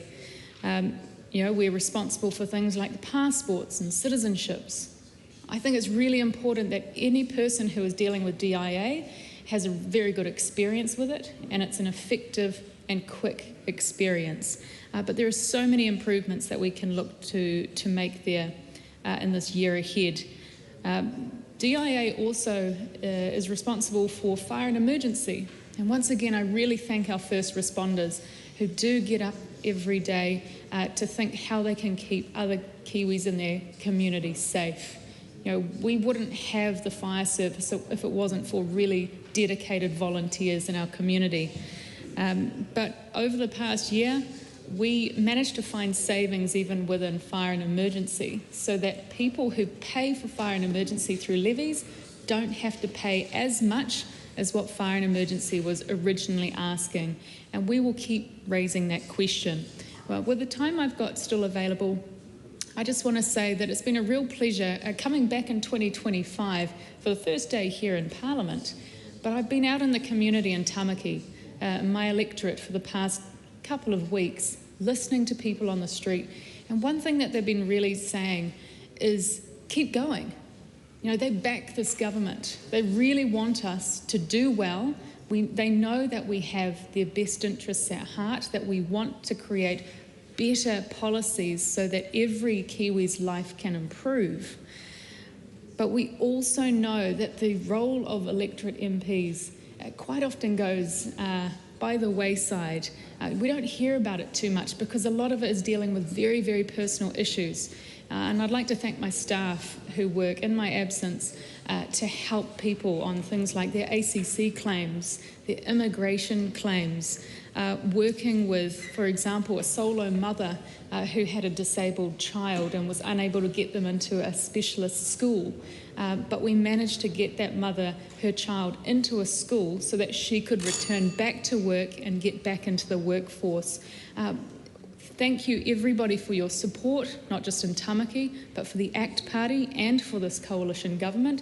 We are here to have a great year and we're here to back you and get this economy moving. I call the... you can call? I call you. Be now adjourned. The question is that the motion be agreed to. Those of that opinion will say aye. Aye. To the contrary, no. The ayes have it. This debate is adjourned and is set down for resumption next sitting day. Thank you, members.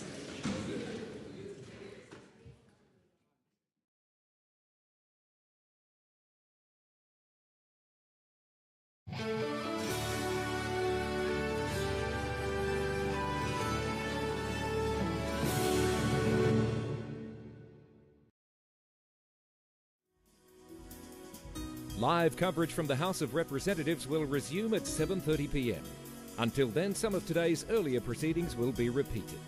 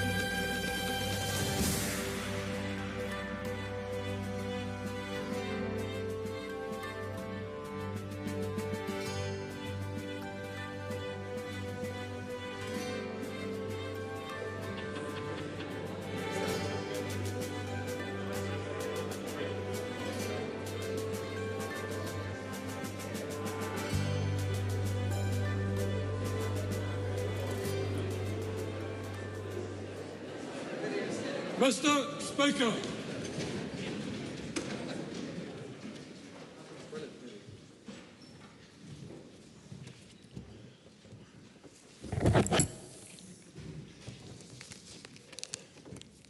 Almighty God, we give thanks for the blessings which have been bestowed on us. Laying aside all personal interests, we acknowledge the King and pray for guidance in our deliberations, that we may conduct the affairs of this House with wisdom, justice, mercy and humility, for the welfare, peace of New Zealand. Amen. I'm sure members would wish to welcome Dr. Tobias Kremer, Member of the European Parliament, who is present in the gallery.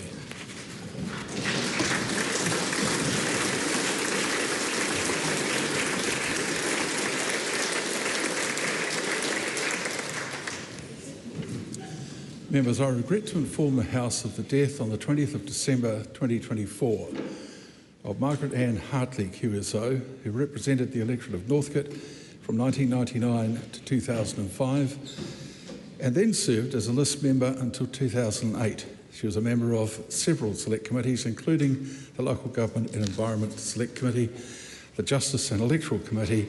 She was Deputy Speaker of the House from 2002 to 2005 and an Assistant Speaker from 2005 until her retirement in 2008. I also regret to inform the House of the death on the 3rd of January 2025 of the Honourable Dame Tariana Turia, DNZM of Ngāti Apa, Whanui, Wanganui, Ngā Rāurua, and Ngāti Tuwharetoa, who served as a list member from 1996 to 2002 and represented the electorate of Tītai Hauauru from 2002 to 2014. She led the Māori Party from 2004 to 2014. She held several ministerial portfolios, including Minister for Disability Issues, Minister for Whana Ora, and Minister for the Community and Voluntary Sector.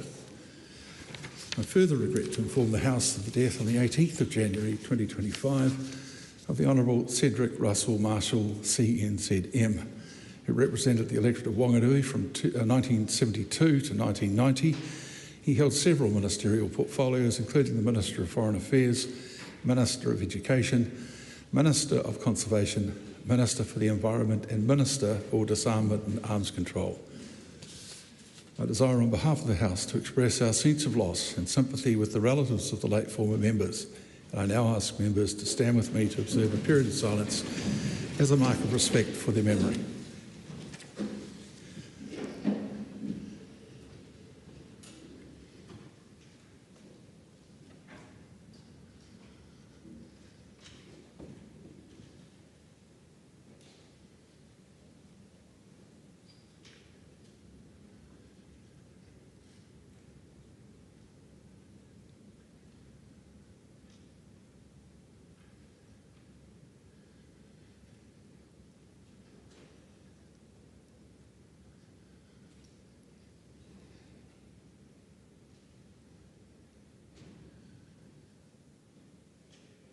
Thank you. Right Honourable Prime Minister. Mr Speaker, I seek leave to move a motion without notice relating to the death of Senior Sergeant Lynn Fleming. Is there any objection to that course of action being followed? There is none. I move that this House express its sorrow at the tragic passing of serving police officer Senior Sergeant Lynn Fleming, who died following an incident in Nelson in the early hours of New Year's Day. Lynn and her colleague, Senior Sergeant Adam Ramsey, were on a routine foot patrol, just like many other police officers across the country on New Year's Eve, working to keep our community safe. And just after 2 a.m. in Buxton Square car park, a vehicle drove towards them at speed, hitting both of them. 2 members of the public were also injured in the incident.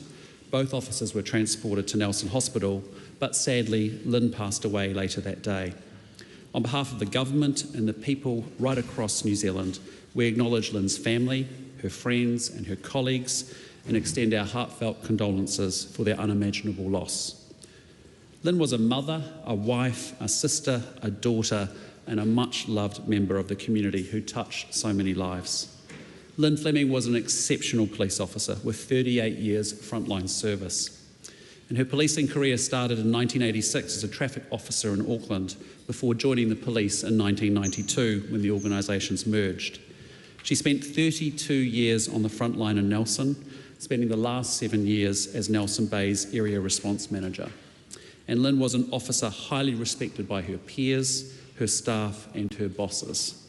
She was a leader who exemplified professionalism, and she was a matriarch of the Nelson Police Station. Police Commissioner Richard Chambers said at her service that Lynn's personal file was big and full of goodness. Letters of thanks from members of the community, families, children, for what she did for them in their time of need. I had the privilege of attending Lynn's funeral service in Nelson more than a week ago now, and hundreds joined together in mourning the loss of Lynn, with many others watching online to honour a truly amazing Kiwi. We heard many stories about Lynn and the incredible person that she was. I was told of her kind and caring nature and the strength of her character. Lynn was also humble despite her many great accomplishments. And most of those who paid tribute to Lynn were very quick to make the point that she would have hated all of the fuss. Hundreds of police and fire service staff lined the road in a guard of honour for her final journey, and police staff performed a heartfelt haka, the police haka, ko te uru pounamu, which speaks of harmony between the police and the public as the key to safer communities. And I'd like to extend my condolences to the entire police family. I have seen how much this has impacted you all and how you have rallied around to support each other during this very difficult time. I'd also like to send my well wishes to the other officer, Senior Sergeant Adam Ramsey, as he recovers as well. And I want to thank all of those who were first on the scene, who intervened and put themselves into harm's way, as well as the health professionals who worked to treat the officers and the bystanders who were injured. Your actions were truly heroic. Aside from her significant policing career, Lynn was remembered as a pillar of the netball community in Nelson, because for 30 years she selflessly gave and volunteered her time and energy to coaching netball at the local high schools. She had a profound influence on many of their lives that they carried far beyond the netball court, and her commitment and passion to the sport and to her girls is truly inspirational. To Lynn's community, who have lost someone so dear, I share in your sadness, and in the weeks since Lynn's passing, there has been an absolute outpouring of love. From the flowers outside Nelson Police, a minute's silence at the cricket at Saxton Oval, outside police stations across the country, and a public vigil, there have been many, many moving moments. This senseless tragedy has been felt deeply by our community. And lastly, again, I want to acknowledge Lynn's immediate family, to Bryn, Raina and Aaron, Ray and Colleen, and siblings Woody, Carol and Joe. I am in awe of your strength you've shown during a time of so much hurt. Your Lynn was a truly, truly special person, loving, dedicated and selfless. And as Aaron so eloquently put it during Lynn's service, words are simply not enough. Senior Sergeant Lynn Fleming, you are gone, but you will never be forgotten. Ngā mihi. The question is the motion be agreed to. The Right Honourable Chris Hipkins. Mr Speaker, I'd like to express the Labour Party's deepest condolences to Lynn's family, to the New Zealand Police for their loss, and also send our thoughts to Senior Sergeant Adam Ramsey, who was critically injured alongside Lynn on New Year's Day. I want to endorse all of the words just spoken by the Prime Minister. A few years ago, when I became Minister of Police, I had the opportunity to interact with and meet with police from up and down New Zealand. And it struck me then just how much uncertainty hangs over our police force every day that they go to work. It's not just our police force, but it's their family who say goodbye to them every morning, or in some cases in the evening if they're on the night shift, unsure what their loved one is going to face in that day, unsure whether they will come home at night. I know the entire police force, all of their families and whānau will be feeling this loss keenly today, as always, whenever someone is injured in the service of New Zealand, and we send our thoughts to all of the New Zealand Police. Lynn's impact was immeasurable. Being a police officer is a pretty tough job. Our officers put themselves on the front line every day. They face the most dangerous of circumstances. They put themselves in harm's way to protect the safety of our whole community. The loss of a police officer is not just a loss for that family and for that community, it is a loss for all of us. It is a loss for all of New Zealand. They devote their life to serving and protecting, often sacrificing so much in the process. Their commitment and their bravery make an impact that resonates far beyond their duty. We owe them all a debt of gratitude. Lynn was not just a police officer. She went the extra mile to support her community, a mentor, a leader, even supporting those on the court, managing a junior netball team, being a mum on the sidelines. From what I've heard about Lynn, she did everything for the front line, but never put herself ahead of others. We've heard from members of the community, from families and children, on how Lynn cared very deeply for them. Their stories and memories of Lynn all reflect the same theme, her immense humility and her profound impact on so many lives. The respect that the community holds for Lynn was evident when 2,000 people came together for a candlelit vigil in the rain to honour Lynn's legacy and show their support for the local police, for Lynn's family, her friends, and I also want to take a moment to acknowledge Shelley Bishop, who organised the vigil. I want to acknowledge and thank the emergency teams and staff at Nelson Hospital who provided care to Lynn and to Adam. Lynn was loved and respected by her colleagues and community. Her contributions to both the community and our nation will always be remembered. e te māngai. Tamatha Paul. Ngā mate o te tau, te marama, te wiki, te rā. Haere, haere o te atu. Ki a koe Lynn, e te whaia, e te rangatira, ko koe te rā. Kua riro atu ki te pō haere, haere, haere atu rā. On behalf of Te Pāti Kākariki, we honour Senior Sergeant Lynn Fleming and express our condolences to her whānau, her friends, her colleagues, her community, and all who knew and loved her. We wanted to particularly acknowledge the first responders, including her colleagues who were with her in her final moments. Everybody should return home safe after mahi. Moi mai rā, Senior Sergeant Lynn Fleming.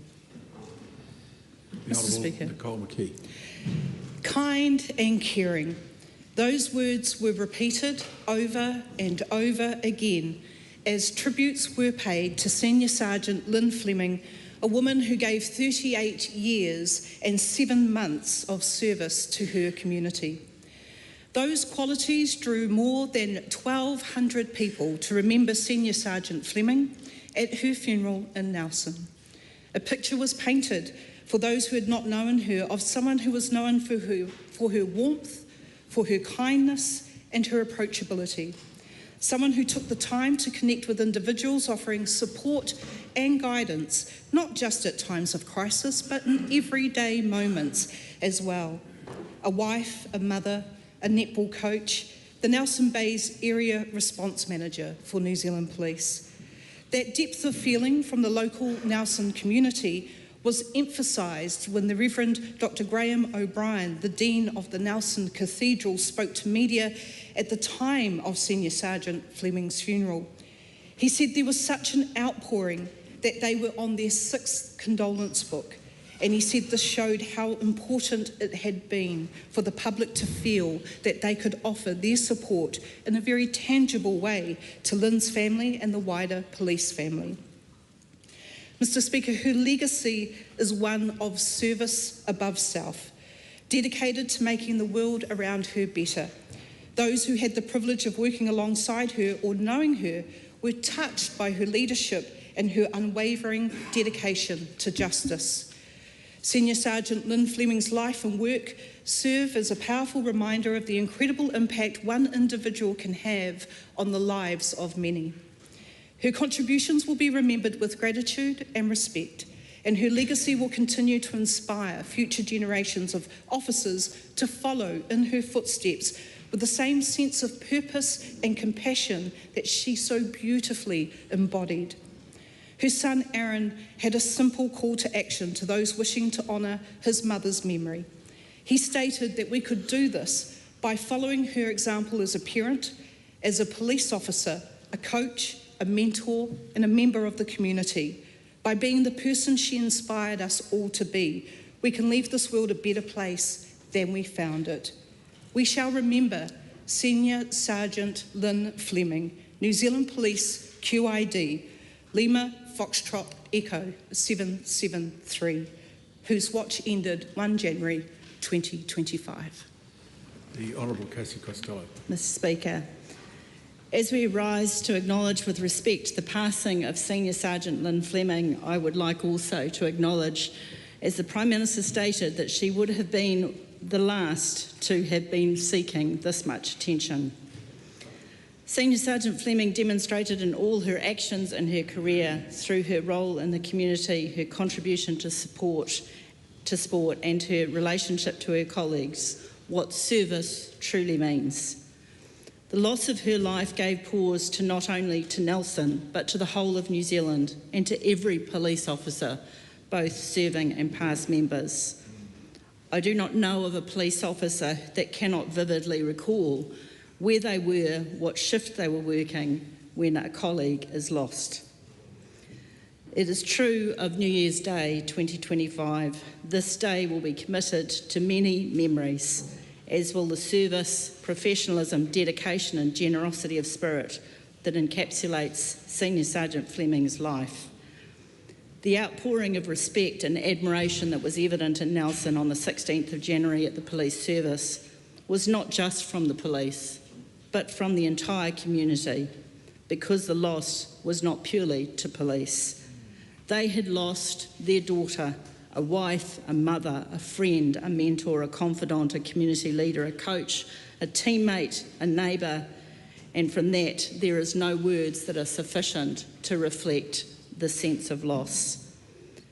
Senior Sergeant Fleming was a fierce advocate for her colleagues and her staff, what was needed to keep them safe and protected, and she advocated continuously as part of her service ethos.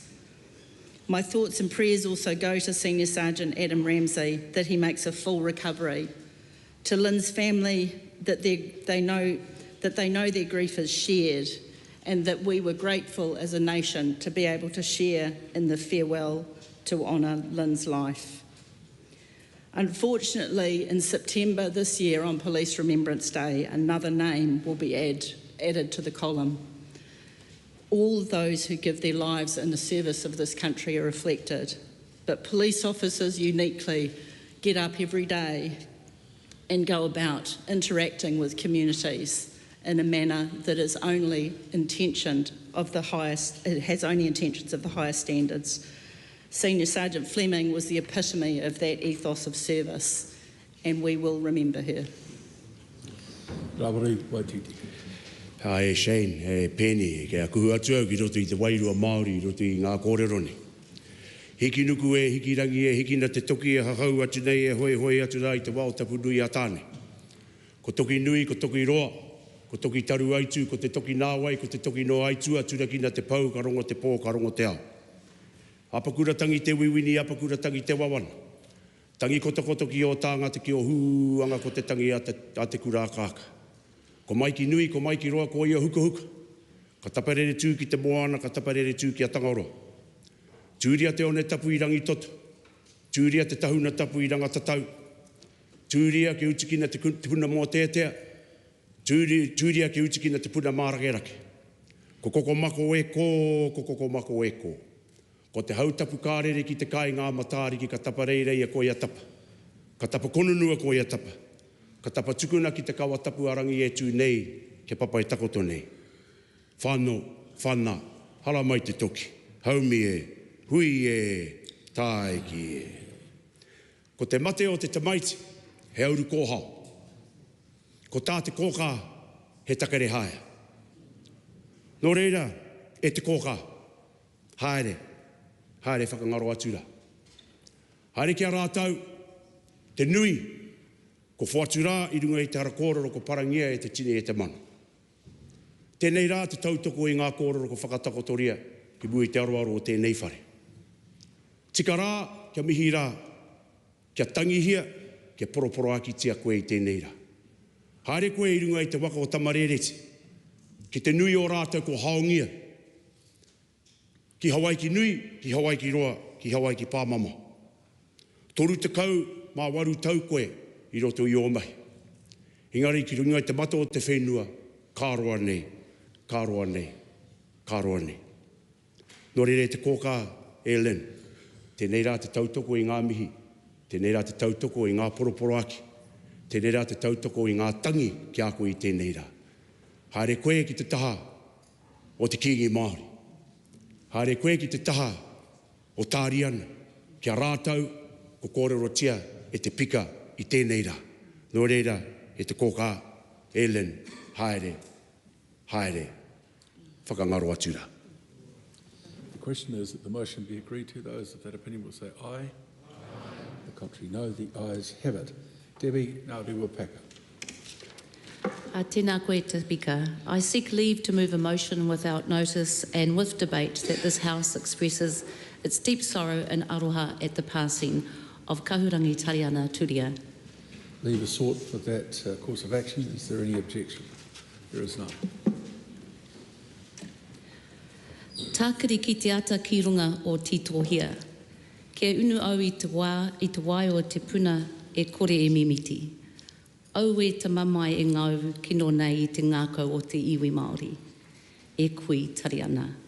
Te tōtara haimata te tawa titi, kua riro tī tapu ki te pō. Ka rere anō ngā wakaro ki te whānau turia. e noho tunu anu I te kapua pauri. Te mokopuna o tō tātou kui rawa ko koro. E hoki mai ana ki tōna whenua, tauri kura, I tēnei wā, hoki atu rā koe. Ki tō nan, rawa ko koro, e whanga ana mau I tama. I think today of our little boy, of her little boy with a mighty name and a mighty game, who has made his way to his nan. And the honour that we have today to, and thank you, to be able to mihi tū Aotearoa. She was an extraordinary wahine, not just as a politician, but as a whaia who would often pick up those who were born with fire in their bellies and didn't know what to do with it. Her life's work was driven by her unwavering belief that every whānau in Aotearoa had their own solutions, were self-determining, and had the power of communities behind them. She was a trailblazer, and we heard that for 3 or 4 days as we were sitting there at her tangi. Her advocacy transformed the lives of many. And there are much more articulate, better speakers and politicians who are much older than me who can do the credit to all the mahi that she did. Her service to her iwi, to Māori, to her communities was unprecedented. She had unprecedented firsts and a commitment that spanned 5 decades.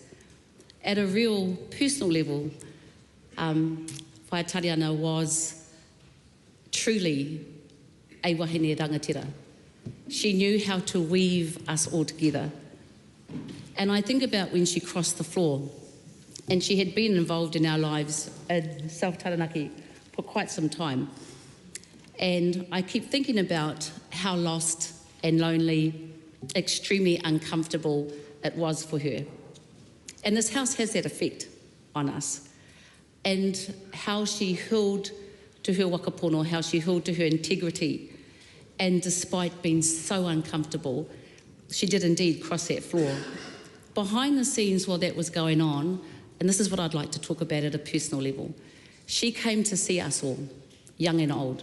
She got around the motu and she called us and gathered us wherever we were, and she asked our opinion if we thought that she should cross the floor for the kaupapa, which at the time was the foreshore and seabed.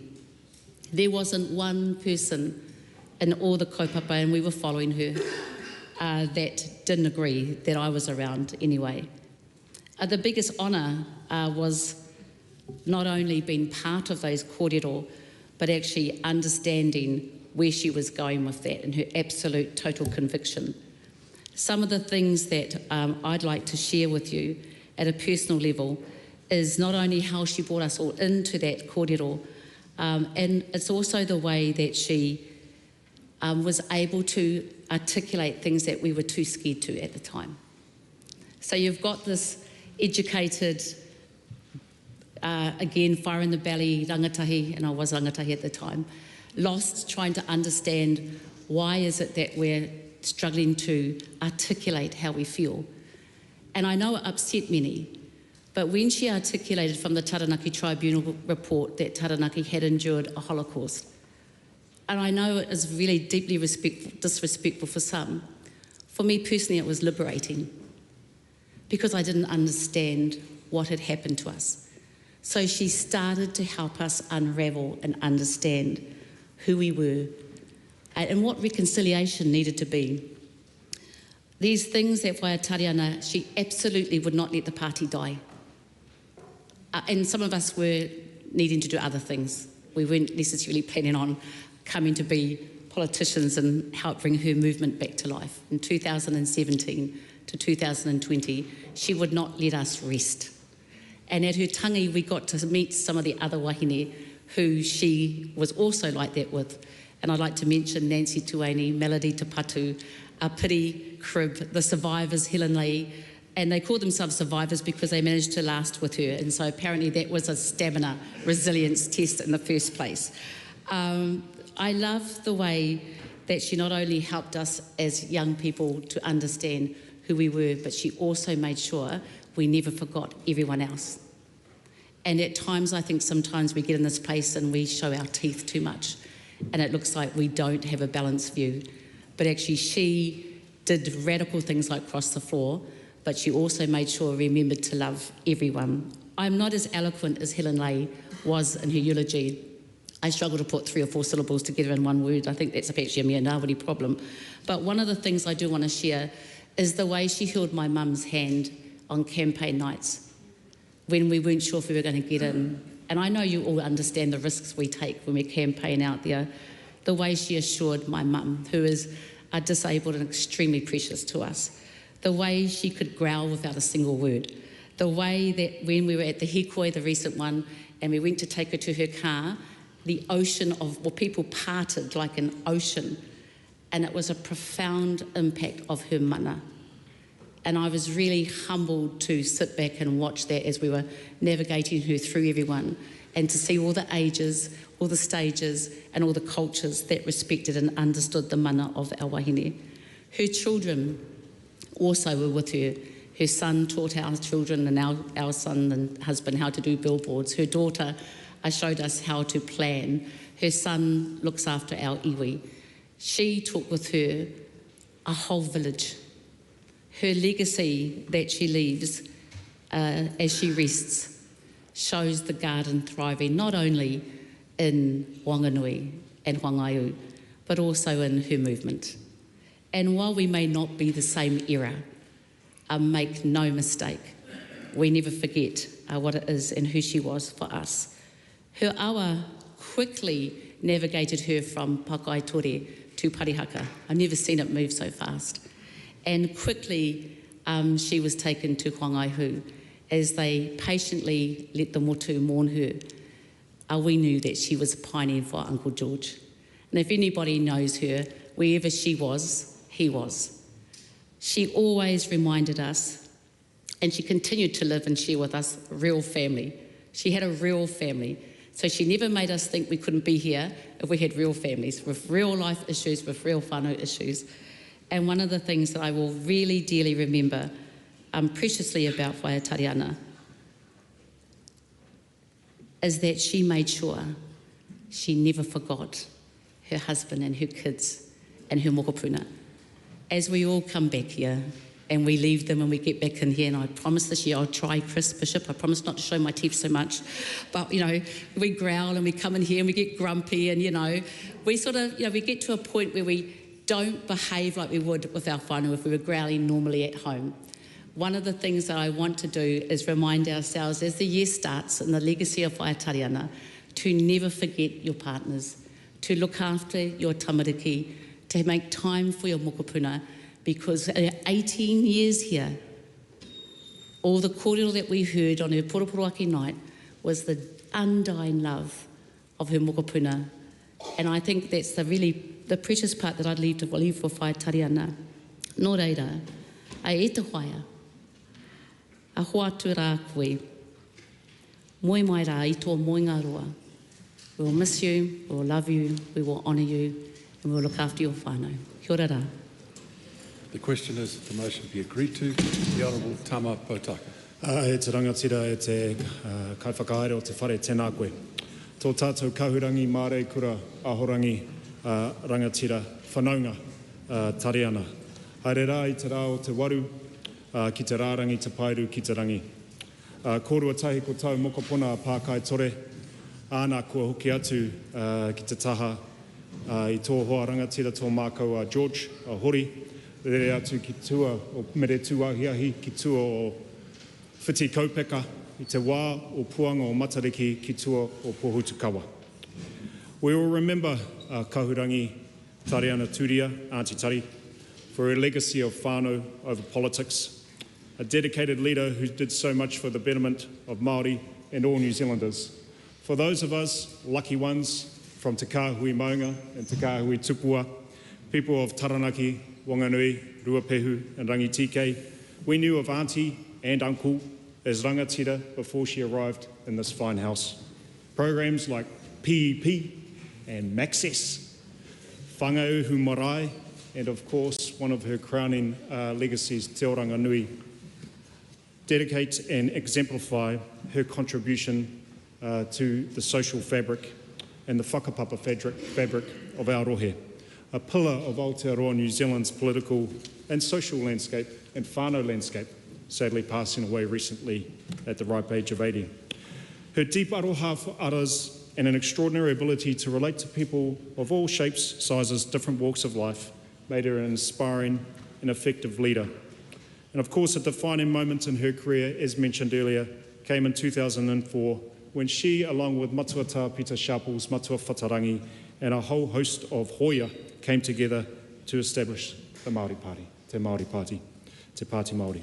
This bold move was driven, in my view, by an unwavering commitment to iwi and Māori responsibilities, rights, and indeed tino rangatiratanga around the takutai moana and many other kaupapa. Later progressed through her mahitahi, her work together with the Honourable Chris Finlayson. In 2008, Te Pāti Māori entered into a cooperation agreement with our national party. And while maintaining its toka tumuana and independent stance, the parties worked together to create policies that would benefit Māori and indeed all New Zealanders, especially through whānau ora. Whānau ora, in my view, became one of Aunty's greatest achievements. Under her leadership as Minister, it reimagined kāwanatanga by putting whānau and the well-being of whānau at the heart of decision-making.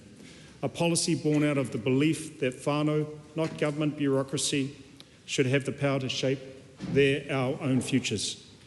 Whaatariana set a great course for this waka, and thanks to her leadership, subsequent ministers from across the spectrum of this whare will inherit the navigation of its continued journey. I had the privilege of recently travelling with Matua Kiritopa Luxon, the Prime Minister, to pay our respects alongside many other leaders within this whare and indeed leaders throughout the country at the Uhunga for Whaatariana, the Tangihanga.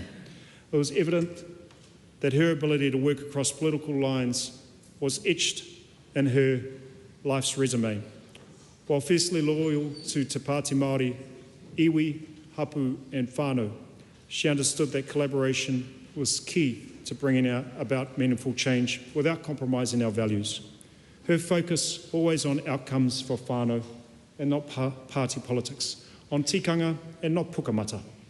Whaatariana had the rare ability to bridge different political hues of the political rainbow and bring people together for the greater good. Her wairua was central to her political momentum, particularly with policies and programs like whānau ora. Whaatariana's relationships with the National Party and indeed with many of us in this fine house today and prior to is based on mutual respect. Whanaungatanga, a whakapapa, a manaakitanga. She understood that real change required pragmatism, and her mahi showed that the needs of whānau could transcend party politics. Action, in my view, for her was more important than speculation and media grabs. Her legacy is in the belief in the power of collaboration, or as my colleague, the member for Hauraki Waikato, will reflect, mahitahi, as we describe it in Waikato. Her legacy is her commitment to the service of others. Moe mai rā i te whaia koutou ko matua hori, ko pākai tore, e mihi ana ki tō tātou rangatakapu. Your mahi and your vision for the betterment of iwi, Māori and all New Zealanders will continue with us well beyond our mokopuna, into the moko and beyond. Mauri ora kia tātou. Right Honourable Adrian Ruafe. Korore hareruia ki a koe I hoa ngā mano. Tua uri whai o yo ki tōnei te rangi me te whenua, te nui o tau kororea, a tihei mauri ora.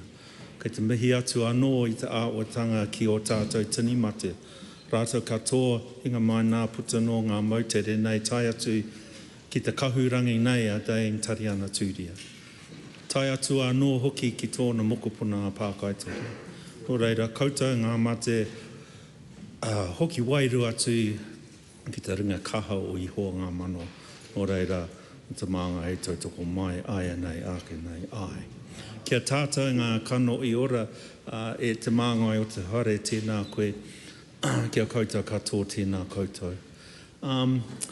I was actually one of the survivors that Debbie Ngārewa Peka spoke about. I worked for Tariana from 2002 to 2005. I tell people that I lasted 3 elections, though. There was 2 general elections and a by-election, and it felt like 9 years. But I wanted to share a few personal insights into, as the Honourable Tama Pōtaka said, everyone at home called Auntie Tari, and I was no different. And I got to, as Debbie Ngārewa Peka spoke about her travelling around, I got to drive her sometimes, quite often actually. And some of the more funny things, she wasn't a very good navigator. And Uncle George used to tell him, don't let her tell you where to go, which turns to take, she'll get you lost. And she did. But she did not get our iwi lost, she did not get our hapu lost, and she did not get her whānau lost. Never. I'm not going to repeat what members have already said, but to endorse, that is absolutely how she was. Whānau always came first, and she managed to have a career here in Wellington, in this house. Think about it, she was the only Te Pāti Māori MP from 2004. She spoke on every single government bill. She never missed a vote, and she attended select committees, and she also managed to get back home for every tangi that was at Whangaihu Marae. How she did it was through the support of both her staff and, in particular, Uncle George and her whānau. She had the ability, she was really well read. She always read. And her intellect was that she could handle anyone on any topic, just about. And I really appreciate the fact that she was able to give us the language to address some really complex issues that our whānau were facing, and still are. And we still quote her today. And she had this vision for the future of whānau. We're not there yet. This country is not yet. I don't think this country is quite ready for what she had in mind. If members go back to what she was saying in 2004 around whānau order, what the whānau order that we've got today, great government policy, great kaupapa, but it's not quite the version that she had anticipated or wanted. But I believe she's set the foundations for that legacy for the future to actually achieve what she saw as the vision for whānau order. And it was really about, she didn't want our families to be having social workers and community workers all parked in the driveway, dealing with what was wrong with them.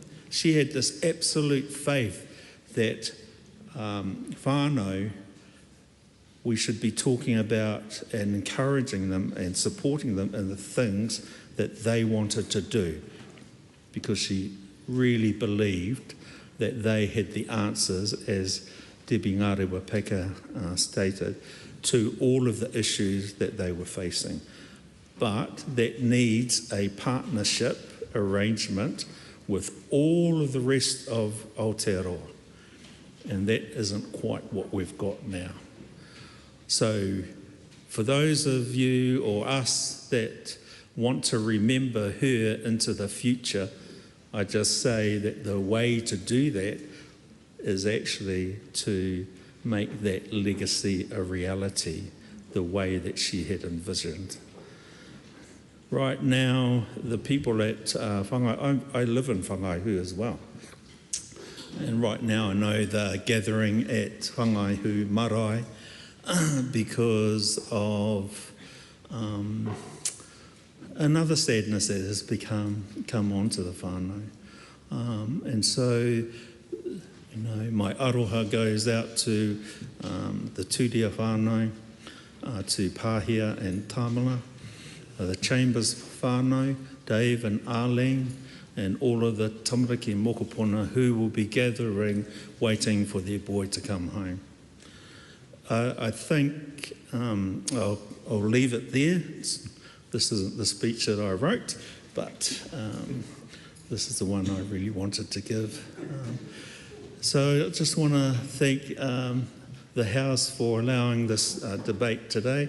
If you want to hear some of the most magnificent kōrero at a tangi, go online and hear some of the speeches that were made at Tariana's tangi, because we had the greatest of orators of Aotearoa there, and you will hear everything about her in a much better way than I'd be able to say it. However, koe nā aku kōrero mō tēnei wā, nō reira e ngā mate maho o te wā, hoki wairu atu ki a rātou mā, e oki e moi, e moi. Chloe Swarbrick. Moi mai rā e te rangatira. Mr. Speaker, it's my honour on behalf of the Green Party of Aotearoa New Zealand to stand and to acknowledge the passing of a mighty tōtara who has fallen. Mr. Speaker, Kahurangi Tariana Turia was a force of nature, and I want to acknowledge her loss and send our aroha to her whānau, to Te Pāti Māori, to her community, to her iwi, to her hapu, and to everybody who is feeling that loss across Aotearoa, New Zealand. Mr. Speaker, from what I know of her, and I think it was abundantly apparent to anybody who had any proximity to Kahurangi Tariana Turia, it was her extraordinary, deep integrity and intellect, and a deep calmness that came to the way that she did her job and the way that she spoke and held space.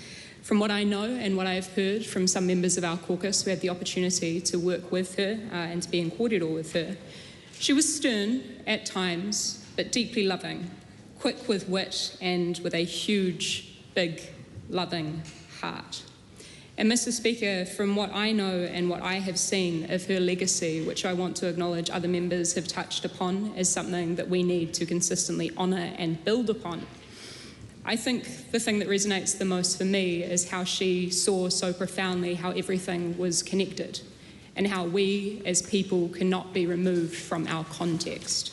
She understood that the health of our lungs was related to and could be not removed from the health of the air around us in the mahi that she did on Smoke Free.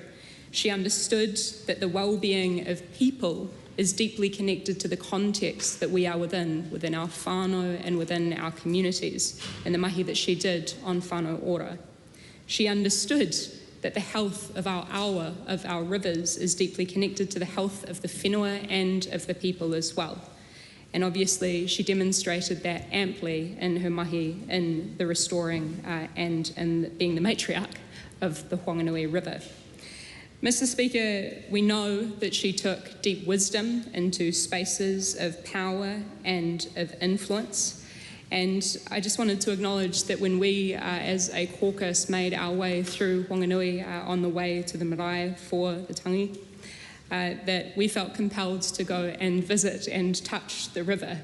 Again, just another example of how all of these things are connected and some things bigger than what we find words to explain. Mr. Speaker, ko au te awa, ko te awa, ko au. I am the river and the river is me. Moi mai rā I te rangatira. Mr. Speaker, I rise on behalf of ACT to join with other speakers in paying tribute to Dame Tariana Turia. Dame Tariana was a very special person and also a very special kind of politician. In fact, one who practiced the politics of kindness before it was cool. One who stood on principle and backed it up with bravery to cross the floor and leave her party on a crucial piece of legislation of that day. I'm proud to say, as Sir Michael Cullen noted at the time, ACT was the only party that stood consistently with that position in favour of the rule of law at that time. In fact, we often found common cause. Shortly after Dame Tariana's passing, I received a message reminding me that it was because of Dame Tariana's advocacy in the background that while we were in government, our two parties, for 9 years, we were able to bring about and sustain partnership schools Kura Horua because of Dame Tariana's advocacy. She later went on to join the board of Aotearoa, the support agency at that time for Kura Horua. Her policy of whānau ora, I always believed, really was tino rangatiratanga in action, self-determination for all people who wished to chart their destiny and live as they would choose to live. And a tipu irea, I'm sure many members will know, means to grow strong little shoot. And I'm very proud as we mark Dame Tariana's passing. Many of us will remember her in different ways. Some of us knew her very well, others, like me, only distantly. But nevertheless, as we see Kura Horua, new ones opening up and down New Zealand this week, that is one of the ways that I remember her. Grow strong, little shoot, and haere rā, Dame Tariana. The question is that the motion be agreed to. Those that opinion will say aye.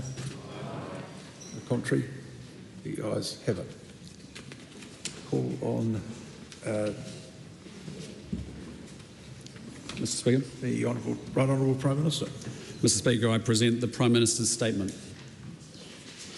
That statement is, the question is, sorry, that's good. That paper is published under the authority of the House. Well, Mr. Speaker, I move that this House express its confidence in the government and commend its programme for 2025 as set out in the Prime Minister's statement. Well, Mr. Speaker, I have to say it is great to be back because this government has roared out of the blocks with a massive focus on going for economic growth to make Kiwis better off.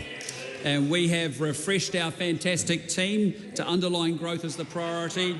We're setting up a one-stop shop for foreign direct investment to get better infrastructure built much faster.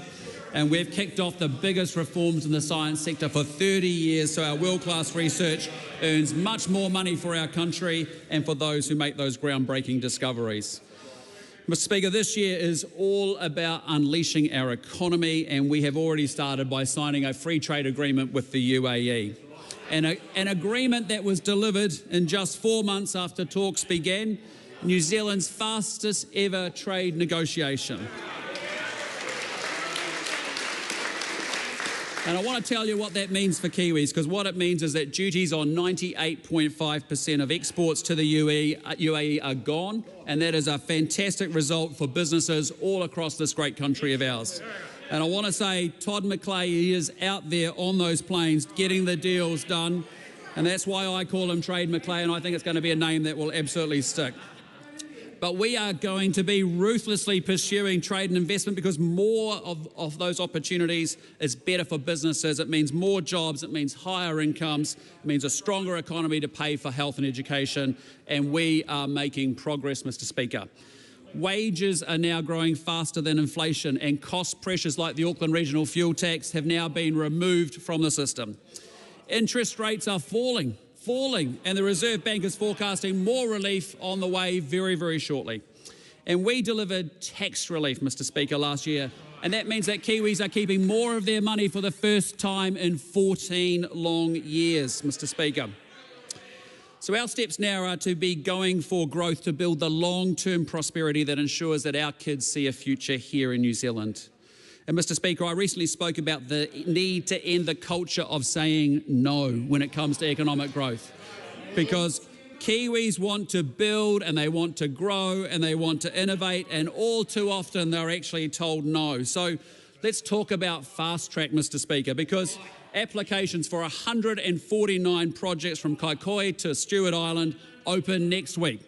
And among those projects are some exciting new renewable energy schemes to give us the electricity that we need that will be affordable and abundant. And there is tens of thousands of houses that are going to give young Kiwis a chance to get a home. And in there, and yes, there are mines and there are quarries so that we create jobs in provincial New Zealand and help the clean transition take place. And I'm proud to say that there are 49 of those projects that are in the South Island. That's because on this side of the house, we understand how important the South Island is, and that's why we've appointed an awesome new Minister for the South Island in James Meagher. Now, Mr. Speaker, the absolutely tragic thing is that every single member of the opposition parties voted against those fast-track projects, right? They voted against creating opportunities for Kiwis. Labor, they voted against jobs and housing. The Greens, they voted against wind and solar farms. And Te Pāti Māori, they voted against iwi being able to develop their own land. So, Mr. Speaker, I've got to say, the members opposite, they remind me of a cat. You know, a cat pawing at the ranch slider, yowling away, trying to get in, and then you open the door and they don't move. They refuse to come in. That's what they are, the MPs opposite. Got to say, we are a coalition on this side, they're a no-alition on that side. That's what they're about. They're all about no, we're all about yes on this side. So, Mr. Speaker, we must develop a mindset that says yes to things that are going to make Kiwis better off. And you'll know, as part of that last week, I expressed my view on removing the limits around concerts at Eden Park. I think they should be abolished. What was interesting is the Labour leader, Helen Clark, actually the former Labour leader, was not happy with me, and that just illustrated how we've got a hall monitor mindset happening within the Labour Party right now, because let's be clear about it. Labour is the party of no. Yep. What did Labour say to tax relief for working New Zealanders? No. What did Labour say about gene technology and backing farmers and climate change and health? They said no. And what did they say about fast track? Every single project they said no.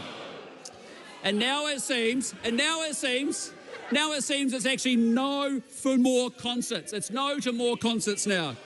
It's no to more customers. It's no to more people in bars and restaurants and in taxis. There's no to things that are creating a vibrant and growing economy. Every single one of them just not on board with it. So my real challenge to Chris Hipkins is, can you please reject your boss's view and back more concerts for Kiwis?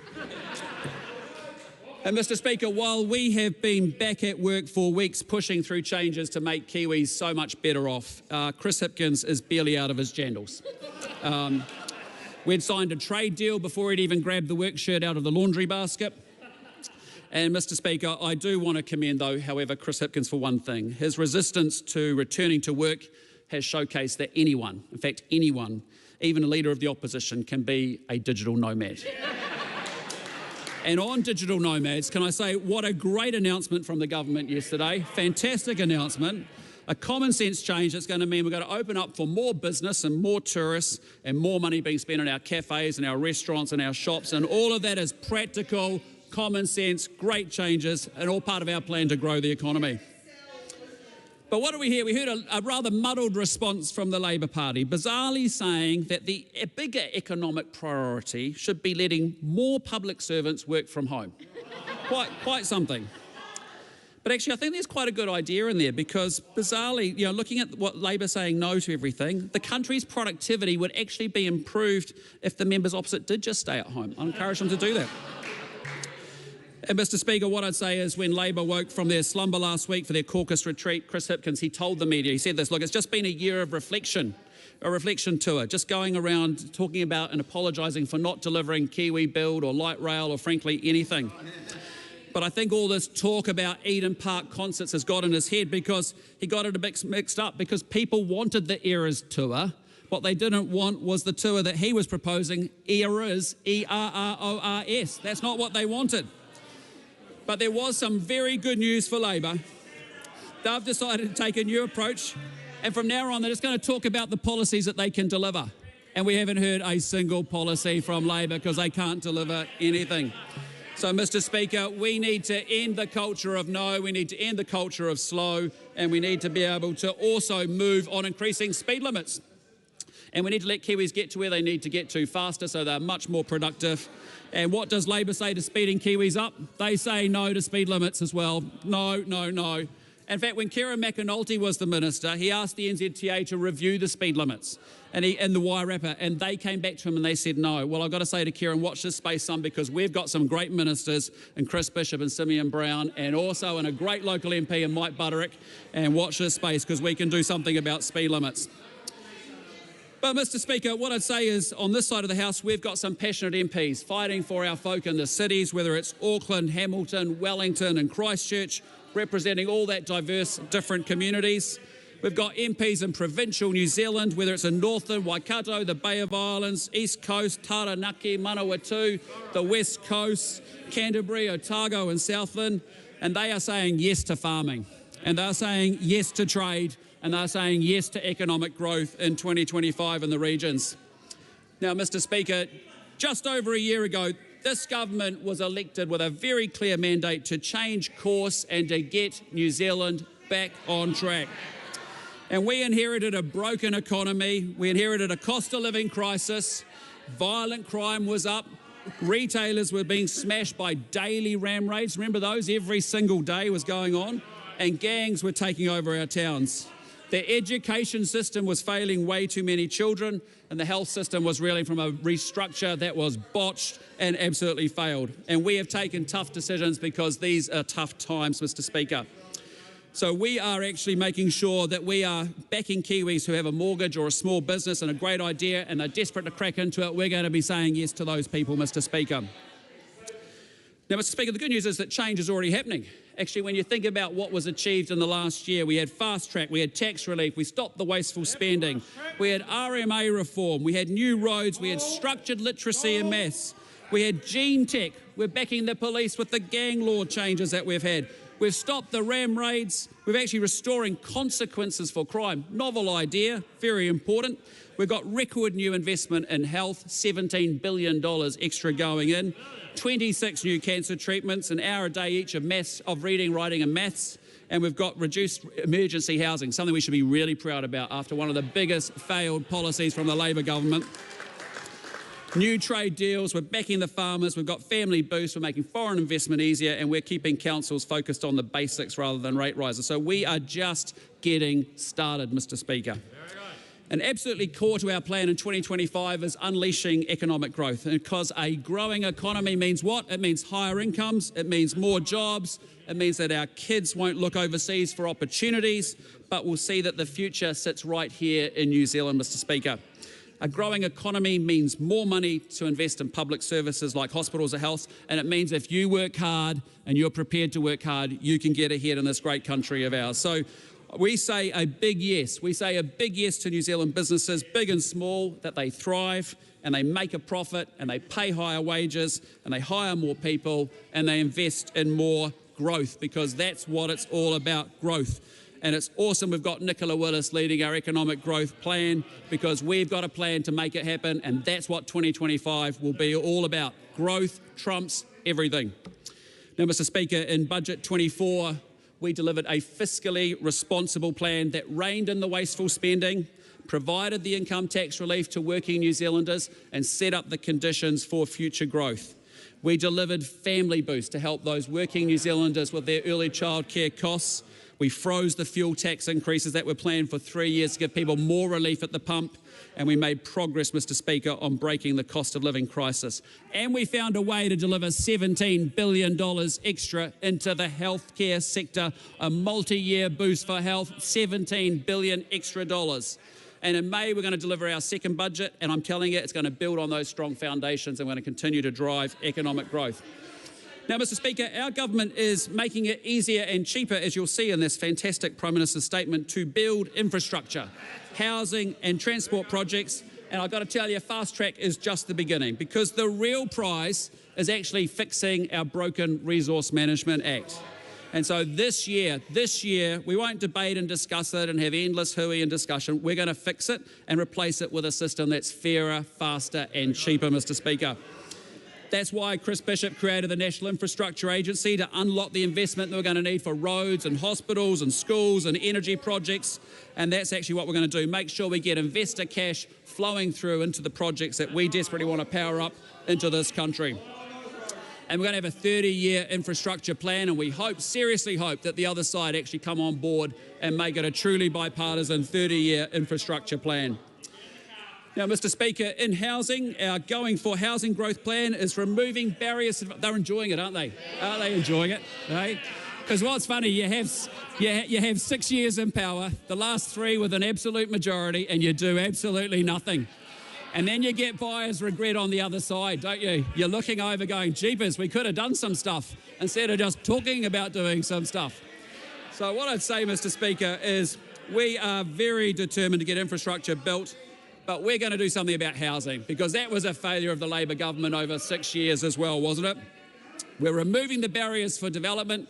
We're going to allow cities to expand. We're going to boost housing density, and we're going to cut the unnecessary red tape that exists. And councils are going to be required to plan for 30 years of growth, so we're not constantly playing catch up as was proposed by the other side.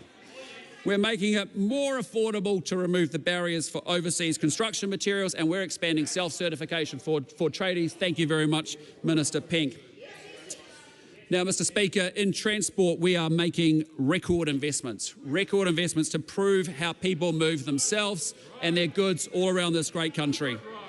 And over the next 3 years, we're investing $33 billion into our transport network, which includes 17 roads of national significance, right?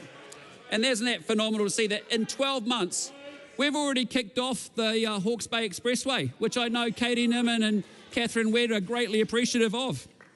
But, Mr. Speaker, farmers and rural communities, they are the backbones of our economy, and they were treated like villains under that last Labor government, absolute villains. Well, they are deeply, deeply valued by us in this government. We're easing the burdens by introducing practical rules for on-farm water storage, winter grazing and stock exclusion, halving the ETS charges for forest owners, pausing the freshwater farm plans, and we scrapped what? That very, very unfair ute tax. That is long, dim, distant memory, Mr. Speaker. So we're going to continue to proudly back our farmers and rural communities to earn the export dollars that actually power up New Zealand and enable us to make a difference as a result. But that means farmers need to receive RMA reform, because we want them spending more time milking cows than actually filling out forms and asking for permission from someone. We want them actually doing the farming, which is what they need to do, not 35% of their week tied up in filling out paperwork, Mr. Speaker. And we also know that tourism has a fantastic role to play. What a fantastic industry. Amazing industry, right? Only at 86% of pre-COVID levels, and we still get whittering from the other side saying, oh, we don't want to bring tourists into New Zealand. Yes, we do. We don't have the luxury to turn off growth after 3 years of recession that Labor created. And, Mr. Speaker, the second priority for us after rebuilding the economy and getting growth into the place and going for growth is actually restoring law and order. Because I tell you, Kiwis deserve to feel safe, and they're feeling safer within 12 months of this new government. Absolutely, they're feeling it. We've got 2 big targets. We want 20,000 fewer victims of violent crime, and we want youth offending cut by 15%, and we're making some good progress there.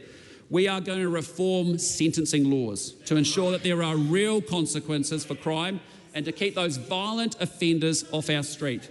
Because for too long, they've been allowed to do whatever they want. We are capping those sentencing discounts. We're going to cap them. We're going to tighten the rules on repeat offenders. And we're going to prioritise the victim's interests and reinstate 3 strikes, Mr. Speaker. So it is going to be more work to do to restore law and order in New Zealand. We're going to progress the Crimes Act amendments to increase penalties for criminals who attack first responders. Great idea. Fantastic idea. And a new law to address stalking, while reforms will be progressed to speed up jury trials and also to expand remote participation for faster access to justice. And, Mr. Speaker, didn't we do well taking it to gangs last year, and there's more to come? Because you can't have 1/4 of the population driving 20% of the violent crime in this country, and man, those gang laws and the police's response to it has been absolutely outstanding. And I bet you they wish deep down, I wish they thought they'd done something on law and order. Apparently they're going to be focused on law and order in the economy this year, but goodness knows, we'll see what happens. Now, Mr. Speaker, what I would just say is we also need to work on serious youth offending. and we've got to make sure that we actually, serious and persistent offending actually is dealt with, and it's actually got to be trending in the right direction, and we want to see 15% less serious young offenders. Now, Mr. Speaker, we've got a lot of work ahead of us with respect to health and education, because we actually have amazing doctors and nurses. They do an outstanding job. Just to give you a feel for it, in the last year, 700,000 first specialist appointments happened. There were 200,000 elective surgeries that took place, and today there's 50,000 Kiwis getting in to see their GP. So we have amazing people, but we need to do a much better job, and I know Simeon Brown knows that we need to do a better job too. So they get the care that they actually need. And that's why we put another $17 billion. Did I reference that? $17 billion into health, because this is the government that cares about the healthcare system and the people that work in it, and we're shifting the focus from the back office to the front line. And Mr. Speaker, what I'd also say is that we care about education because we want kids to get an outstanding start to life in New Zealand. That means they've got to get to school.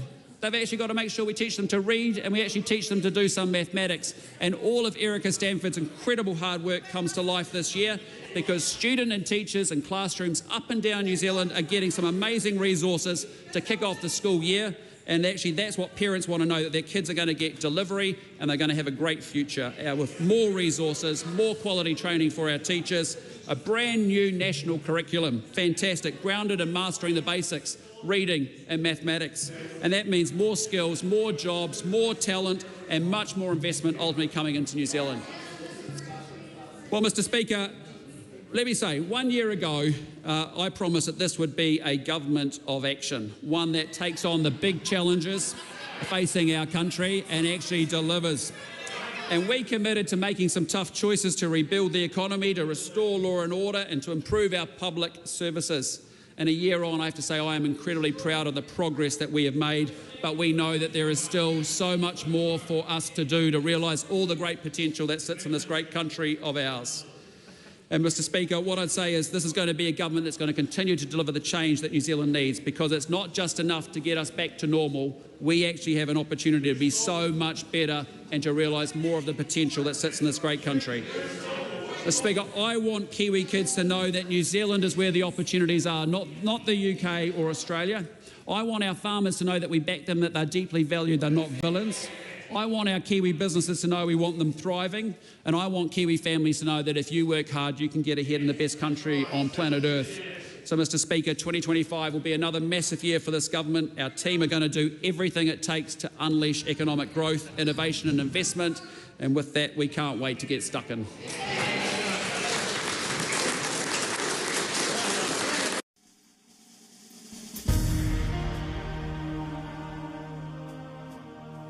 Live coverage from the House of Representatives will resume at 7:30 p.m.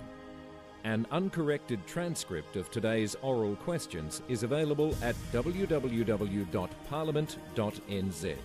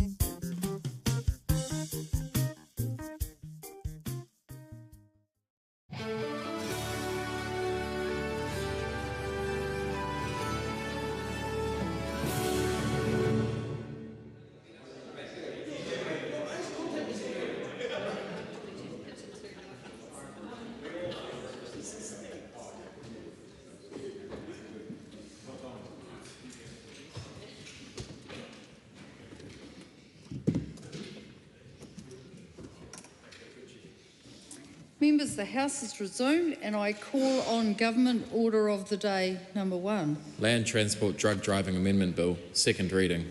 Honourable Chris Bishop. Madam Speaker, I present a legislative statement on the Land Transport Drug Driving Amendment Bill. I move that the Land Transport Drug Driving Amendment... Hang on, one step between that. That legislative statement is published under the authority of the House and can be found on the Parliament website. Honourable Chris Bishop. I move that the Land Transport Drug Driving Amendment Bill be now read a second time. First of all, Madam Speaker, this is my first speech as the newly appointed 3 days in Minister of Transport, and I want to start by acknowledging the work of my predecessor, the Honourable Simeon Brown, who's, I was going to say moved on to better things, but I'm not sure that's necessarily true, but he's moved on to a different portfolio, and I've picked up the mantle of the government's important work in transport and infrastructure. And I want to start by acknowledging him and the work that he and the team at MOT and police did on this piece of work. And I also want to acknowledge the Transport Infrastructure Select Committee, very ably chaired by Andy Foster, and sound contributions from across the House. And I want to thank everyone who made a submission on this bill. In particular, I want to thank Dr. Helen Poulsen from the Institute of Environmental Science and Research, ESR, for her invaluable expert advice on this very technical piece of legislation. Madam Speaker, I should say, alcohol and drugs, as I think most members will know, are the #1 contributing factor in fatal road crashes in New Zealand. In 2022, they were contributors to 200 fatal crashes on our roads. And despite this, police have no way to undertake saliva testing for drugs at the roadside, and only 26% of drivers think they are likely to be caught while driving under the influence of drugs. So just reflect on that. 75% of people think that they are unlikely to be caught while driving under the influence of drugs. Now, as members will know, this issue of saliva roadside oral fluid drug testing has a interesting history. I think I'm right in saying this is Parliament's third attempt at introducing roadside drug testing. The last legislation introduced by the previous government did not work, as there was no commercially available testing device that met the criteria. So we committed to solving this problem, and indeed that is what this bill does. So the amendments to the Land Transport Act are focused on creating a workable regime that reflects the capability of drug testing devices available. It enables oral fluid testing at the roadside to better detect and deter people driving after consuming impairing drugs. From 2019 to 2023, crashes involving drug drivers claimed the lives of 108 people each year on average. That is 30% of road deaths annually. And as I said before, only 26% of people think they are likely to be caught. So the detection and deterrence of drug driving, complementary to the successful alcohol breath testing regime, which I might note in passing, Madam Speaker, was controversial when first introduced. And it is actually instructive to go and read the Hansard back from the 1990s, when Parliament made the far-sighted decision to say too many people drink and drive, you need a deterrence and a detection system out there to make sure that fewer people do it and that those who do get caught and then get punished. And there's all sorts of debates about rights and testing and unreasonable search and seizure. And it actually is true to say that the Land Transport Amendment Act 1991, from memory, got a Section 7 report under the Bill of Rights Act, and Parliament went ahead and did it anyway because they thought it was the right thing to do. It was a bit controversial at the time, but it is impossible to envisage a New Zealand today in which there is no roadside breath testing. I mean, just imagine that. Yeah. It is impossible to imagine a situation where we didn't have roadside breath testing. It is now a completely normal and accepted part of everyday New Zealand society. And actually, this government has put more money into increasing the numbers of breath tests because there was a steep decline in previous years. So there were concerns at the Select Committee about the regime targeting recent drug use rather than impairment. Now, clearly impairment varies from person to person, and the relationship between drug concentrations and oral fluid and impairment is complex. Devices test for drug concentrations above a threshold that captures recent drug use. The regime uses recent use as a proxy for impairment.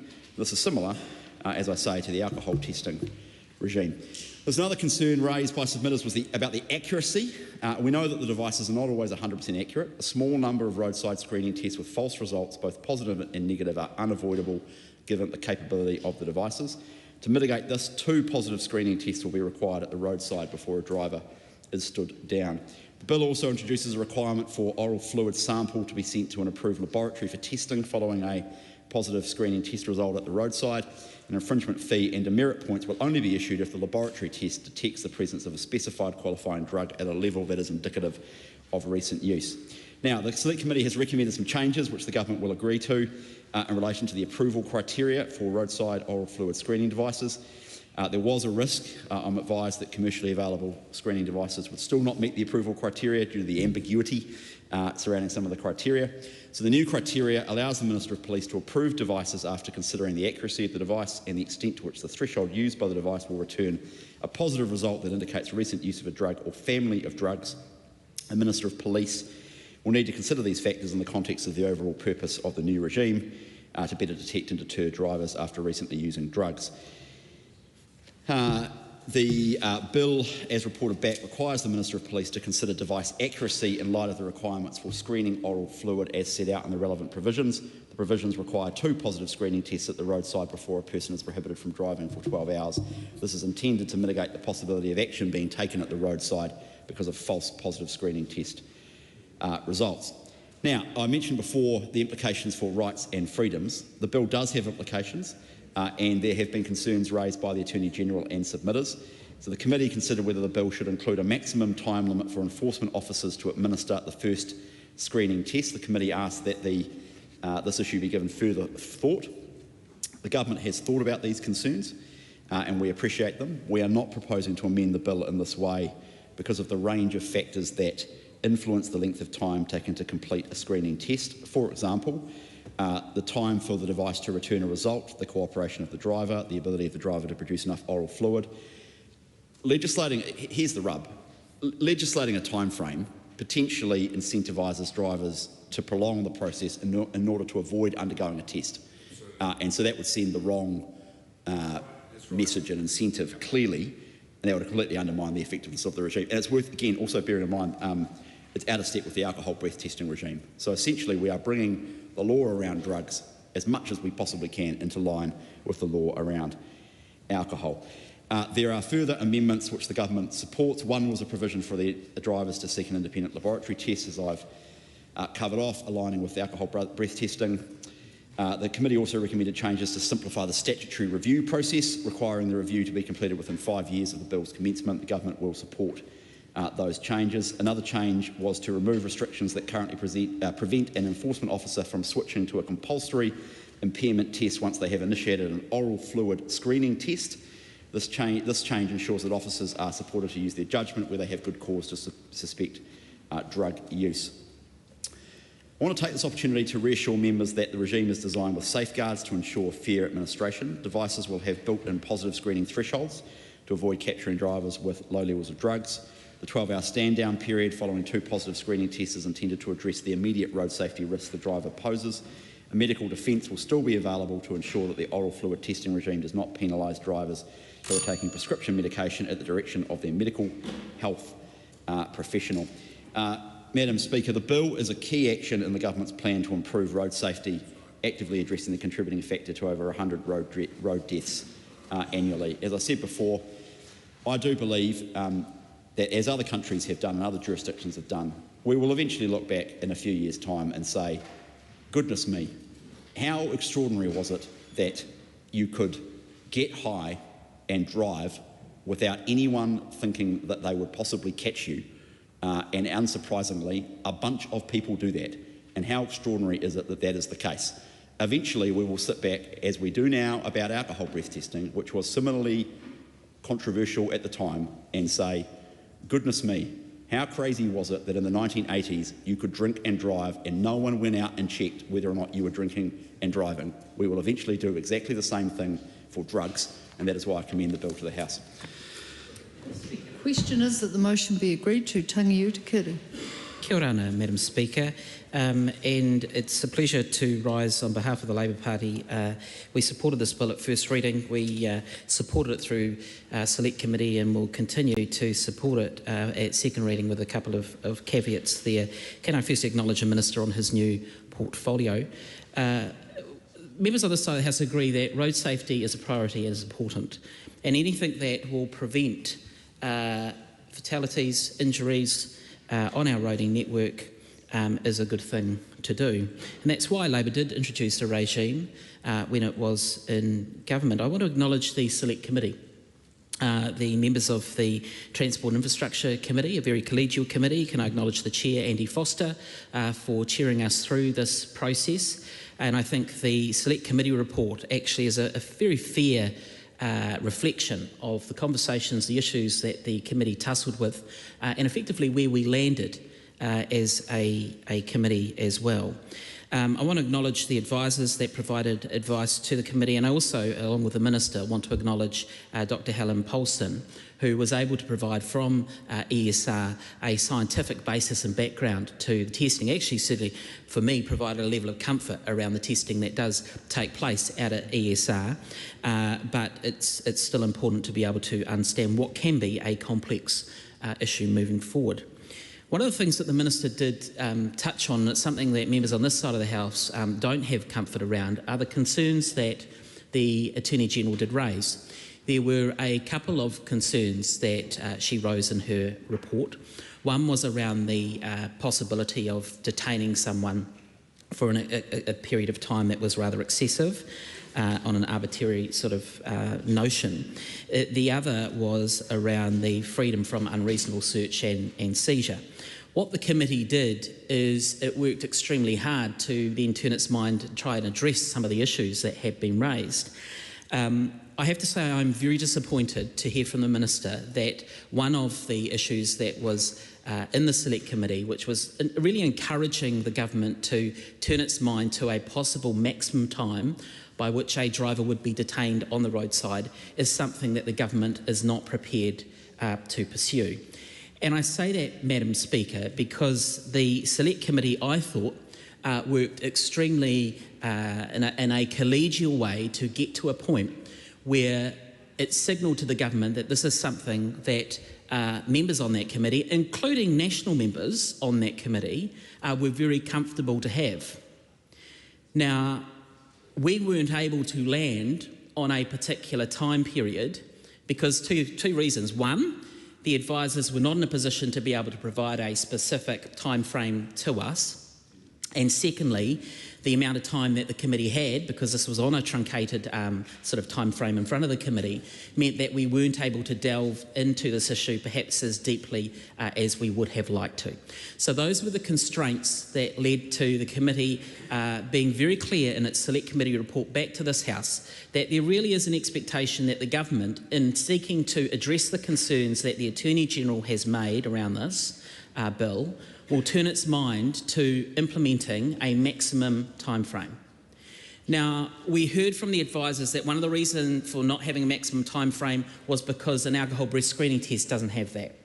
When we turn our mind to other jurisdictions like Australia, where, you know, in some situations a first screening test could be up to 10 minutes, in other circumstances a second oral fluid test could be up to 40 minutes, the view from members on this side of the House, and I thought of the committee at the time as well, was that there needed to be a fair understanding of what is a fair period of time that anyone who is driving here in New Zealand can expect to actually be stopped on the side of the road for the first oral fluid test. The second one is redundant, because if you get to the second one, then it means that your first test has effectively returned a positive. And so the limitations on freedom, in my view, and on members on this side of the House, are not as great if you've already sort of gone across that first hurdle. So I think that it's unfortunate to hear from the new Minister that the government are not going to take up that suggestion by the Select Committee, because I thought actually it was something that members from across the House were keen to see actually implemented as part of that. There is one time limitation in existing statute, and that relates to identity, where a police officer can effectively hold someone at the roadside for up to 15 minutes before either having to release them or letting them go, or basically charging them or arresting them, and that's for failing to being able to establish the identity of a driver. Now, even the Attorney-General, the Honourable Judith Collins, in her report on this bill indicated that anything above 15 minutes basically called into question this issue of the inability to detain, well, not inability, but what is an unreasonable period of time to detain someone. So I do hope that the government do see a way through this, and when we come to committee stage that they may change their mind to reflect the views that the Select Committee listened to and what it was that we were able to hear as well, because that certainly was an expectation from members to respond to the concerns that were raised by the Attorney-General. One of the other things that came up through the Select Committee was, and I do hope that this is not the case, is that procurement wishing to drive what the provisions are in the legislation. I would hope that that is not what this newfound position of the government is on that particular matter. It's really important that when this piece of legislation goes through the process, that we consider what needs to be in it, what needs to be out of it, and that is what drives procurement. I don't think it's appropriate, Madam Speaker, to have a situation where the decisions as to what is going to be in the bill or in the legislation or what is not is going to be driven by an ability to basically procure devices or otherwise, and that was made very clear through the Select Committee process. So at this stage we, I guess, tentatively look to support it, but we will reserve through the committee the whole stage, given the surprise position that the government have just sprung on the House in terms of not wishing to support the proposals that were outlined. I do hope that they reflect on that, and perhaps we can have a different outcome to make it more workable, more fair, and get some consensus across the House on what is a pretty important issue. Honourable Julianne Genter. Tēnā koe, Madam Speaker, and tēnā koutou te whare. I'll start by congratulating the new Minister on his role as Minister of Transport. Very exciting. Secondly, I want to acknowledge the hard work of the excellent Transport and Infrastructure Committee on this bill, and I do find that is an incredibly collegial and constructive committee. And I wouldn't have said that about all the committees I've sat on in my time in this House, now 13 years. I do have some history with this bill, having been Associate Minister of Transport responsible for road safety at the time that we first started looking into the possibility of doing this. Last term, we nonetheless opposed that bill finally after this submissions at Select Committee, and this bill amends that legislation. Now, one of the goals, I think, in addressing this, there's no question that cars are very dangerous. They're extremely dangerous machines. In fact, it's really interesting. I was looking at this infographic, which is quite astounding to me, the world's deadliest animals.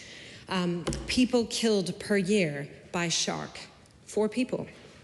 By wolf, 10 people. 1,000 people killed by crocodiles. 475,000 killed by humans, intentionally. 725,000 killed by mosquitoes. So we compare that to sharks, which I know a lot of people are afraid of. 720, so mosquitoes would be the world's deadliest animal, except that nearly twice as many people are killed by car drivers or in car crashes. So oftentimes I think it's normal that humans, we didn't evolve with cars, so we're much more worried about sharks and wolves and possibly being murdered, but people are far more, much more likely to die in a car crash, unfortunately. And I can understand that road safety was a huge priority for me, always has been, and was when I was the minister and developed the evidence-based road safety strategy and action plan, which was trying to address the biggest factors, because the reality is that most car crashes are not done on purpose. Most people are not killed on purpose in car crashes, the vast majority. However, people do make mistakes. And that's one of the reasons the alcohol testing regime is so important, because people are far more likely to make mistakes when they're under the influence of alcohol. There is no question. And they are more likely to make mistakes if they're impaired because of some sort of substance, be that a drug, that is regulated under the Misuse of Drugs Act and is technically illegal, or whether it is a medicine that's been prescribed by a health practitioner. There are a whole range of substances that can impair people's ability while they're driving, and it's an incredibly important responsibility that if people are using a motor vehicle, that they're in the best possible state.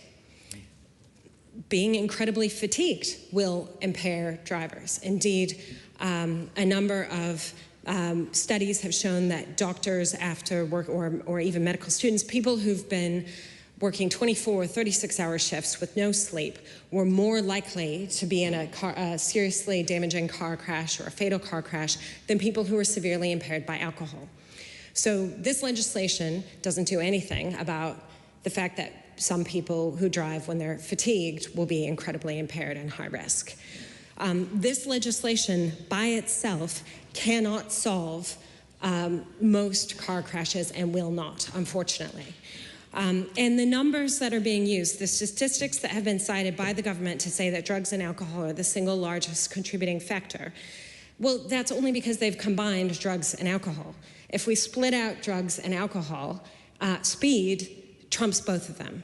So driving at a speed that is inappropriate for the conditions is more likely to influence or is responsible for more fatal crashes in New Zealand than drugs separately or alcohol separately. Unfortunately, the biggest problem, I think, with the legislation and with this approach is that unlike with alcohol, for most of these substances, presence of the substance in the blood or in saliva cannot be sufficiently correlated to impairment. And we do need a lot more research and work done on that, because it is important that there is some deterrent factor that people don't believe they can use an impairing substance and then drive. It is really, really important that we do something about that. However, at the Select Committee, we heard from a number of submitters. The majority of submissions were opposed to the bill as it was introduced, and that was primarily due to this problem of the difficulty of reliably establishing impairment from either oral fluid or blood tests. So I'll quote the Law Society, which recommended that the bill not proceed, quoted the Independent Expert Panel on Drug Driving in its submission. The use of oral fluid as a determining feature for immediate sanction raises significant issues. The Independent Expert Panel on Drug Driving has documented a number of the issues, including the unreliability of drug concentration found in oral mucosa as related to the blood concentration, the pharmacodynamics which significantly alter the amount of drug concentration in oral mucosa, and the link between impairment and blood drug concentration being much more widely known and studied than the oral drug concentration. So, and then we heard the same, from the Royal Australasian College of Physicians. Like, it's just not plausible, and I know it's easy to come in here and say this, but it's not plausible to say the reason for this legislation is because we're really concerned about road safety, and then completely ignore all the experts on every other aspect of road safety. The chief trauma surgeon and the New Zealand Medical Journal wrote extremely concerned, and a whole range of experts have criticized the last minister's policy on speed management as being completely not evidence-based and going to result in more people dying and being seriously injured. So I would accept that argument that people are really concerned about road safety if they were taking an evidence-based approach. And I can understand why many of the members in this House will support this legislation, because they do believe that doing something is better than doing nothing. However, the position of the Green Party is do least harm first. And based on the submissions, based on the expert evidence, based on the fact that we simply cannot establish impairment from the presence of the vast majority of these substances, we cannot support this legislation as it is proposed at second reading, and so we will not. And I just think, the most important thing is recognizing that, yes, there is a problem. The question is the proposed solution actually going to address that problem? And at the very least, I do hope that the government will carry on with monitoring and evaluation, because while it is true that there are other jurisdictions that use oral drug testing to screen for illicit drug use and sometimes for pharmaceutical impairing drugs, there is no comprehensive evidence that suggests that that has meaningfully reduced impaired driving in those countries, or that there's been a significant reduction in the number of people being harmed on the roads as a result of those regimes. If there were such evidence, I think it would be a lot easier for the Green Party to support this bill. And the most serious potential problem, I think, was raised in the New Zealand Drug Foundation submission on the bill, which I highly recommend people look at. And they do propose an enhanced model of impairment testing that would actually pick up impairment and not just presence. But there has been a recent study in Australia which demonstrated that when they tested for impairment of people using medicinal cannabis, that those people were not impaired, and yet they still had blood concentration levels that would have received an infringement or possibly even a criminal penalty of THC. So the big issue here is that THC is not like alcohol. And another big issue is there's a whole lot of different substances that are added together to talk about the drugs that are proven to influence fatal crashes in New Zealand. And not all of those drugs, in fact, the vast majority of them won't be screened for. Some of them can't be screened for with these oral fluid testing devices. So there'll really only be 1 or 2, maybe 3 substances tested for, and one that's definitely likely to be on that list is THC. People are using medicinal cannabis, and without having any ability to tell whether those people are actually impaired or not, because blood level and saliva level doesn't correlate to impairment in the same way that alcohol does. And that's why the Green Party will not be supporting this bill. Thank you. Cameron Luxton. Madam Speaker, firstly I'd like to thank the new Minister for Transport for his introduction to this bill. It was a little surprising, some of the stuff we heard. I also echo the previous committee members who have spoken to thank Dr. Helen Pelosi at ESR for the sound advice she's given us, the tour of the facility during the select committee process, on a select committee which I also believe is an extremely collegial and helpful place to be discussing these issues, ably chaired by Andy Foster, but the entire committee I think works in quite a good way. The committee went out to ESR and I think that trip settled a lot of issues people had about privacy. One of the issues that I was concerned about initially was the use of samples for other things beyond driving, like some kind of Misuse of Drugs Act offence, but we've been assured that is not the case with this bill, and that won't be a part of it. The thresholds, Madam Speaker, the thresholds were designed, we heard in committee, to be a proxy for impairment, as the previous speaker, member has just alluded to. It's not an easy thing to judge impairment as a proxy with saliva levels, because as the research is being conducted now to come up with these levels, there needed to be a bit more leeway given to getting devices that can actually measure these things. I do have to say I was rather disappointed in committee to have the advice from the officials that we can't give you decent options around time that it will take to do these tests because we don't have procurement, and procurement's going to have to follow the law. I was deeply uncomfortable with that. I think that we should be expecting better in committee. That said, I should outright say that ACT will be supporting this second reading in case there is any doubt, but there are some issues in there that we need to be clear about. I do feel that given the advice that we received in committee, we can be confident that there is a good correlation as a proxy between saliva and blood levels and impairment, although not perfect, and that is being developed. So I would like to see that progress a bit further as the Minister in charge approves these devices. We also heard, Madam Speaker, in committee about the operationalisation of the drug testing regime, and the word random was used. Random being used to say, when you hear the word random, you think it would just be picking up any old driver who's cruising down state highway in New Zealand. But actually, the police said that they're going to be operating that testing in not exactly a random way. It will be systematic and about proportionate risk to areas, times of day, and events that are occurring in that area. So I think it's important that people, when they hear that this will be applied in a random way, understand that it's not random in the dictionary definition sense. It is actually going to have a more strategic approach given to the way that's dealt to. The Attorney General, Madam Speaker, also raised issues with a Section 7 report, as she is required in some ways to do when these sort of issues arise. And there were some issues that actors are somewhat uncomfortable with and do want to see fleshed out a bit with the Minister at Committee of the Whole. Those include the right to be secure against unreasonable search and seizure and the right not to be arbitrarily detained. The first one about the unreasonable search and seizure is about, if you're going to someone based on a random screening test, that should have quite a high bar before you go and look at taking a sample of someone's blood or saliva in this case. I think that this is an issue, this being drugged driving and the danger that imposes on New Zealanders and their families, that to my judgment warrants a regime for drugged driving testing.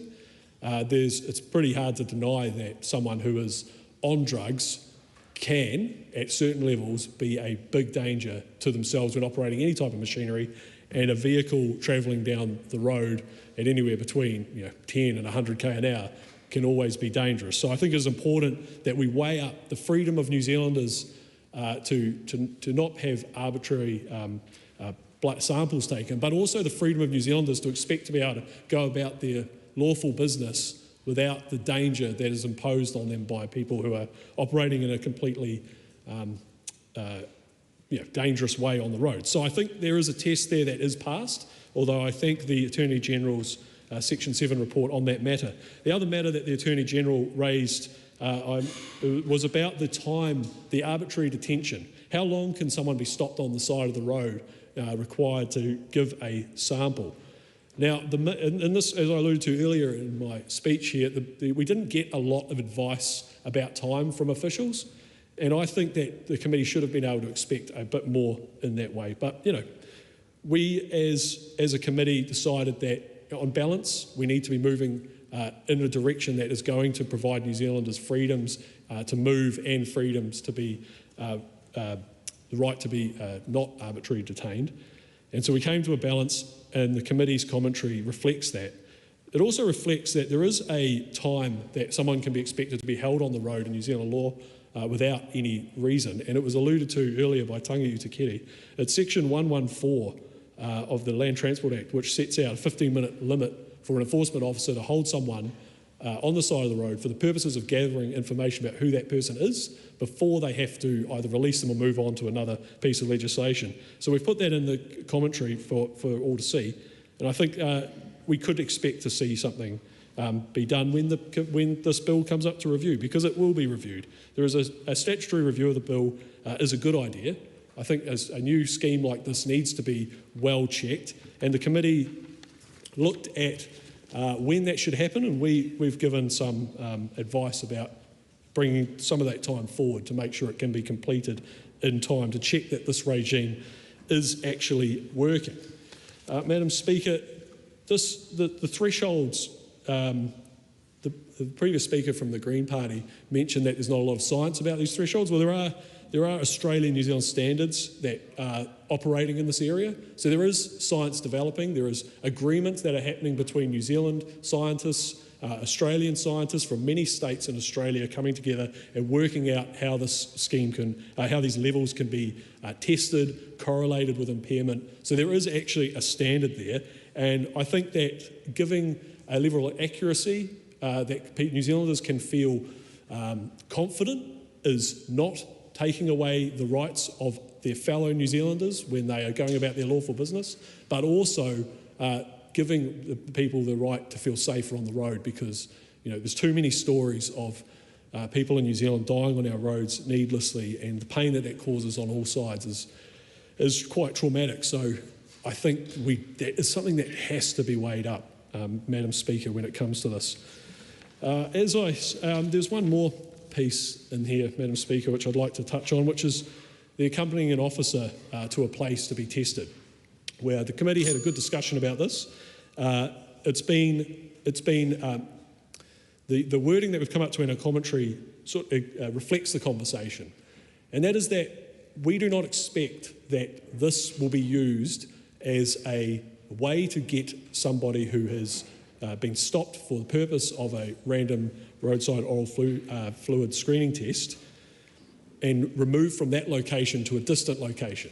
It's fair enough if the police stop someone and say, look, this is not a safe place to perform this test, accompany me over to the berm here or off the road into somewhere that's a bit more safer. That is a fair enough thing, but the wording I felt was a little bit, and I'm no lawyer, and this house is full of very capable lawyers, but the wording to me seemed a bit too loose, as in you could say, look, I suspect you of drugged driving as an officer, and I'd like you to accompany me to the station where we have a machine which has been procured, which is not transportable. I just don't think that's something that New Zealanders would expect. And we were given advice in committee that that's not what would happen. It would be used for the safety of the person being checked and the officer involved, not for a process of removing that individual off to a distant location. And I just wanted to make sure that was on the record, Madam Speaker. Madam Speaker, all of this said, I think this is something that time has come. There does need to be a way for New Zealanders to be confident that 74% of New Zealanders don't feel they can get away with drugged driving on New Zealand roads. That is a thing that a state that's looking after its citizens should be concerned about. And I think this bill is weighing these up. There's more to be done, but I look forward to having the conversation at Committee of the Whole. Thank you, Madam Speaker. Andy Foster. Speaker, thank you. It's a pleasure to rise to support and to speak to this bill, which is an important step forward for road safety for all New Zealanders. It's also nice to be able to stand and also acknowledge the speeches that have gone before from my Select Committee colleagues, and thank you for your collegial both speeches but also the collegial work that we've done not only on this bill but on other pieces of legislation and other pieces of work. Madam Speaker, I wanted to start off with a few thanks. And first of all, I just wanted to thank our wonderful officials from the Office of the Clerk, Jonathan Harris, Femke Yaga, Louis Munt and Chris Cunningham, who give us fantastic support all the way through. I wanted to also thank the Ministry of Transport officials and the police who helped us immensely with a lot of very, very good advice. And also, as you've heard, Dr. Helen Paulson, who we called in the ESR, the Environmental Science and Research, to provide that expert advice which we absolutely needed to support our work. I wanted also, Madam Speaker, to thank the submitters. Some argued for the bill, some argued against it, some raised concerns, and we tried to work our way carefully through that. I particularly also, at this point in time, want to thank two of our committee members, Tom Rutherford and Grant McCullum, who, as a result of a reshuffle, we're going to lose to the committee. But I want to thank you for your work both on this, but also right the way through the last, year and a bit. So thank you very much.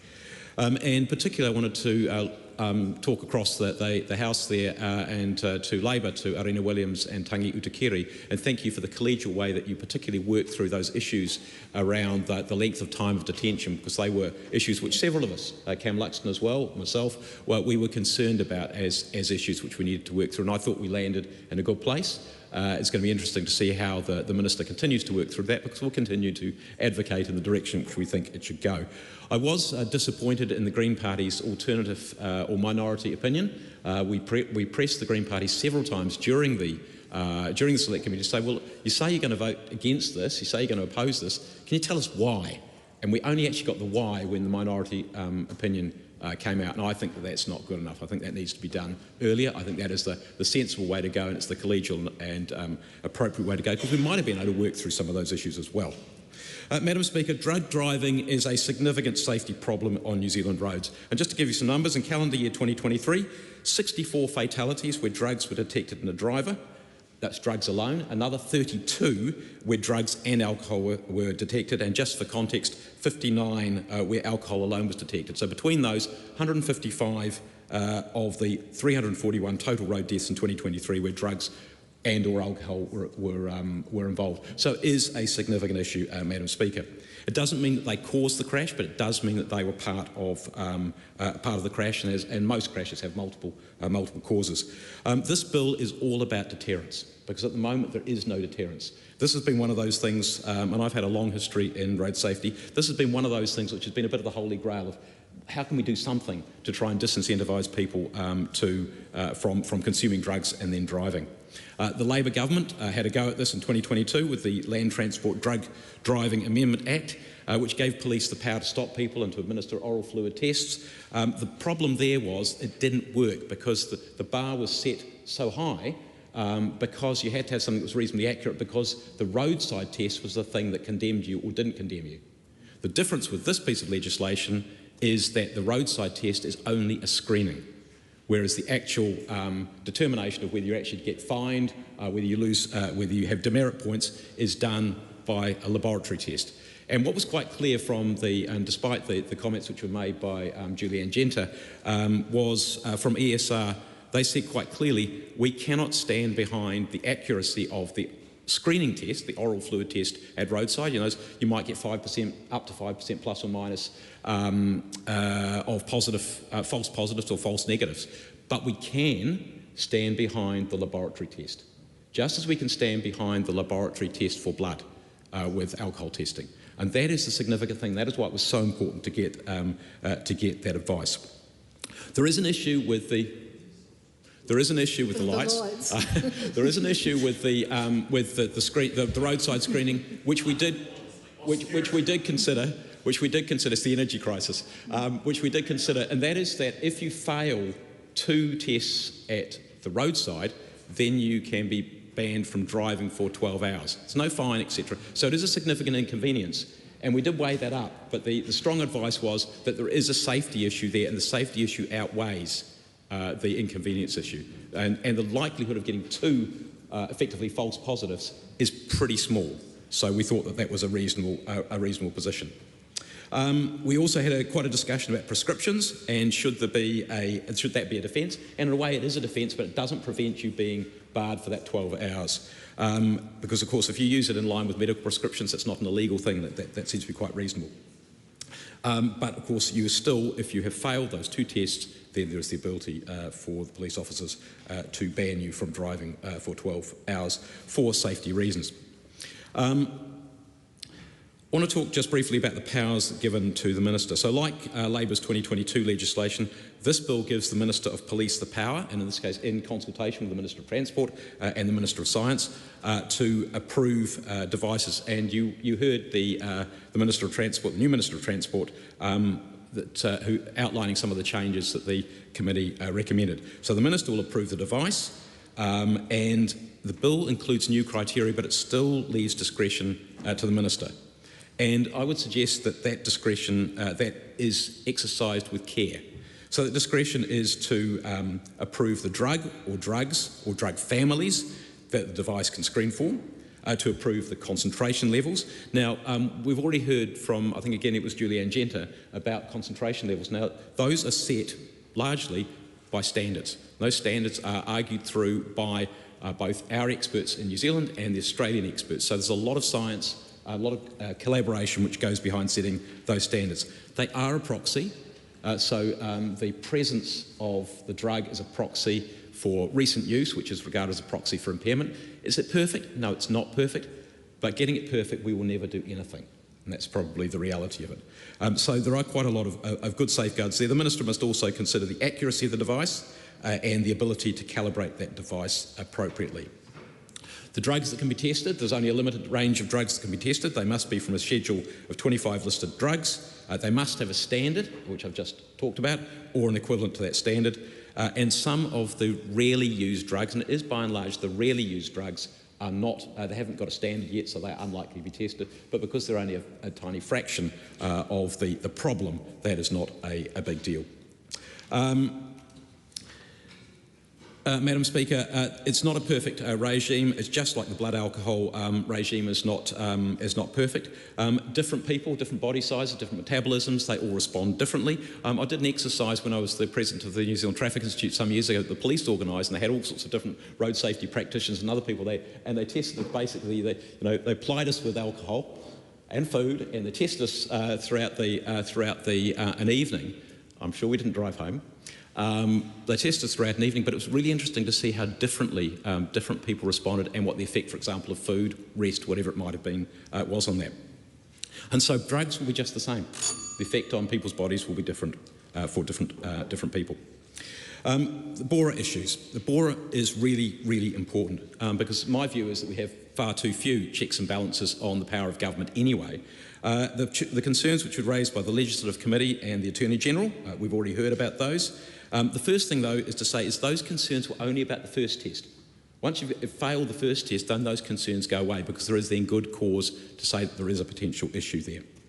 But the Attorney-General raised issues about the inconsistency with search and seizure, the inconsistency with detention. And it's very, very clear that the issue of randomness is a problem to the Attorney-General. And if I might give two quotes there, what she said is, the more invasive the procedure, the greater the expectation of privacy. And so this is a more invasive procedure than blood testing is, because you're giving saliva and you're also being detained for longer because it's just a longer process. The intrusion on an individual's privacy that arises from the taking of a bodily sample for the first, and I stress the first, oral fluid screening test appears disproportionate where there is no basis, and this is the important, no basis to suspect the individual is driving under the influence of an impairing drug. So this whole thing of randomness is a really, really important thing. And the reality is, and I think Cam Luxton pointed that out very well, the police are not likely to do this randomly. They're not going to drive along, go say, well, that white car, we're going to pull that white car over for no reason whatsoever. They're going to take account of the location, the situation, is there an event going on, whatever it might be. They might be in a situation where they've already tested the person for blood, and they say, well, maybe we might want to test them also, for alcohol. Maybe we might also want to test them for drugs because we are seeing an issue there. And so there is the opportunity to do that. Madam Speaker, I'm going to run out of time here, but I do want to say thank you again to all the people who've contributed to this, and I commend this bill to the House. The next call is a split call. I call Maria Mino Kapakingi. Tēnā koe, e te pika, tēnā tātou e te whare. I'm not sure what to make of the fact that my very first speech this year is on the matter of drug driving, but here we are. In fact, can I just say, we discussed this just this morning at our caucus, the importance or the priority we give to kaupapa that come to this House, namely in the form of bills. And therefore, which of these bills impacts on whānau and mokopuna and tupuna, and how will we address them and prioritise them? You heard this morning that Dame Tariana Tari spoke on all kaupapa, that she could wherever and whenever she could, whether that be in this House or in the corridors or in select committees. So here it is. Firstly, mihi to the new minister, Chris, he's not here, but just to say, and I didn't mean that as a thing, other than to say that the fact that I'm leaving the committee has got nothing to do with the fact that there is a new minister. I know. Anyway, Andy, that's out there now. But also to acknowledge Andy and my colleagues, I think that's the right description, but to say that it has been a very, apart from my first year in the House, just the first year in this particular committee, and the determination and all the work that was provided, not only on this take, Madam Speaker, but all the issues that came to transport and infrastructure. So, Andy, kanui te mihi kia koe. Not an easy thing to corral such an exciting group of people.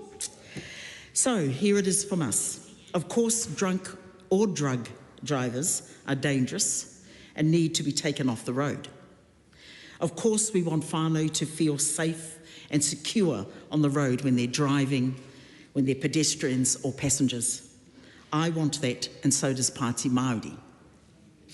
I don't quite have the same confidence, Andy, you were just expressing around police won't do just a random thing, and I'm not being mean about police, certainly not after this morning's first speeches, Madam Speaker, and certainly some of my own and Penny's relations who are part of that police force.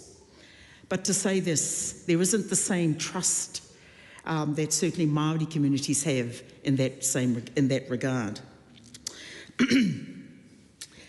I come to the negative implications of this bill and where that harm often falls. Last year, you would have heard the exciting speech provided by Tākuta Ferris, not the one that you're thinking about right now, but anyway. He stood and spoke to the implications that this bill will have on rangatahi Māori, and particularly its impact on our young Māori men. He stated that the Human Rights Commission in 2019 identified that when it comes to low-level convictions, Māori are overrepresented. When it comes to criminal convictions for possession of cannabis, Māori are overrepresented. And when it comes to our prison populations, Māori again are overrepresented. In the context of drug driving offences, the impact that this bill will have on our communities will be devastating. Additionally, this bill is hypocritical to the fact that drug abuse and addictions are treated as a health issue in this country. Yet here we have a bill that criminalises these very things. To the House I ask, which is it? A health issue that deserves care or a crime that deserves punishment? Party Māori knows exactly who suffers and who benefits depending on the answer in which a minister or an MP may choose to give. Everyone in this room knows that driving infringements are a gateway to the criminal justice system for our young Māori men, and that this bill will only accelerate the rate which our tāne Māori are incarcerated. When we know that despite being 20% of the population, Māori are now among the most incarcerated people on the planet, then the debate is always and will always be about the impact that the actions of government have upon Māori people. We, Te Pāti Māori, reject my working relationships, despite my working relationships with the Select Committee, which I hope I continue to have. We reject this bill that it will only contribute to already existing pipeline into prison for our rangatahi Māori. And we only seek to further marginalise our people and exacerbate discrimination and inherently racist system. Tēnā koe te pika, tēnā tātou te whare.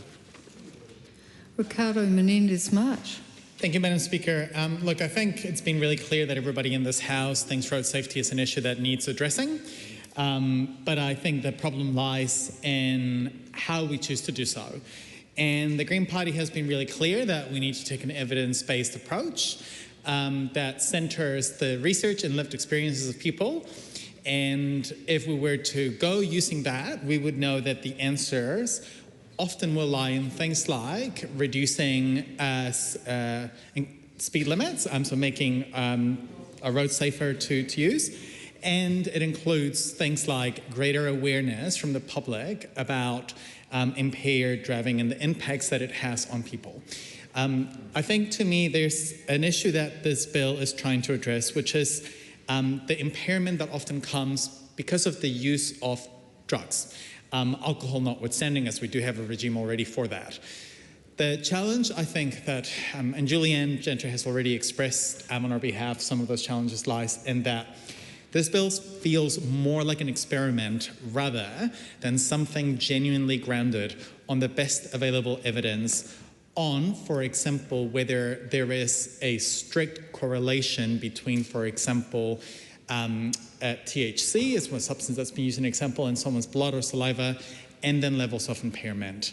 That correlation does exist in other substances such as alcohol, which is why the regime that we have had has proven more effective in terms of addressing issues that come from impairment due to substance use.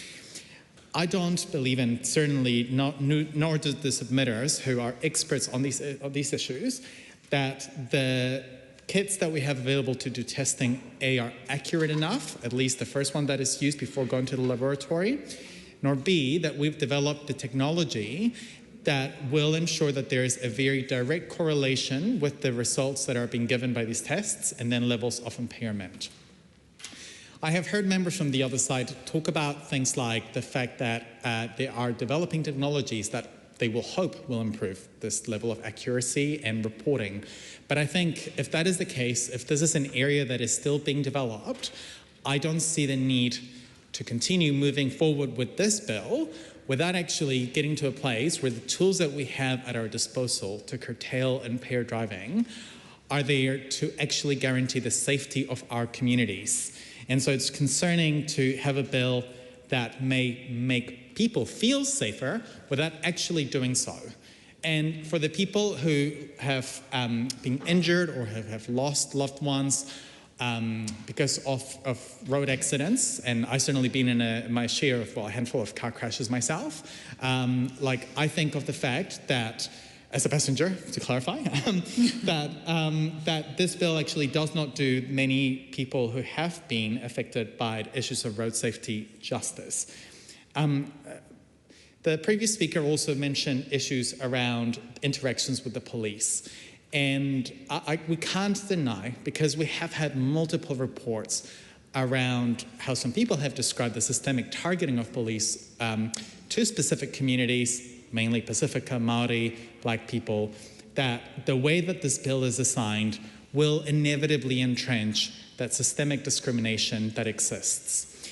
And this, in some ways, actually is counterproductive to a public health approach to substance use, because actually if what we want to create are communities that are aware of the dangers of driving while impaired, and then we create fear amongst our communities on how they will be targeted, we will actually end up having the worst of both worlds. A regime that does not follow best available evidence, nor communities that feel empowered to have genuine conversations with the peers around the dangers of driving while impaired.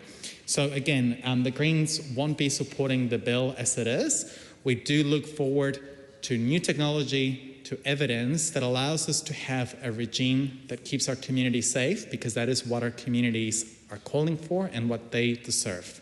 So with that, I will end my contribution, and I look forward to finally having a debate on both road safety and drug use that is centred on evidence. Grant McCullum. Thank you, Madam Speaker. Thank you, Madam Speaker. I would just like to, before I enter into this very, very important debate, quickly acknowledge the people of Mangawhai and what's been going on there. I've spent the last 2 days being there, and it's been pretty tough. Acknowledge people that have had their homes devastated, and I'm thinking of them. I'm sure the House is too, and wish them all the best. Right, so I'd like to begin thanking the chair of this committee and the other members of the committee. It has been a very collegial committee, and it's rather ironic on this day as I rise to speak on this bill. It'll be the last day I rise as a member of the Transport and Infrastructure Select Committee, as I've now moved on to another committee. But I'd like to thank the other people for working for it. It has been a very constructive discussion and debate within the committee. I think it's important to also acknowledge and thank all the officials, in particular Dr. Helen Paulson, we had a fascinating day out at ESR, seeing how the processes and watching how that process worked, and it gave us all a level of confidence in the professionalism of the saliva testing process. The question, I think we've got to remind ourselves, why are we doing this? What is the why? Well, the why is very simple. It's about road safety. It's about so people have increased, lessen the chances of people getting hurt and killed on our roads. That is the reason. And we've heard the stats about the correlation with drug and alcohol and drug and drug driving. I think there's a classic example, and it's not just, we all immediately think about marijuana or pee when we talk about these issues. Recently in Australia, there was a horrific bus crash. A group of people going to a wedding, I think it was from memory. 10 people were killed. The driver was over the limit on tramadol, addicted to tramadol. And I think that is a timely reminder of why this sort of legislation is so important.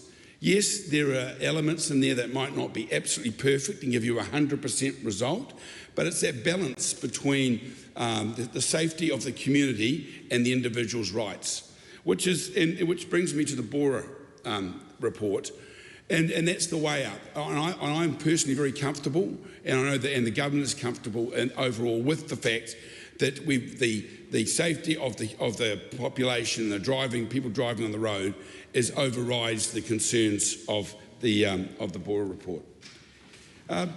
The other thing that's come up was there were two main other contentious issues on the committee. One of them was about impairment. It was quite timely, actually. A person known to many of us, the Honourable Dr Nick Smith, submitted on the bill.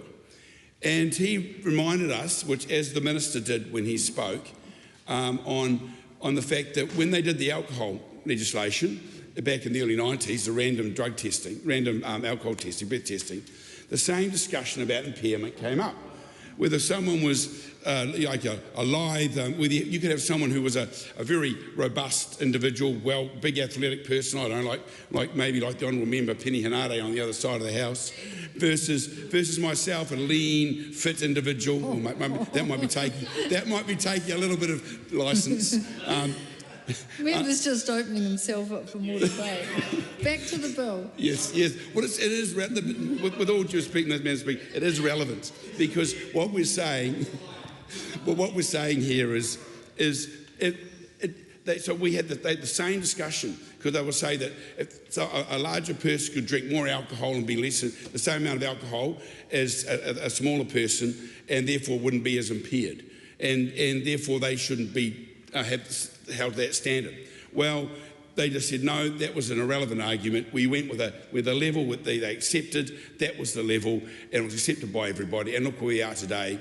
Generally, we accept and we accept the fact that we have levels that the public recognise that if you're above that level, then you're deemed to be unsafe to drive, and that we've moved well on from that debate, Madam Speaker. And the other issue was around the whole randomness. Was the randomness and the time limit side of it. First of all, the time limit. There was quite a discussion about this because people were worried that the police were going to hold people on the roadsides for a long, long, long period of time. Well, what that would, and actually, when you think about that, that's that's not actually what happens. The police don't want to hold people for a lengthy period of time. Their job is to process people as quickly as possible on the side of the road. If they get someone who they feel needs to be tested, if you have a time limit, then that would then could potentially be someone gaming the system. That is not what we want, Madam Speaker. Look, I think most of the issues have been well and truly canvassed here. I'd like to thank everybody involved in this, and I certainly commend this bill to the House. Aotearoa Williams. Thank you. I'll take a minute at the beginning of my speech to lay out some of the concerns that the Labour Party still has with this legislation, because this is a number of changes which will be litigated. They will be argued in courtrooms around the country, and they will be argued on the roadside with police officers. So it's important to get those concerns up front as we move forward with this in our statute books.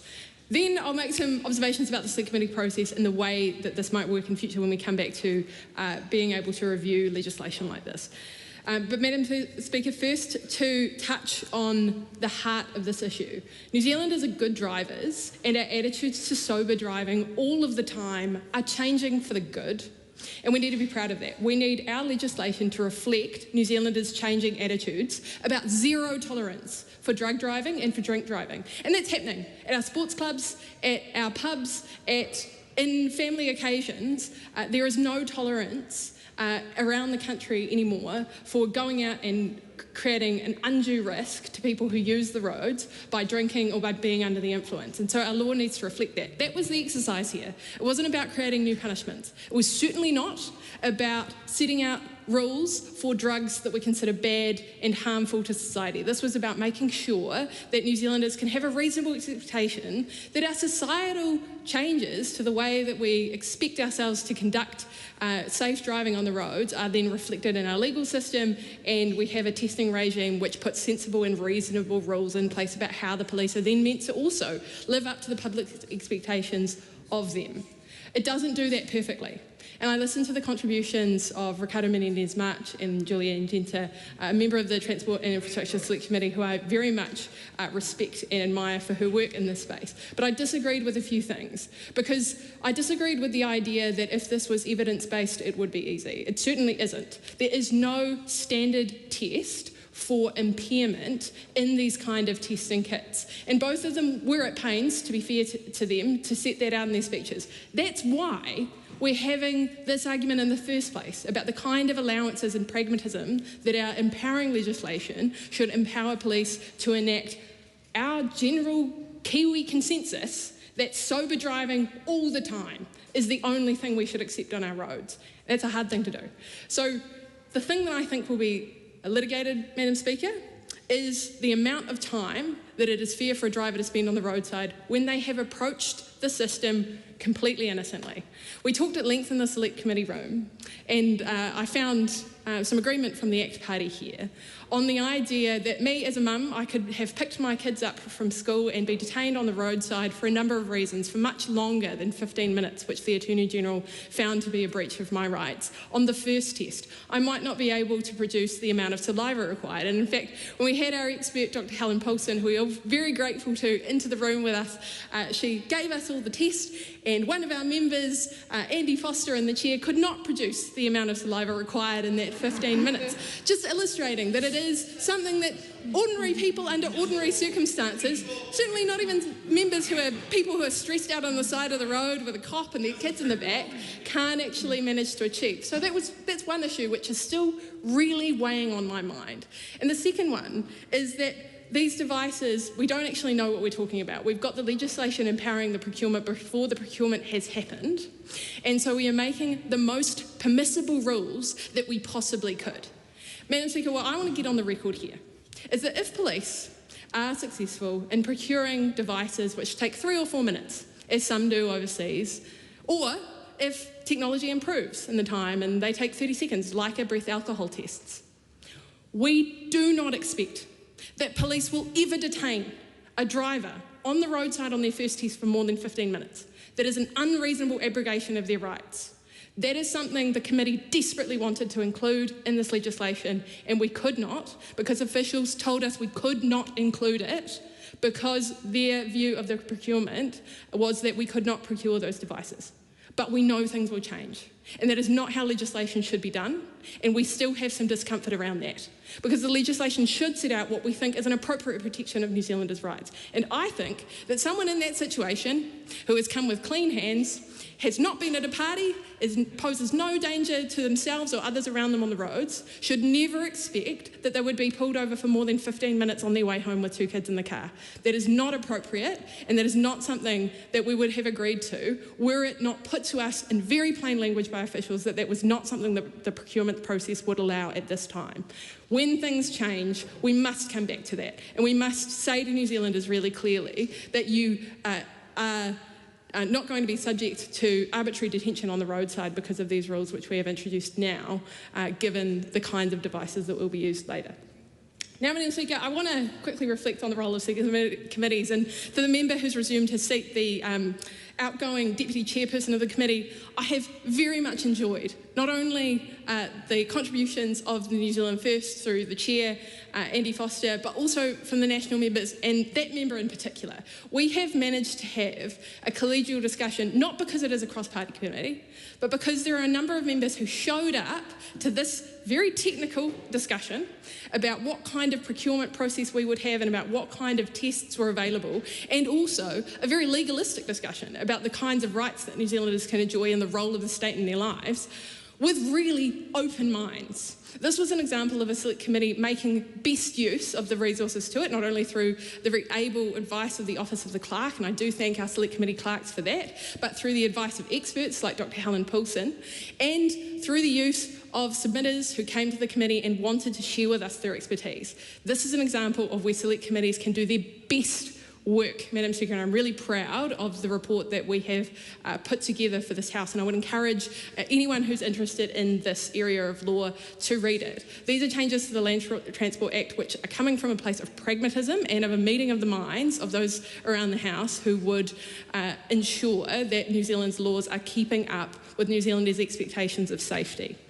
The last thing I want to say, Madam Chair, is that there is a lot of room for improvement in the procurement processes that we can expect from the public service in this. A number of states in Australia are now reviewing the kinds of testing that they are using because people are raising issues, and there is delay in the court systems around the kind of evidence required and the kind of systems that allow police to present the evidence used by the testing kits.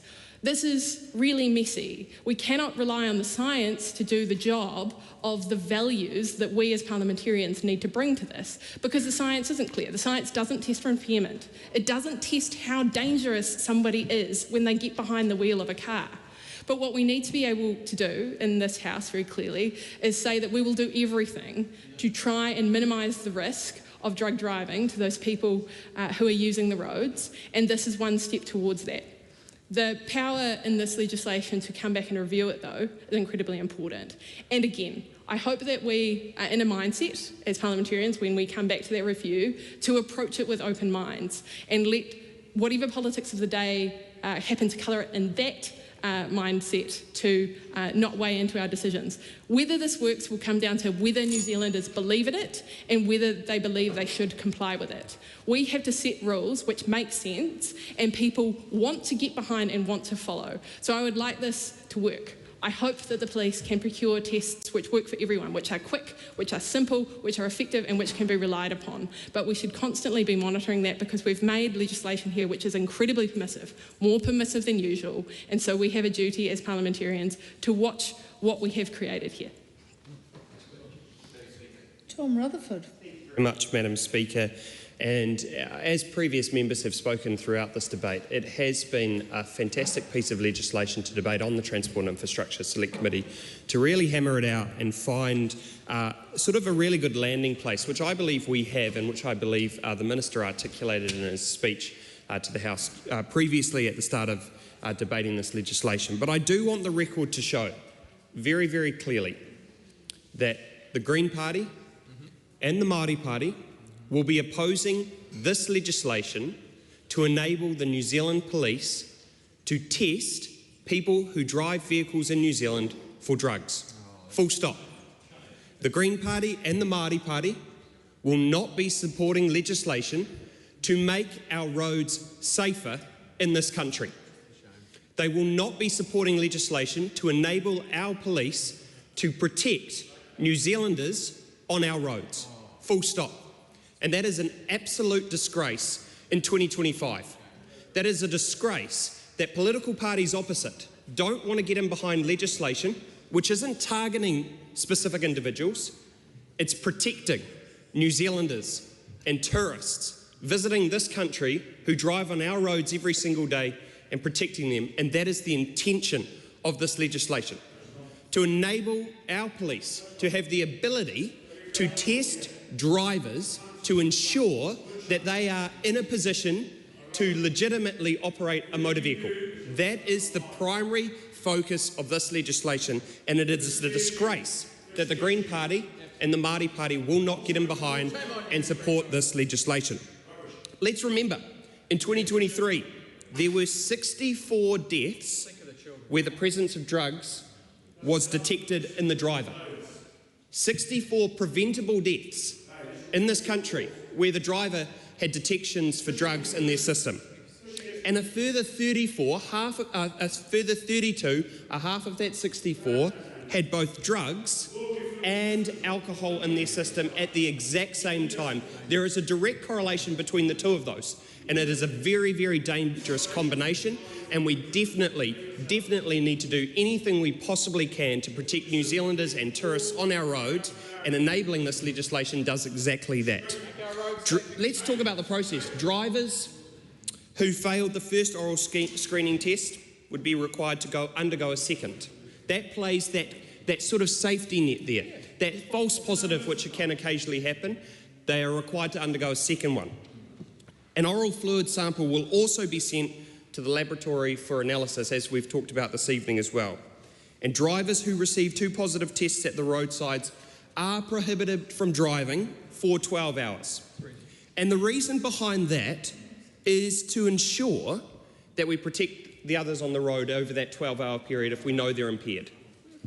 Just remember, this is a coalition government committed to giving the police the tools they need to improve the detection of drug driving, and we're setting them an ambitious target that we want them to undertake 50,000 oral fluid tests per year once the drug driving testing regime is implemented. It's ambitious, but we know our New Zealand police are incredible people across this country who every single day pull on their uniform to do their best to protect our communities. I'm proud to have a brother that's a police officer down in Christchurch, and I know that he goes to that job every single day to protect our vulnerable communities and to protect all New Zealanders. Doesn't matter who it is, when they ring, they go, and this enables them to do their job to protect people on our roads, to detect drugs, and I commend this bill to the House. Good farewell. This call is a split call. Shannon Halbert. Tēnā koe, Madam Speaker, and if I may take this opportunity for my first speech in this House in 2025 to acknowledge the passing of my friend, mentor and matriarch, Anne Hartley. Anne Hartley served in this House, and in fact in that seat, Madam Chair, from 1999 to 2008. She was a fierce wahine, and everyone knew where she stood on particular issues. She stood for the right issues, and I know that many colleagues around this House valued the contribution that she made to both being the MP for Northcote and to Aotearoa, New Zealand. E te whaia moi mai rā. Madam Speaker, I stand today to speak on the Land Transport Drug Driving Amendment Bill. And as I listen to the speeches across the House, I'm reminded particularly of what both the industry and sector ask of us as we look forward in transport and infrastructure, and that is a sense of unity and collaboration to address the issues that this country faces in this particular area. I agree with Ricardo Menendez-March, who invites a debate in this House around road safety, because while I'm incredibly passionate about this particular subject, I find the intent of this particular piece of legislation inconsistent with the way that this government has prioritised road safety in other legislation, and particularly political hits under Minister Simeon Brown across their term in government. What I hope, Mr. Speaker, is that under the new Minister, Minister Bishop, that he, as the sector asks for, takes this more sensible approach to addressing issues in the transport sector, not just prioritising roads, but in this instance, prioritising road safety. People have been very clear about what they want this government to achieve in this area, and yes, in fact, this particular bill is consistent with the appetite of our public. Mr. Speaker, you may in fact remember in your time as Chair, and as I continued along from yourself as the Chair of Transport and Infrastructure, the work that we completed initiating this particular bill. We heard very loudly the road safety issues, the deaths, the issues that we heard at roadside, and I do acknowledge the work of this term of government's or of Parliament's Transport and Infrastructure Select Committee, ably chaired by Andy from New Zealand First. But what I do take away from that time, Mr. Speaker, is actually this is a very sensitive topic. And I acknowledge that others in the House and Te Pāti Māori and the Greens aren't supporting this bill. And that's not because they don't support the intent of it, of addressing the issues around road safety. It's because that under our system of the past, actually, we're still overcoming the impact of bias in the system against Māori, against Pacifica. There is a imbalance of evidence in many respects, as Labour has raised in Select Committee on this issue, that does feed into the sensitivities that many in this country feel. And I look at the submissions, a number of submissions that came through in that sense. So I don't accept the member from the National Party taking an attack on those two parties. It actually shows that he misunderstands what the public is telling him when it comes to addressing this particular issue. But Labor does stand by moving this through. I think it's very clear that the technology still needs to evolve, and so in 2 years' time, 5 years' time, 10 years' time, we will be able to update that technology to secure, I guess, a level of evidence that we are all comfortable with. But, Mr. Speaker, we do know that there is an issue around road safety, drug use and people driving. We want to address that. It started under Labor, it's continuing with this piece of legislation, and I commend it to the House. Carlos Chung. Tomorrow is Chinese New Year.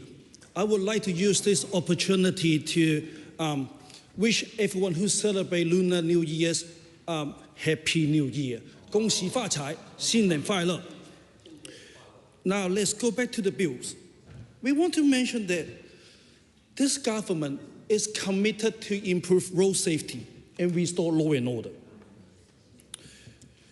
It is disappointed to hear that the Green Party and the Maori Party opposed this bill, because this bill is going to save life. That's right. Mr. Speaker, alcohol and drugs are the #1 contributing factor in fatal road crashes in New Zealand. It's responsible for approximately 30% of all road deaths. In every year, more than 100 precious lives are lost because of related to alcohol and drug driving. Just now, we hear from a previous speaker from Green Party. One of the reasons why she opposed this bill is she believed that most of the fatal car crashes are caused by alcohol, not drugs. Straight away, there's an incident go through my mind.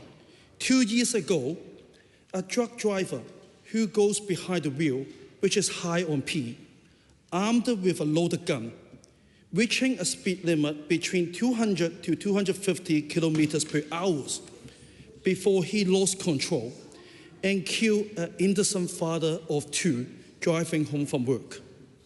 On that day, a lovely family was destroyed. It is heartbreaking. I doubt that that member from Green Party can actually stand in front of this family, this heartbroken family, and telling them that this is just one of the exception cases. I don't believe that anyone should experience this pain. This is why we're bringing back free strikes. This is why we're capping sentence discount. And this is why we are giving our police the Tuesday lead to get some of the highest risk drivers off our road. Mr. Speaker, this is what New Zealander has asked us to do, and we are delivering.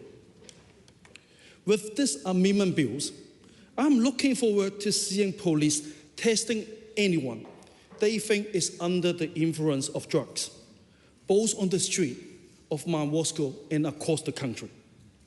I'm looking forward this bill will driving down the numbers of drug-related crashes and deaths on our road.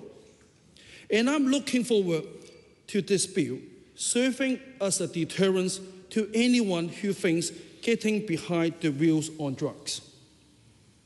Mr. Speaker, my final message to anyone who thinks they can use drugs and get behind the wheel is, your time is up. You can't expect to be stopped. You can't expect to be tested. And you can't expect to face the consequence. I commend this bill to the House. Honourable Jenny Anderson. Tēnā koe, Mr. Speaker. Thank you very much.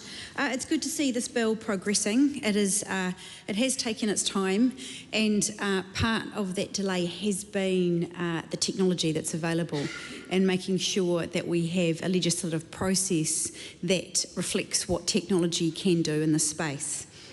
The process, as I understand it, is that once pulled over, someone completes a saliva test. If that's negative, they're on their way. If that's positive, they have a second test. If that second test is positive, they are then taken off the road for 12 hours, and that saliva is sent to a lab for testing to show what is the substance that is turned up in the saliva. So the saliva won't show what drug is in the system, it'll just say there is a drug. And so there have been some issues raised around what the science can do, and it's important that we outline those limitations, because we're soon going to find out about those limitations as this legislation is implemented and as people encounter this law when it's enforced. And we foresee that these things will play out in the courts, and the courts will need to interpret what this legislation has intended and how it is played out. But if you listen to the ACT Party, the courts don't make laws at all. It's only Parliament under the Treaty Principles Bill that only Parliament makes law in New Zealand, according to the ACT Party. So good luck to the courts, according to them, because they can't do that function. So what lab tests can do, it's important to note that they will only pick up a drug family. And we looked into this, and I looked into this as the Minister of Police when I was there. So things like opioid will pick up not only heroin, but also tramadol, poppies, all those, anything in the opioid family that will be recognised in that space. Similarly with amphetamine, so P will be picked up as an amphetamine, but there's also diet pills, there's also ADHD medication, there's a whole lot of things that get picked up in that drug family of amphetamine. And similarly with things that have been prescribed through medicinal cannabis, so CBD oil, or even topical treatments that have CBD oil and THC within them, that will be picked up within that testing. And so it's really difficult to show impairment, and that is the main issue that will be problematic. That when alcohol is quite clear, when you're above a certain level, it's clear you can't be able to drive a car. It's not as cut and dry with drugs, because someone can have long-term an amount of, for example, THC in their system, but not be impaired. And so that'll be an issue for us to sort through as we see people who are on prescriptions going before the courts, having to show the medical evidence that they followed the direction from the doctor in taking the medication.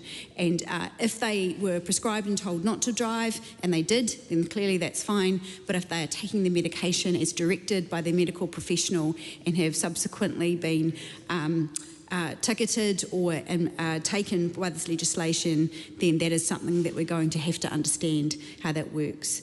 It is my sincere hope, Mr. Speaker, that having this legislation in place will have a deterrent effect on people who are thinking about taking any substance and driving.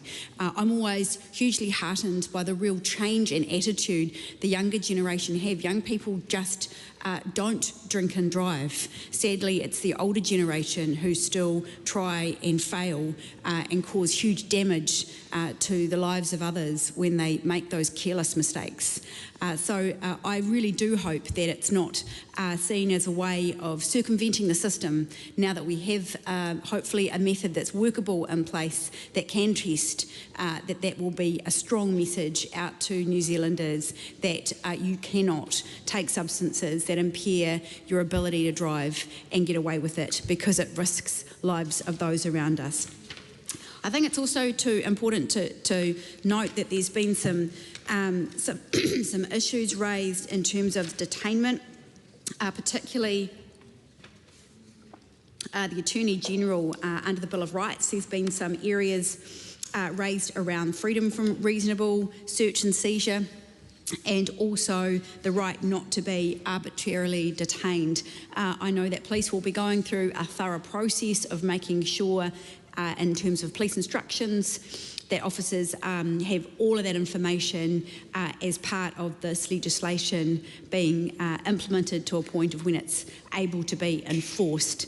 It'll be really critical that that's followed closely, particularly given this has not yet been tested in the courts. And it will be that first case that comes that we'll have to watch closely to see where things are working and where things need to be improved. Mr. Speaker, I think it's good that we have a level of agreement in this House about road safety and what's important to make sure that we make our roads safer, that we're sending the right messages to our communities about how to approach road safety. But it's also important that we are not giving people who don't have the right to speak back or to represent themselves access to justice.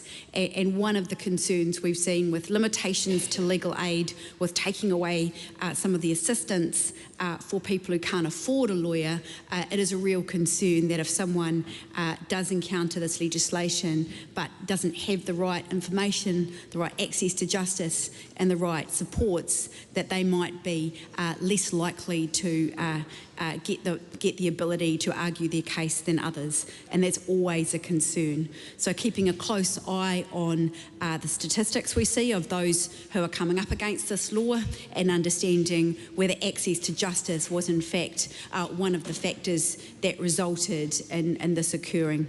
I think it's also important to note that this is a demerit and a fine system, and so we need to make sure that that's also watched to see if that's working effectively or not. Overall, Mr. Speaker, I look forward to seeing this implemented. I look forward to seeing how it works, and I would like to commend the Select Committee for the thorough job they did in trying to make this legislation as workable as possible. When you see a Select Committee has actually gone to the effort to go and visit an ESR lab and understand how the science works, it shows that those MPs are working hard and doing their job. So I thank them for the effort of understanding an area that can be complex in order to try and get the best piece of legislation possible before we've completed this work. I commend it to the House. Dr. Holmes Campbell.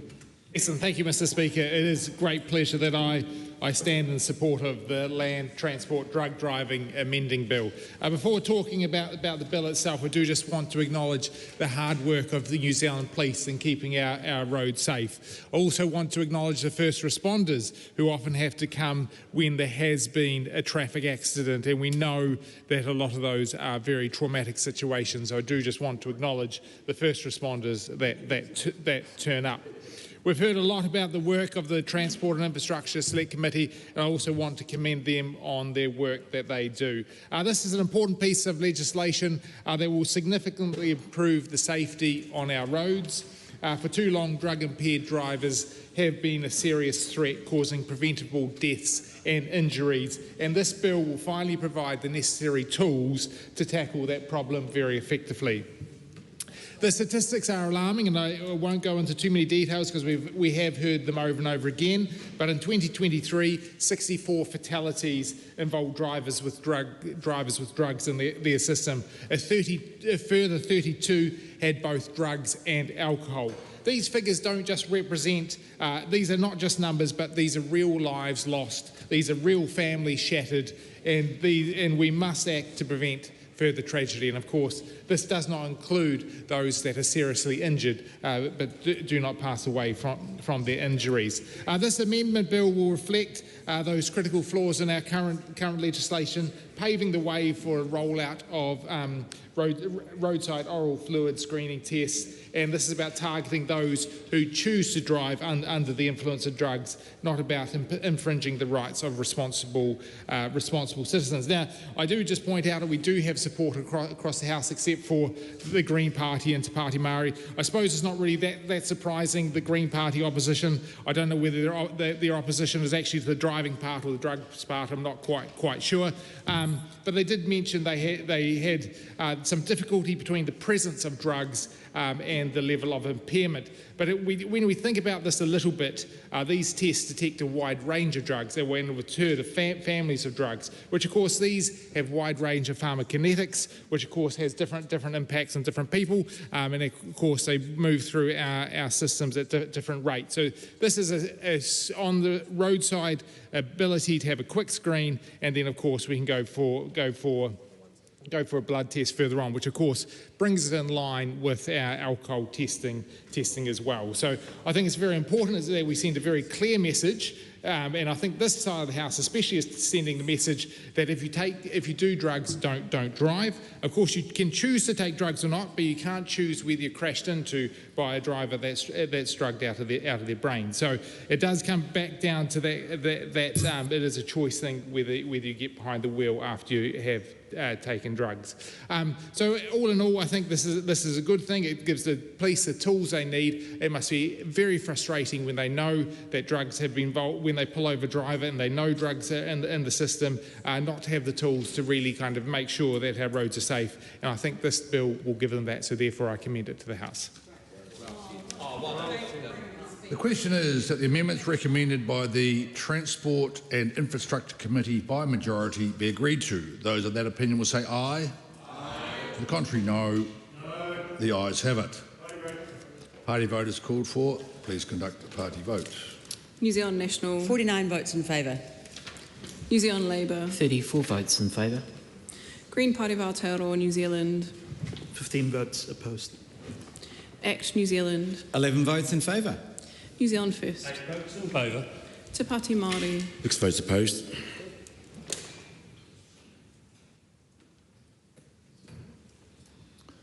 The ayes are 102, the noes are 21. The question is agreed. The question is that the motion be agreed to. Those of that opinion will say aye. Aye. To the contrary, no. The ayes have it.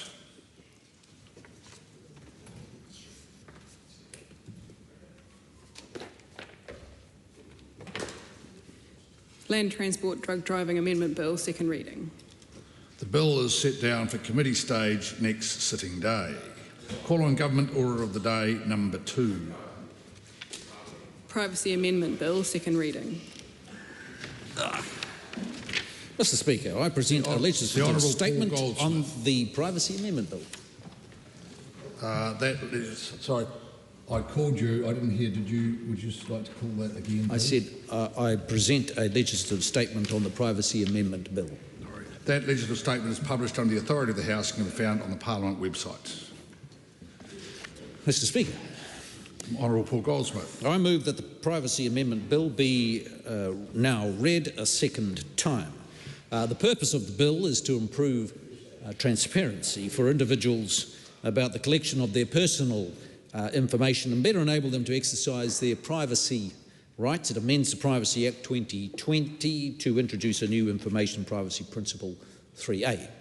Under the new IPP 3A, an agency that collects personal information from a source other than the individual themselves must take reasonable steps to ensure that the individual is aware of specified matters. These specified matters include the fact that the information has actually been collected, the name and address of the collecting agency, the purposes for which the information is collected, the intended recipients of the information, and the rights of the individual relating to access and correction of the information.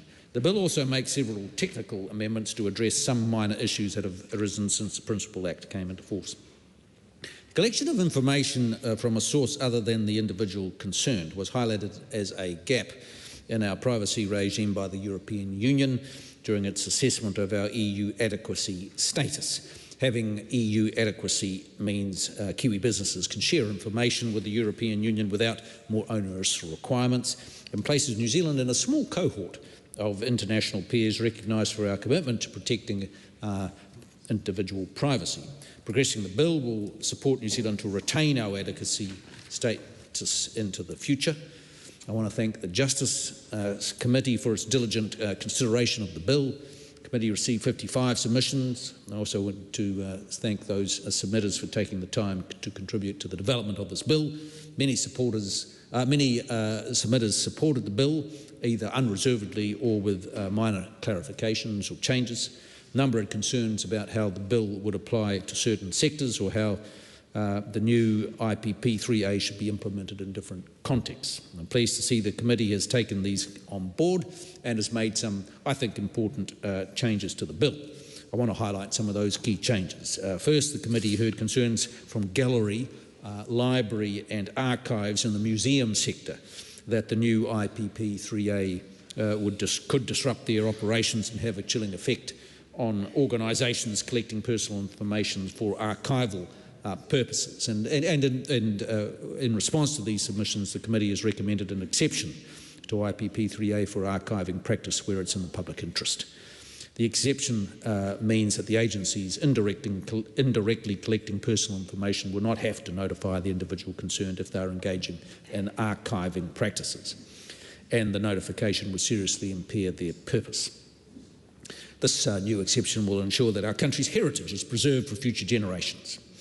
The committee also recommended expanding the range of exceptions to IPP3A relating to national security, defence and trade secrets. The exceptions in the bill as introduced were narrower than the grounds in other sections of the Act that relate to these matters. IPP 3A 6 and 7 mirror the matters set out in sections 51 and 2 to ensure that the areas are treated consistently across the Privacy Act.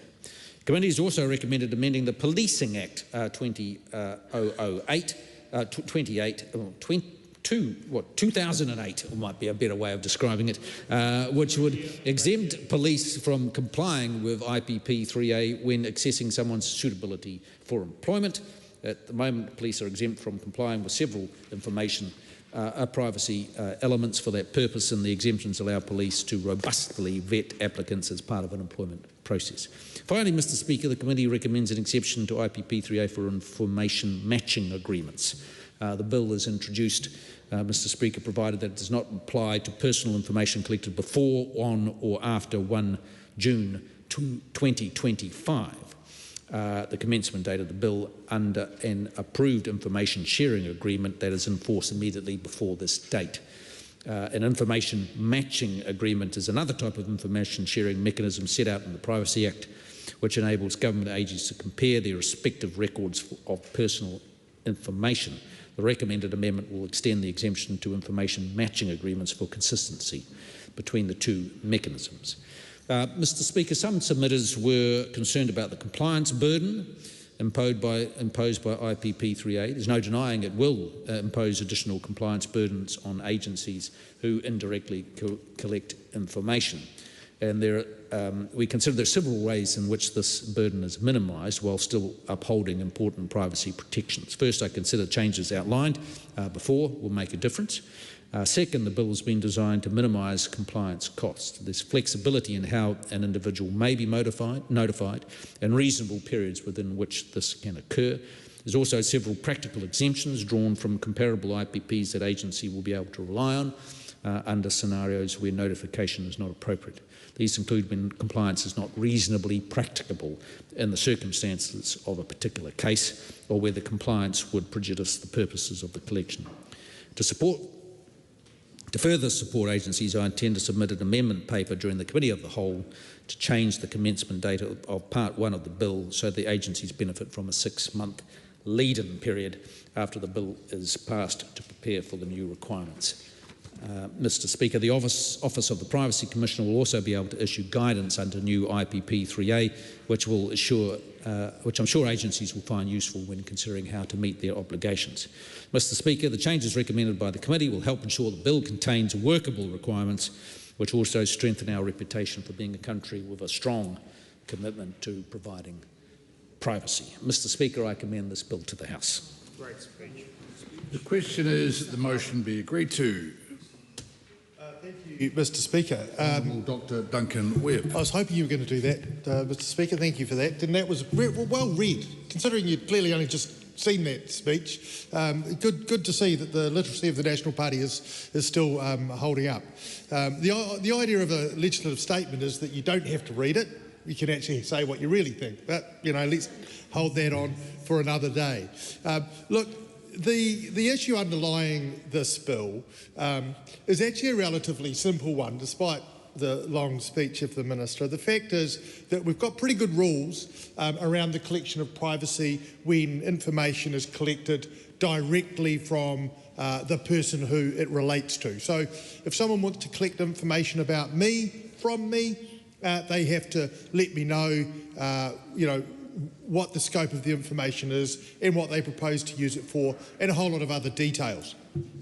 all very straightforward, and one we've got really used to actually since the original Privacy Act was passed. But there is a bit of a hole, a gaping hole that you could drive a truck through, in the sense that there are agencies out there that collect all kinds of personal information, but they don't do it directly from the person it relates to. They obtain it from third-party sources.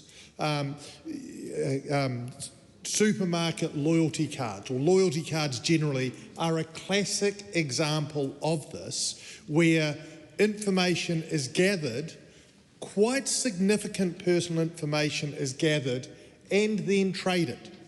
Now, that's fine, because when you tick the box, you've agreed to it, but if there's some third-party organisation out there going and hoovering up information about you to use for a particular purpose, then the fundamental principle underlying this piece of legislation is that you're entitled to know about it.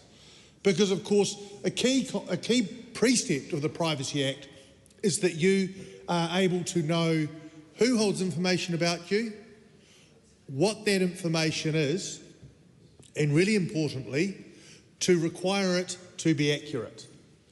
And of course, if you don't know that this third party has this information, then how on earth can you exercise your privacy rights, your right to ensure that information is both correct and used only for the purpose for which it was gathered? So the bill, as it came to the committee, one of the many bills, one of the less invidious bills currently being considered by the committee, actually cast the net arguably a little wide. And I do want to recognise that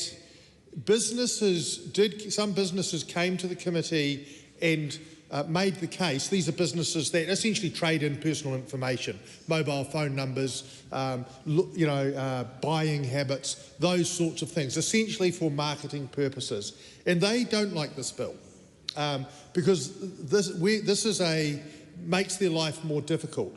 They arguably will now have to, if the information isn't already publicly available, they will have to let people know that they're collecting information about them. They made a decent case, but at the end of the day, and I want to recognise that the committee did deliberate on this, at the end of the day, it was thought that no, those people who, for their own commercial purposes, gather information, doesn't matter how responsible they are, they don't get a kind of carve out just because they can.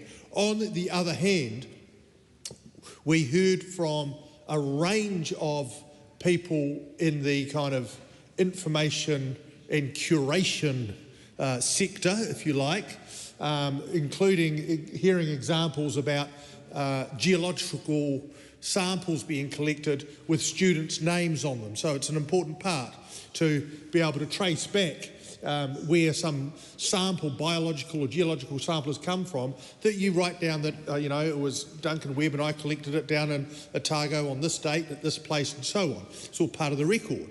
Now, at least on one analysis, that's personal information because it tells you who collected it, where they were, so on and so forth.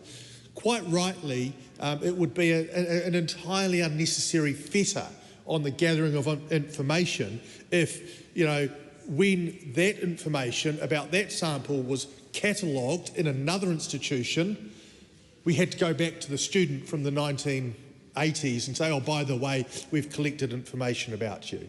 And the same with any other kind of archiving, curation, art galleries, museums, libraries, archives. The information is kind of quasi-public, but even if it's not, it would cut across, it would totally undermine an important public purpose. So that's, in essence, why we listened very carefully to those people and thought that the public interest weighed quite differently in that situation, and there was an exclusion for that. So look, and the other interesting one was we decided it should apply to the realm countries in terms of some of the other exceptions. There's exceptions around national security and national interest and defence, and we just thought we should throw in Tokelau and the Cook Islands. Oh, and I see even the Ross dependency, just in case that crops up. So some other, they're tidy-ups, but really just making sure it was complete. Again, not a contentious bill, but Minister, next time, why don't you actually just have a chat about the bill itself and get away from your speech notes. Kia ora. Dr. Lawrence Zunan. Thank you, Mr. Speaker. And also, I would like to wish everyone in the House a happy Lunar New Year, today being Lunar New Year's Eve. Mr. Speaker, I rise on behalf of the Green Party of Aotearoa in support of this particular bill. And there are a couple of points that other people have mentioned, but I think we would just like to mention some of these points again in context. I think the first part is this bill is set out to add a new information privacy principle, or IPP, which allows for the, requirements around information that is collected about an individual indirectly. Mr. Speaker, as part of the Select Committee process, we've heard from a number of submitters. A lot of the submitters did, in fact, support the bill, but there have been concerns that were raised as part of that.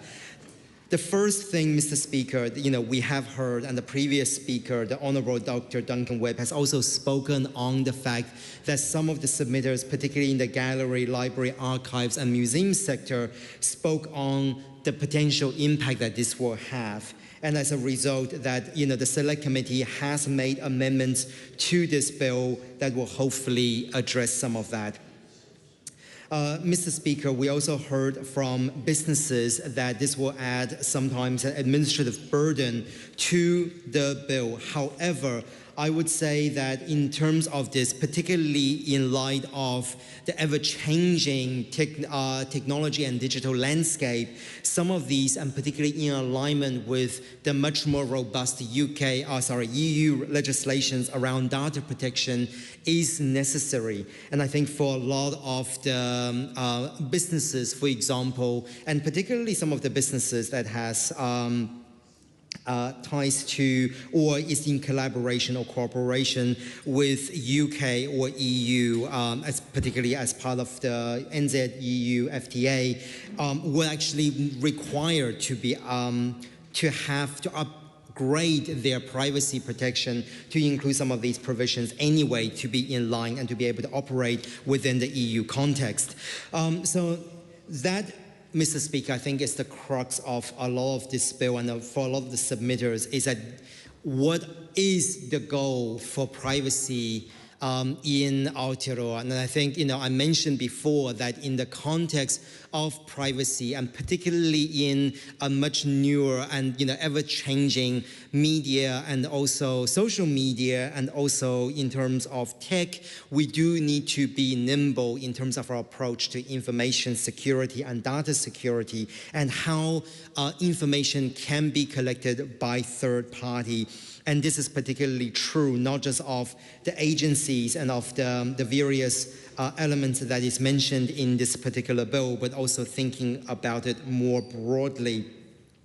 There is one particular element of this, particularly and around exceptions related to national security, defense, and trade secrets that I would like to address, Mr. Speaker. I think in terms of when you have exceptions related to national security and defense, certain aspects of that is understandable. But I would like to know from the Minister, and I will be really interested in asking the Minister more questions around this during the committee stage, is around the scope of what is considered trade secrets. Because again, understandably, that there is a level of commercial sensitivity that we need to be upheld. But as we see with some of the social media giants in particular, that the collection of big data and the use of big data, whether they're collected directly or indirectly, is often a gray area, both in domestic legislation, but also under international law. And so in this particular case, what is some of the advice that has been taken around the broader scope and sort of the broader boundaries of this particular trade secret or commercial sensitivity aspect of the exception we see in Section 51 and 52 of the Act. For the next part, a number of submitters, Mr. Speaker, has also spoken on in terms of the monitoring and also in terms of the accountability. Mr. Speaker, we see that the Privacy Act has just gotten a refresh in 2020. And again, we are seeing that within a few years' time, we're doing an overhaul. Prior to that we haven't seen an update to the Privacy Act for a number of decades. But again, we are seeing this increased need for us to play catch-up with some of the overseas jurisdictions, but a lot of that does come down to, if that does happen, when we do see a potential violation, what is the accountability and what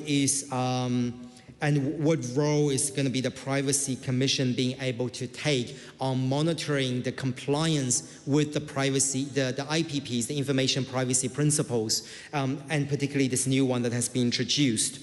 And I think, Mr. Speaker, finally, I think in connection with this particular bill and the broader context of privacy in Aotearoa, I think the importance around education and the importance around education of cybersecurity is absolutely crucial in making sure that the people of Aotearoa, both as individuals but also as businesses, are able to keep their data safe, and for businesses and also for the various sectors understanding their obligations under the Privacy Act. And I think if we're looking at from a particular cybersecurity perspective, when we're looking at some of the overseas jurisdictions around what they are doing, particularly around the physical, logical, and also the virtual layers of cybersecurity. And in this case, I'm referring to the logical layer of cybersecurity around the education of scams, of cybersecurity, of privacy, of personal information. This is something that we have seen that hasn't been done particularly well, both in terms of our education system, in terms of our community education system, but also in terms of educating and also keeping up with the compliance with our businesses. Mr. Speaker, as the privacy officer of the previous my previous workplace, around the privacy principles and the update of the privacy principles. However, we're often finding that those sort of education bases are based around a singular session, a singular workshops, without the consistent reinforcement of our staff when it comes to understanding of the privacy principles. And I think in this particular case, it is also an empirical and also a golden opportunity as we are looking at the passing of this bill, considering that there is a number of support for this bill, and how is the government going to be able to work with the Privacy Commissioner on ensuring that when we are rolling it out, when we are rolling these new principles out, that there is a robust education system that is able to be reinforced over and over again, so that way people don't inadvertently and unintentionally violating our Privacy Act. To finish, Mr. Speaker, we, as the Green Party, we do support this bill, and there are a number of things, as I mentioned, I will be interested to ask the Minister on during the committee stage. But broadly speaking, we are incredibly heartened by the submission process and also by the caliber of submission that we see during this committee stage, and the succinct sort of feedback that we did receive from the communities, and also the Justice Select Committee adaptability, being able to incorporate some of these feedbacks and making the required and necessary update to the legislation. So with that, the Green Party supports this bill, and we look forward to further discussions during the committee stage. Todd Stevenson. Thank you, Mr. Speaker, and Happy New Year to you. This is my first opportunity this year to address the House, and it is my pleasure to speak in support of the Privacy Amendment Bill. There's actually probably nothing more important than ensuring that we actually do continue to protect privacy. It is actually a fundamental human right, along with freedom of speech and a number of other foundational rights in our important democracy. And so while this is a fairly simple bill, doing some tidy ups. It was actually taken very seriously, I can report, by the Justice Committee, which I am lucky enough to be a member of. And we did diligently work through the issues, and it was very pleasing that the Minister has actually accepted the changes recommended by the Justice Committee. As has been outlined already this evening, this bill originated really in feedback from the EU and wanting to ensure that New Zealand did continue to have the adequacy status in relation to privacy laws. And so that's committee has outlined really is specifically around this third-party collection of privacy information. And it is very important that New Zealanders do understand what organisations hold their personal information, what they're doing with that personal information, why they are holding it, etc. And again, it's this idea that when this information can move through a number of parties, that it may not be as clear to the individual who actually has their information. And so, again, that's why this privacy principle is being introduced into the Privacy Act of 2020. As has been outlined tonight, and as I said, we really made 4 suggestions as a select committee. The first I want to talk about briefly was this public interest exception. And we did have some submissions on this bill, 55, and we had 16 oral submissions. A number of them were from the sector representing really galleries, libraries, archives, museums, and they really outlined to us how important this public interest exception was for archiving.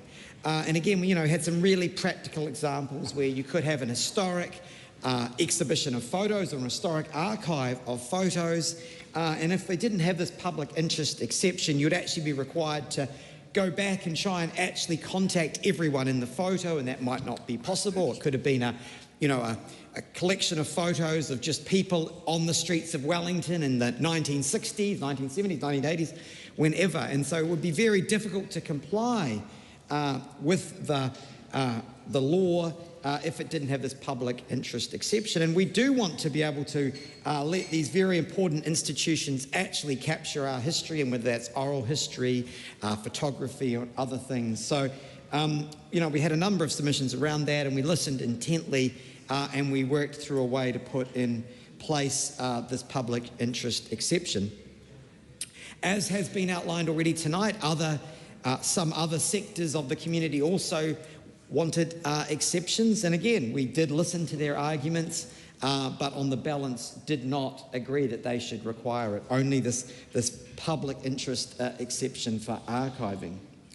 One of the other amendments we did was just, really did tighten up this area around exceptions, or expand this area around exceptions for national security, defence and trade secrets, and I can assure the House that we did look at this carefully, and there is some already established rules around trade secrets, etc. So really it was just tidying up where that exception would be allowed and making sure that was appropriate.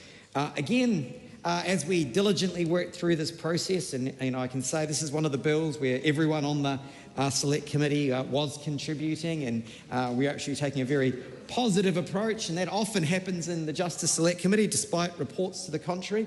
And another area which we did uncover working with our officials was that the police, we needed an amendment related to the Police Act, and again this is to make sure that the Police Act actually already has some exceptions for when it's complying around privacy principles. We wanted to make sure that this, when we're introducing this new 3A, that those same exemptions for the police remain. So really it was just making it consistent, and this hadn't been picked up earlier, so we worked through that and made sure that happened.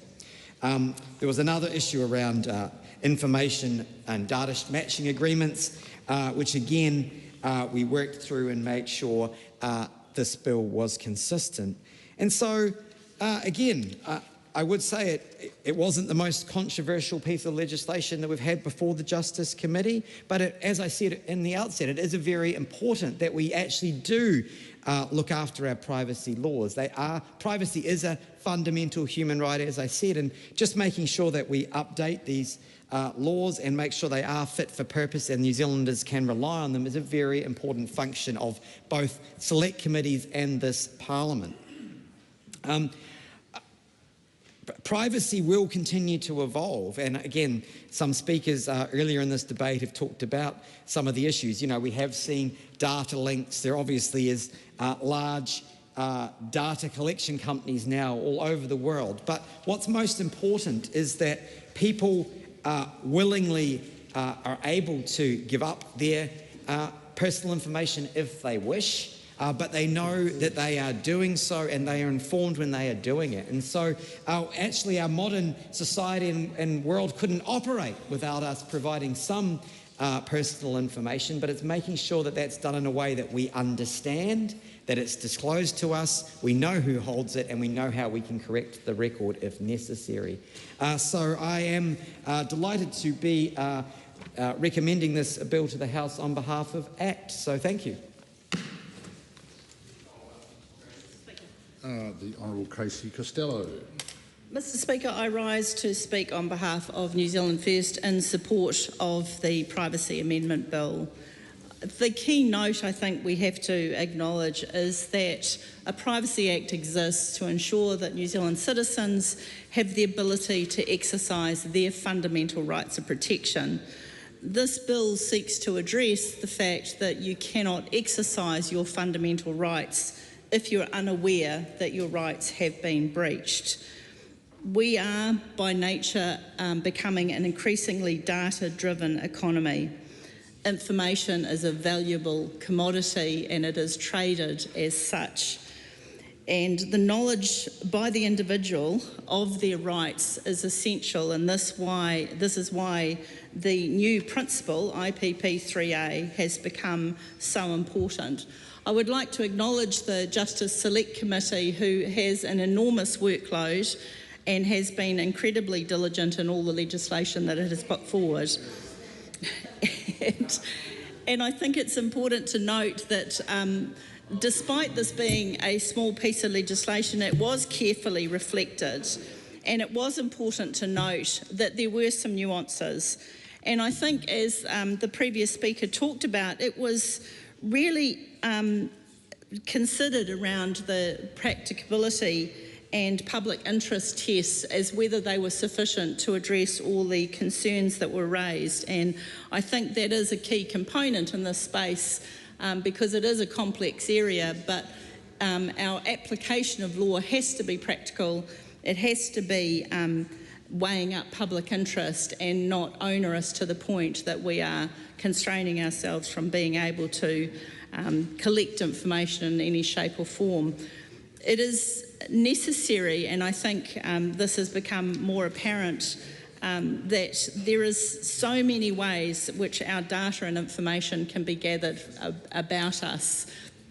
And the fact that we tick a box and we sign and we know is the only mechanism we have. Once we have done that, we need, as citizens of a free country, to be able to know what happens after that point. And this amendment, or this piece of legislation, is a positive step to allay those concerns, because we need to be able to collect information.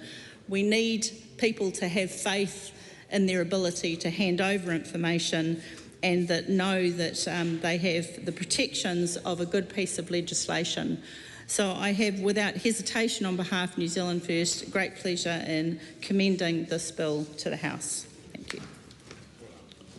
The Honourable Julianne Genter. Tēnā koe, Mr Speaker. Tēnā koe te whare. Happy New Year to everyone. The Green Party, as my colleague Lawrence Suzanne mentioned earlier, is supporting this bill. It is a very technical change, but it enhances our privacy law, and it's in line with other jurisdictions. The Privacy Amendment Act would require companies and other organizations to notify people when they indirectly acquire their data from another party. So the idea of the law, as many of the speakers tonight have referred to, is to reveal, well, it's to improve transparency so individuals know who is using their data for what purpose. And I think that's really important. And I think this is an amendment on a bill that was just passed in 2020. It seems like not that long ago, 5 years ago, but actually in terms of the evolution of technology, it's moving very, very fast and seems to be increasing the speed with which it's changing at an exponential rate. And I think that privacy is something that we have probably taken for granted, that democracy is something that we have taken for granted. This amendment is striving to promote and protect that fundamental right in a changing environment. And I think particularly with the rise of AI, we are going to have to continually review the legislation aligned with these changes to ensure that people's personal information, they know how it's being used, they know how it's being shared with others. I just think about how much social media has enabled some players to gather so much personal data about people, and that is being used often to target advertising. And maybe that's very effective, although I think it's really important that there's clear transparency about who is using information and for what purposes. Now, I note from the Select Committee report, I don't sit on the Justice Committee, so my colleague would have sat on that and heard all of the submissions, but it does sound like some really useful submissions were made, particularly by library archives, people in the museum sector, talking about how the initial proposal could disrupt their operations, which could have really negative effects. And so there is an amendment to Clause 4 to insert a new exception in 3A, which Todd Stevenson referred to at length, and I think that's a really sensible change. I myself have had to fill out compliance with Privacy Act stuff when being interviewed by an archivist, specifically, and this might happen to other members here, where they want to interview you at length about different aspects of campaigns you've run in, or, I think it was a by-election that I ran in that and you had to go through this whole process, but obviously they have to take privacy very, very seriously, but we don't want to put an enormous administrative burden on them or disrupt their operations. So I think overall this legislation is good, and we are supporting it.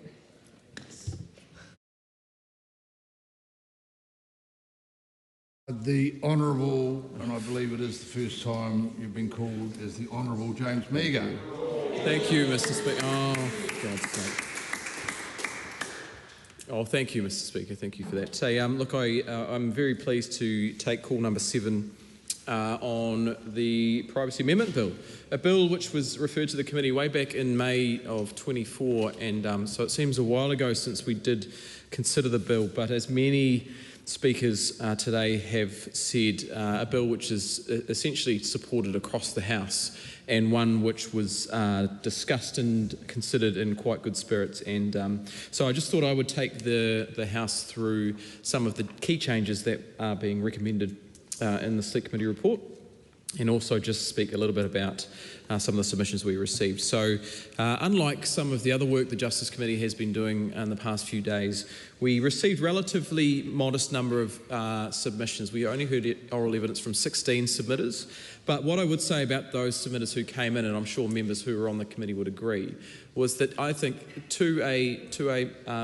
submitter, they all provided something of substance and quality, and I actually quite enjoyed hearing from a range of submitters from across sectors who would be impacted by this bill, including from what I first heard the term the glam sector, and that is the, now I've got to get the actual acronym. Come on, Mr. Brewer, help me out here. The glam sector. Galleries, libraries, archives and museums. That's the glam sector. And they came, Mr. Speaker, when they came and made a submission, they were concerned about the provision in the bill which would require them to notify a third party when they had collected information notify someone they had collected information from a third party, or they were a third party collector.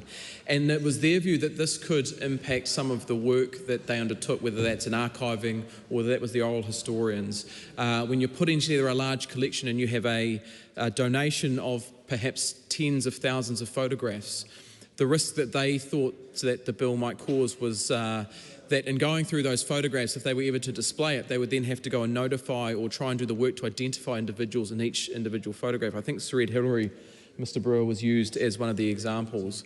And the risk that they saw was that that might be overly onerous to the value of the exhibition, that it would put so much cost on the process that it would prevent them from doing the work in the first place, and that some of that valuable archive material may never see the light of day. So we heard those submissions from a number of submitters.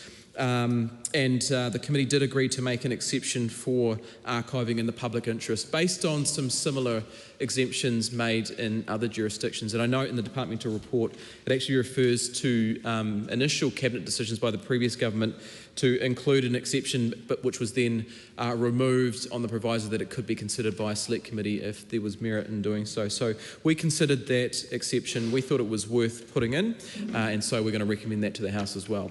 There were many other submitters who made similar arguments that some of the provisions in here would be overly onerous on their business and may prevent them from operating in a reasonably efficient way. And we took those on board and we considered them, but we thought that there were other protections in the bill which would make that change not as overly onerous, and that includes the requirement for those agencies to take reasonable steps to notify. And what would be reasonable in each individual situation would differ depending on whether or not you had readily accessible information or the extent of information which you might need to notify. And we thought that those protections for the vast bulk of those industries would be sufficient, so we didn't recommend any changes to those. And then finally, Mr. Speaker, in terms of the remaining changes recommended in the bill, they were some alignment with some of the other information privacy principle acts or sections that already exist in the Privacy Act, and they were things like aligning exceptions relating to national security, defence and trade secrets, which already exist for IPP3 but hadn't been carried over for IPP3A. So we just tried to align those, and as well as amending section 57 of the Policing Act. Look, I think it was another example of when the Justice Committee works really well, when we work well together to recommend amendments to the bill which will improve the bill, and as it continues its journey through the House, I'm sure it will continue to be supported by many members, and so with that I will commend the bill to the House. Honourable Ginny Anderson. Speaker, it's no surprise that the Labor Party supports this bill because it was ours. I think I remember doing the first reading quite a while back, and it's been interesting to see it progress through Select Committee, and we've all worked incredibly well to get to this point in time. It goes a long way to strengthening our policy framework and enabling people to be well informed when an agency has their information and knowing what they're doing with their personal information. And as we live in an age where there's a lot of that going on and it can be used for nefarious purposes, it's really important that our legislation is up to date to make sure people have all of those protections in place. And so that's exactly what this does. It improves in a real way the transparency of government, for which we are well known in New Zealand, to make sure that we are holding that personal information in a way that is protected, and it should come as no surprise that we are keen to continue to work to this space. As we see breaches of information, as we have people more concerned about how their information is being used, it is incumbent upon governments to make sure that protections are in place to give people confidence in how they use that.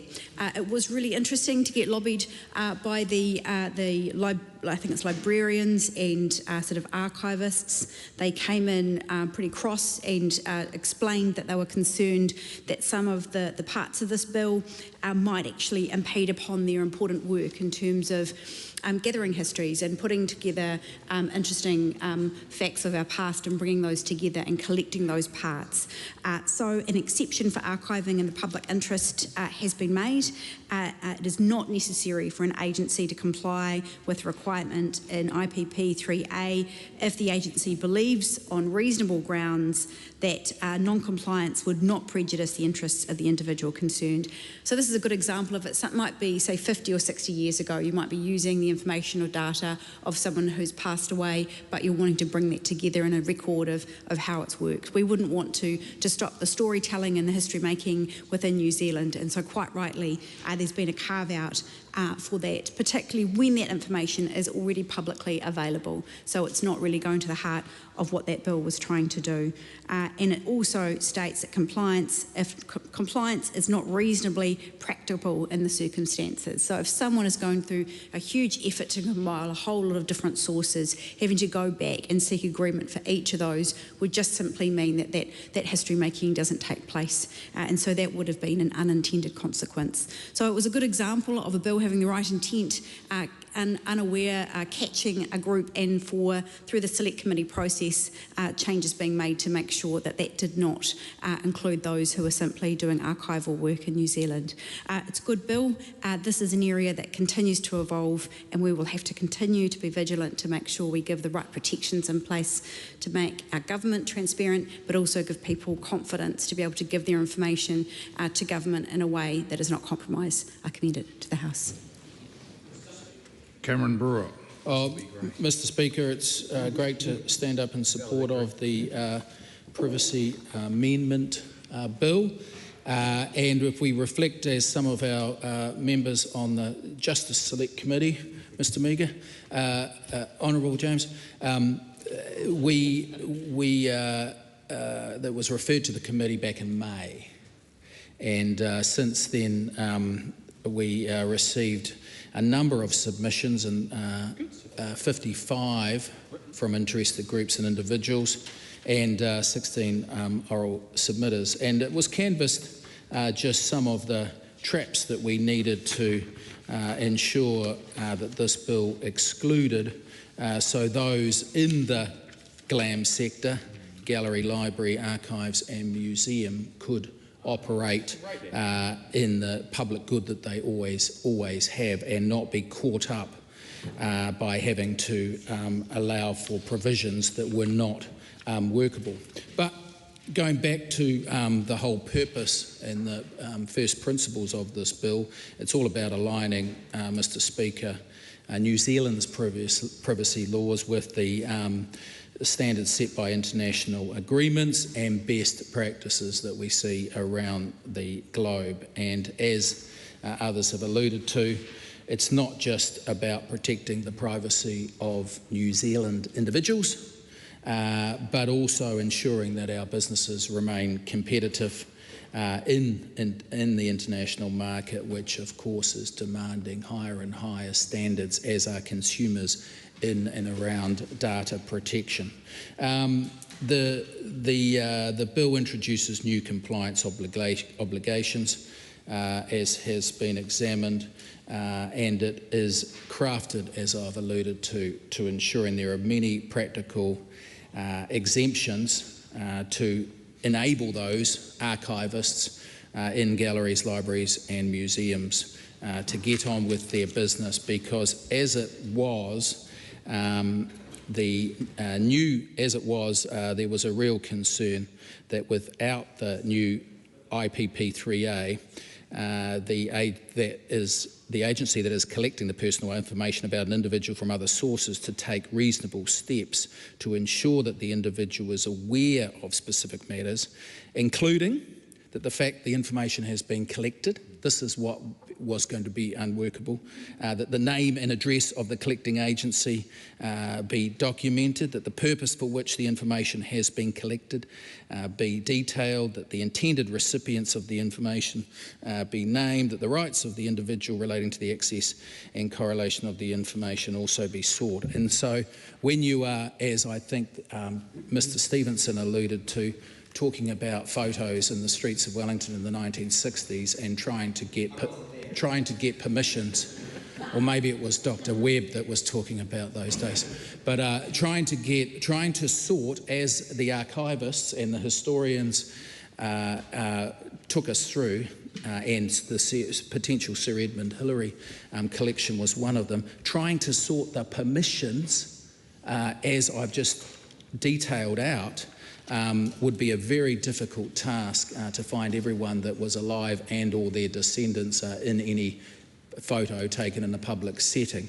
And so this was examined by the committee, and subsequently the chilling effect that that would have on these organisations and their work and the public archive going forward was avoided.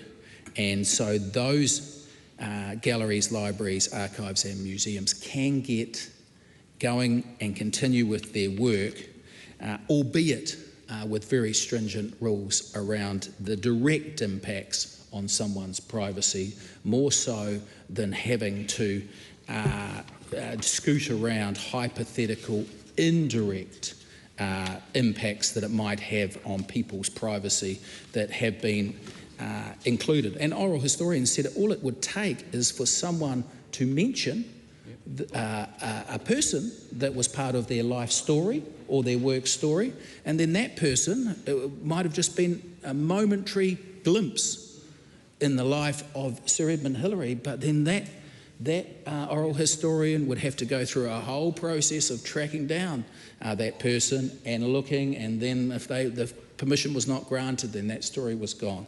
And so this has been well canvassed, and the GLAM sector are very happy with the work. And so, Mr. Chair, I commend this bill to the House. Helen White. Thank you, Mr. Speaker. It's lovely to be back in the chamber, and I hope everyone had a good break. I certainly did.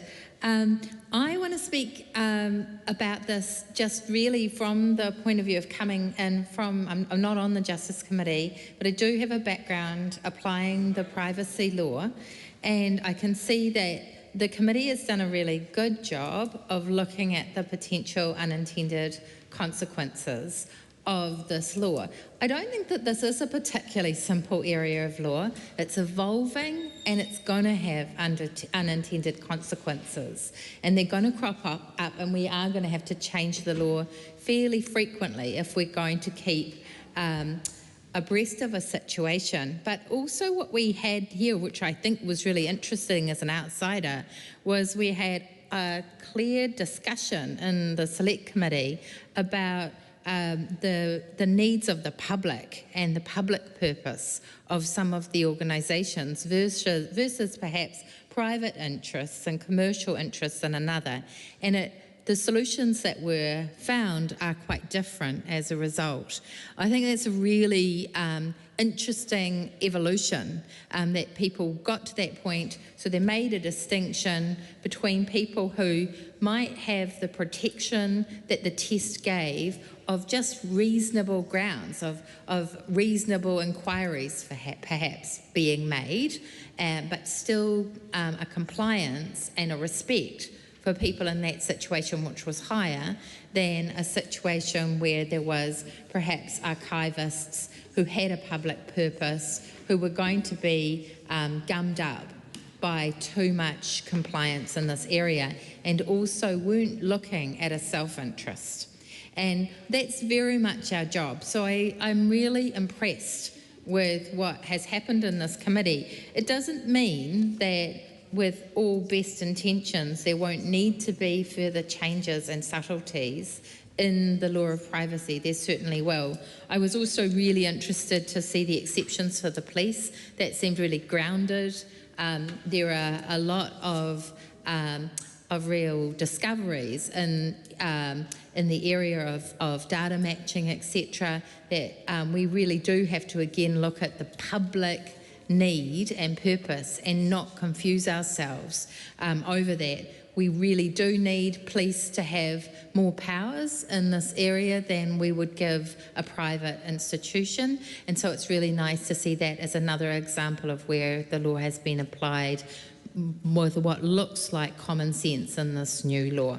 So I'm really pleased to see what I see. It doesn't look particularly simple to me. It looks like an evolution in the law of privacy, and a good one, a good step in the right direction to protecting our citizens where necessary, making sure that they haven't lost their power as data becomes more and more something that we really are going to have to control, because otherwise we'll lose control of it and it will become the property of someone else, and we'll fall victim to a system, or our citizens will. Our job is to protect them. It looks to me like the committee's done an excellent job of that. And the submitters, I'd just like to say there were 16 submitters by the sounds of things who took the time to orally address the committee. Those submissions sound like they were really helpful to the committee. Thank you for giving your time and contributing to the process. I'm always telling students in my electorate that the submission process is one that's very real and genuine. And if you come along and you say something and point out something, people will take that seriously. And it looks like in this case, that's exactly what happened, as I hear repeated stories of archivists and Sir Edmund Hillary. Obviously, people did have their ears on and they did listen and they did amend. So thank you to the submitters who took the process seriously, and thank you to the committee for giving it the time it deserved. I commend the bill to the House. This debate is interrupted and set down for resumption the next sitting day.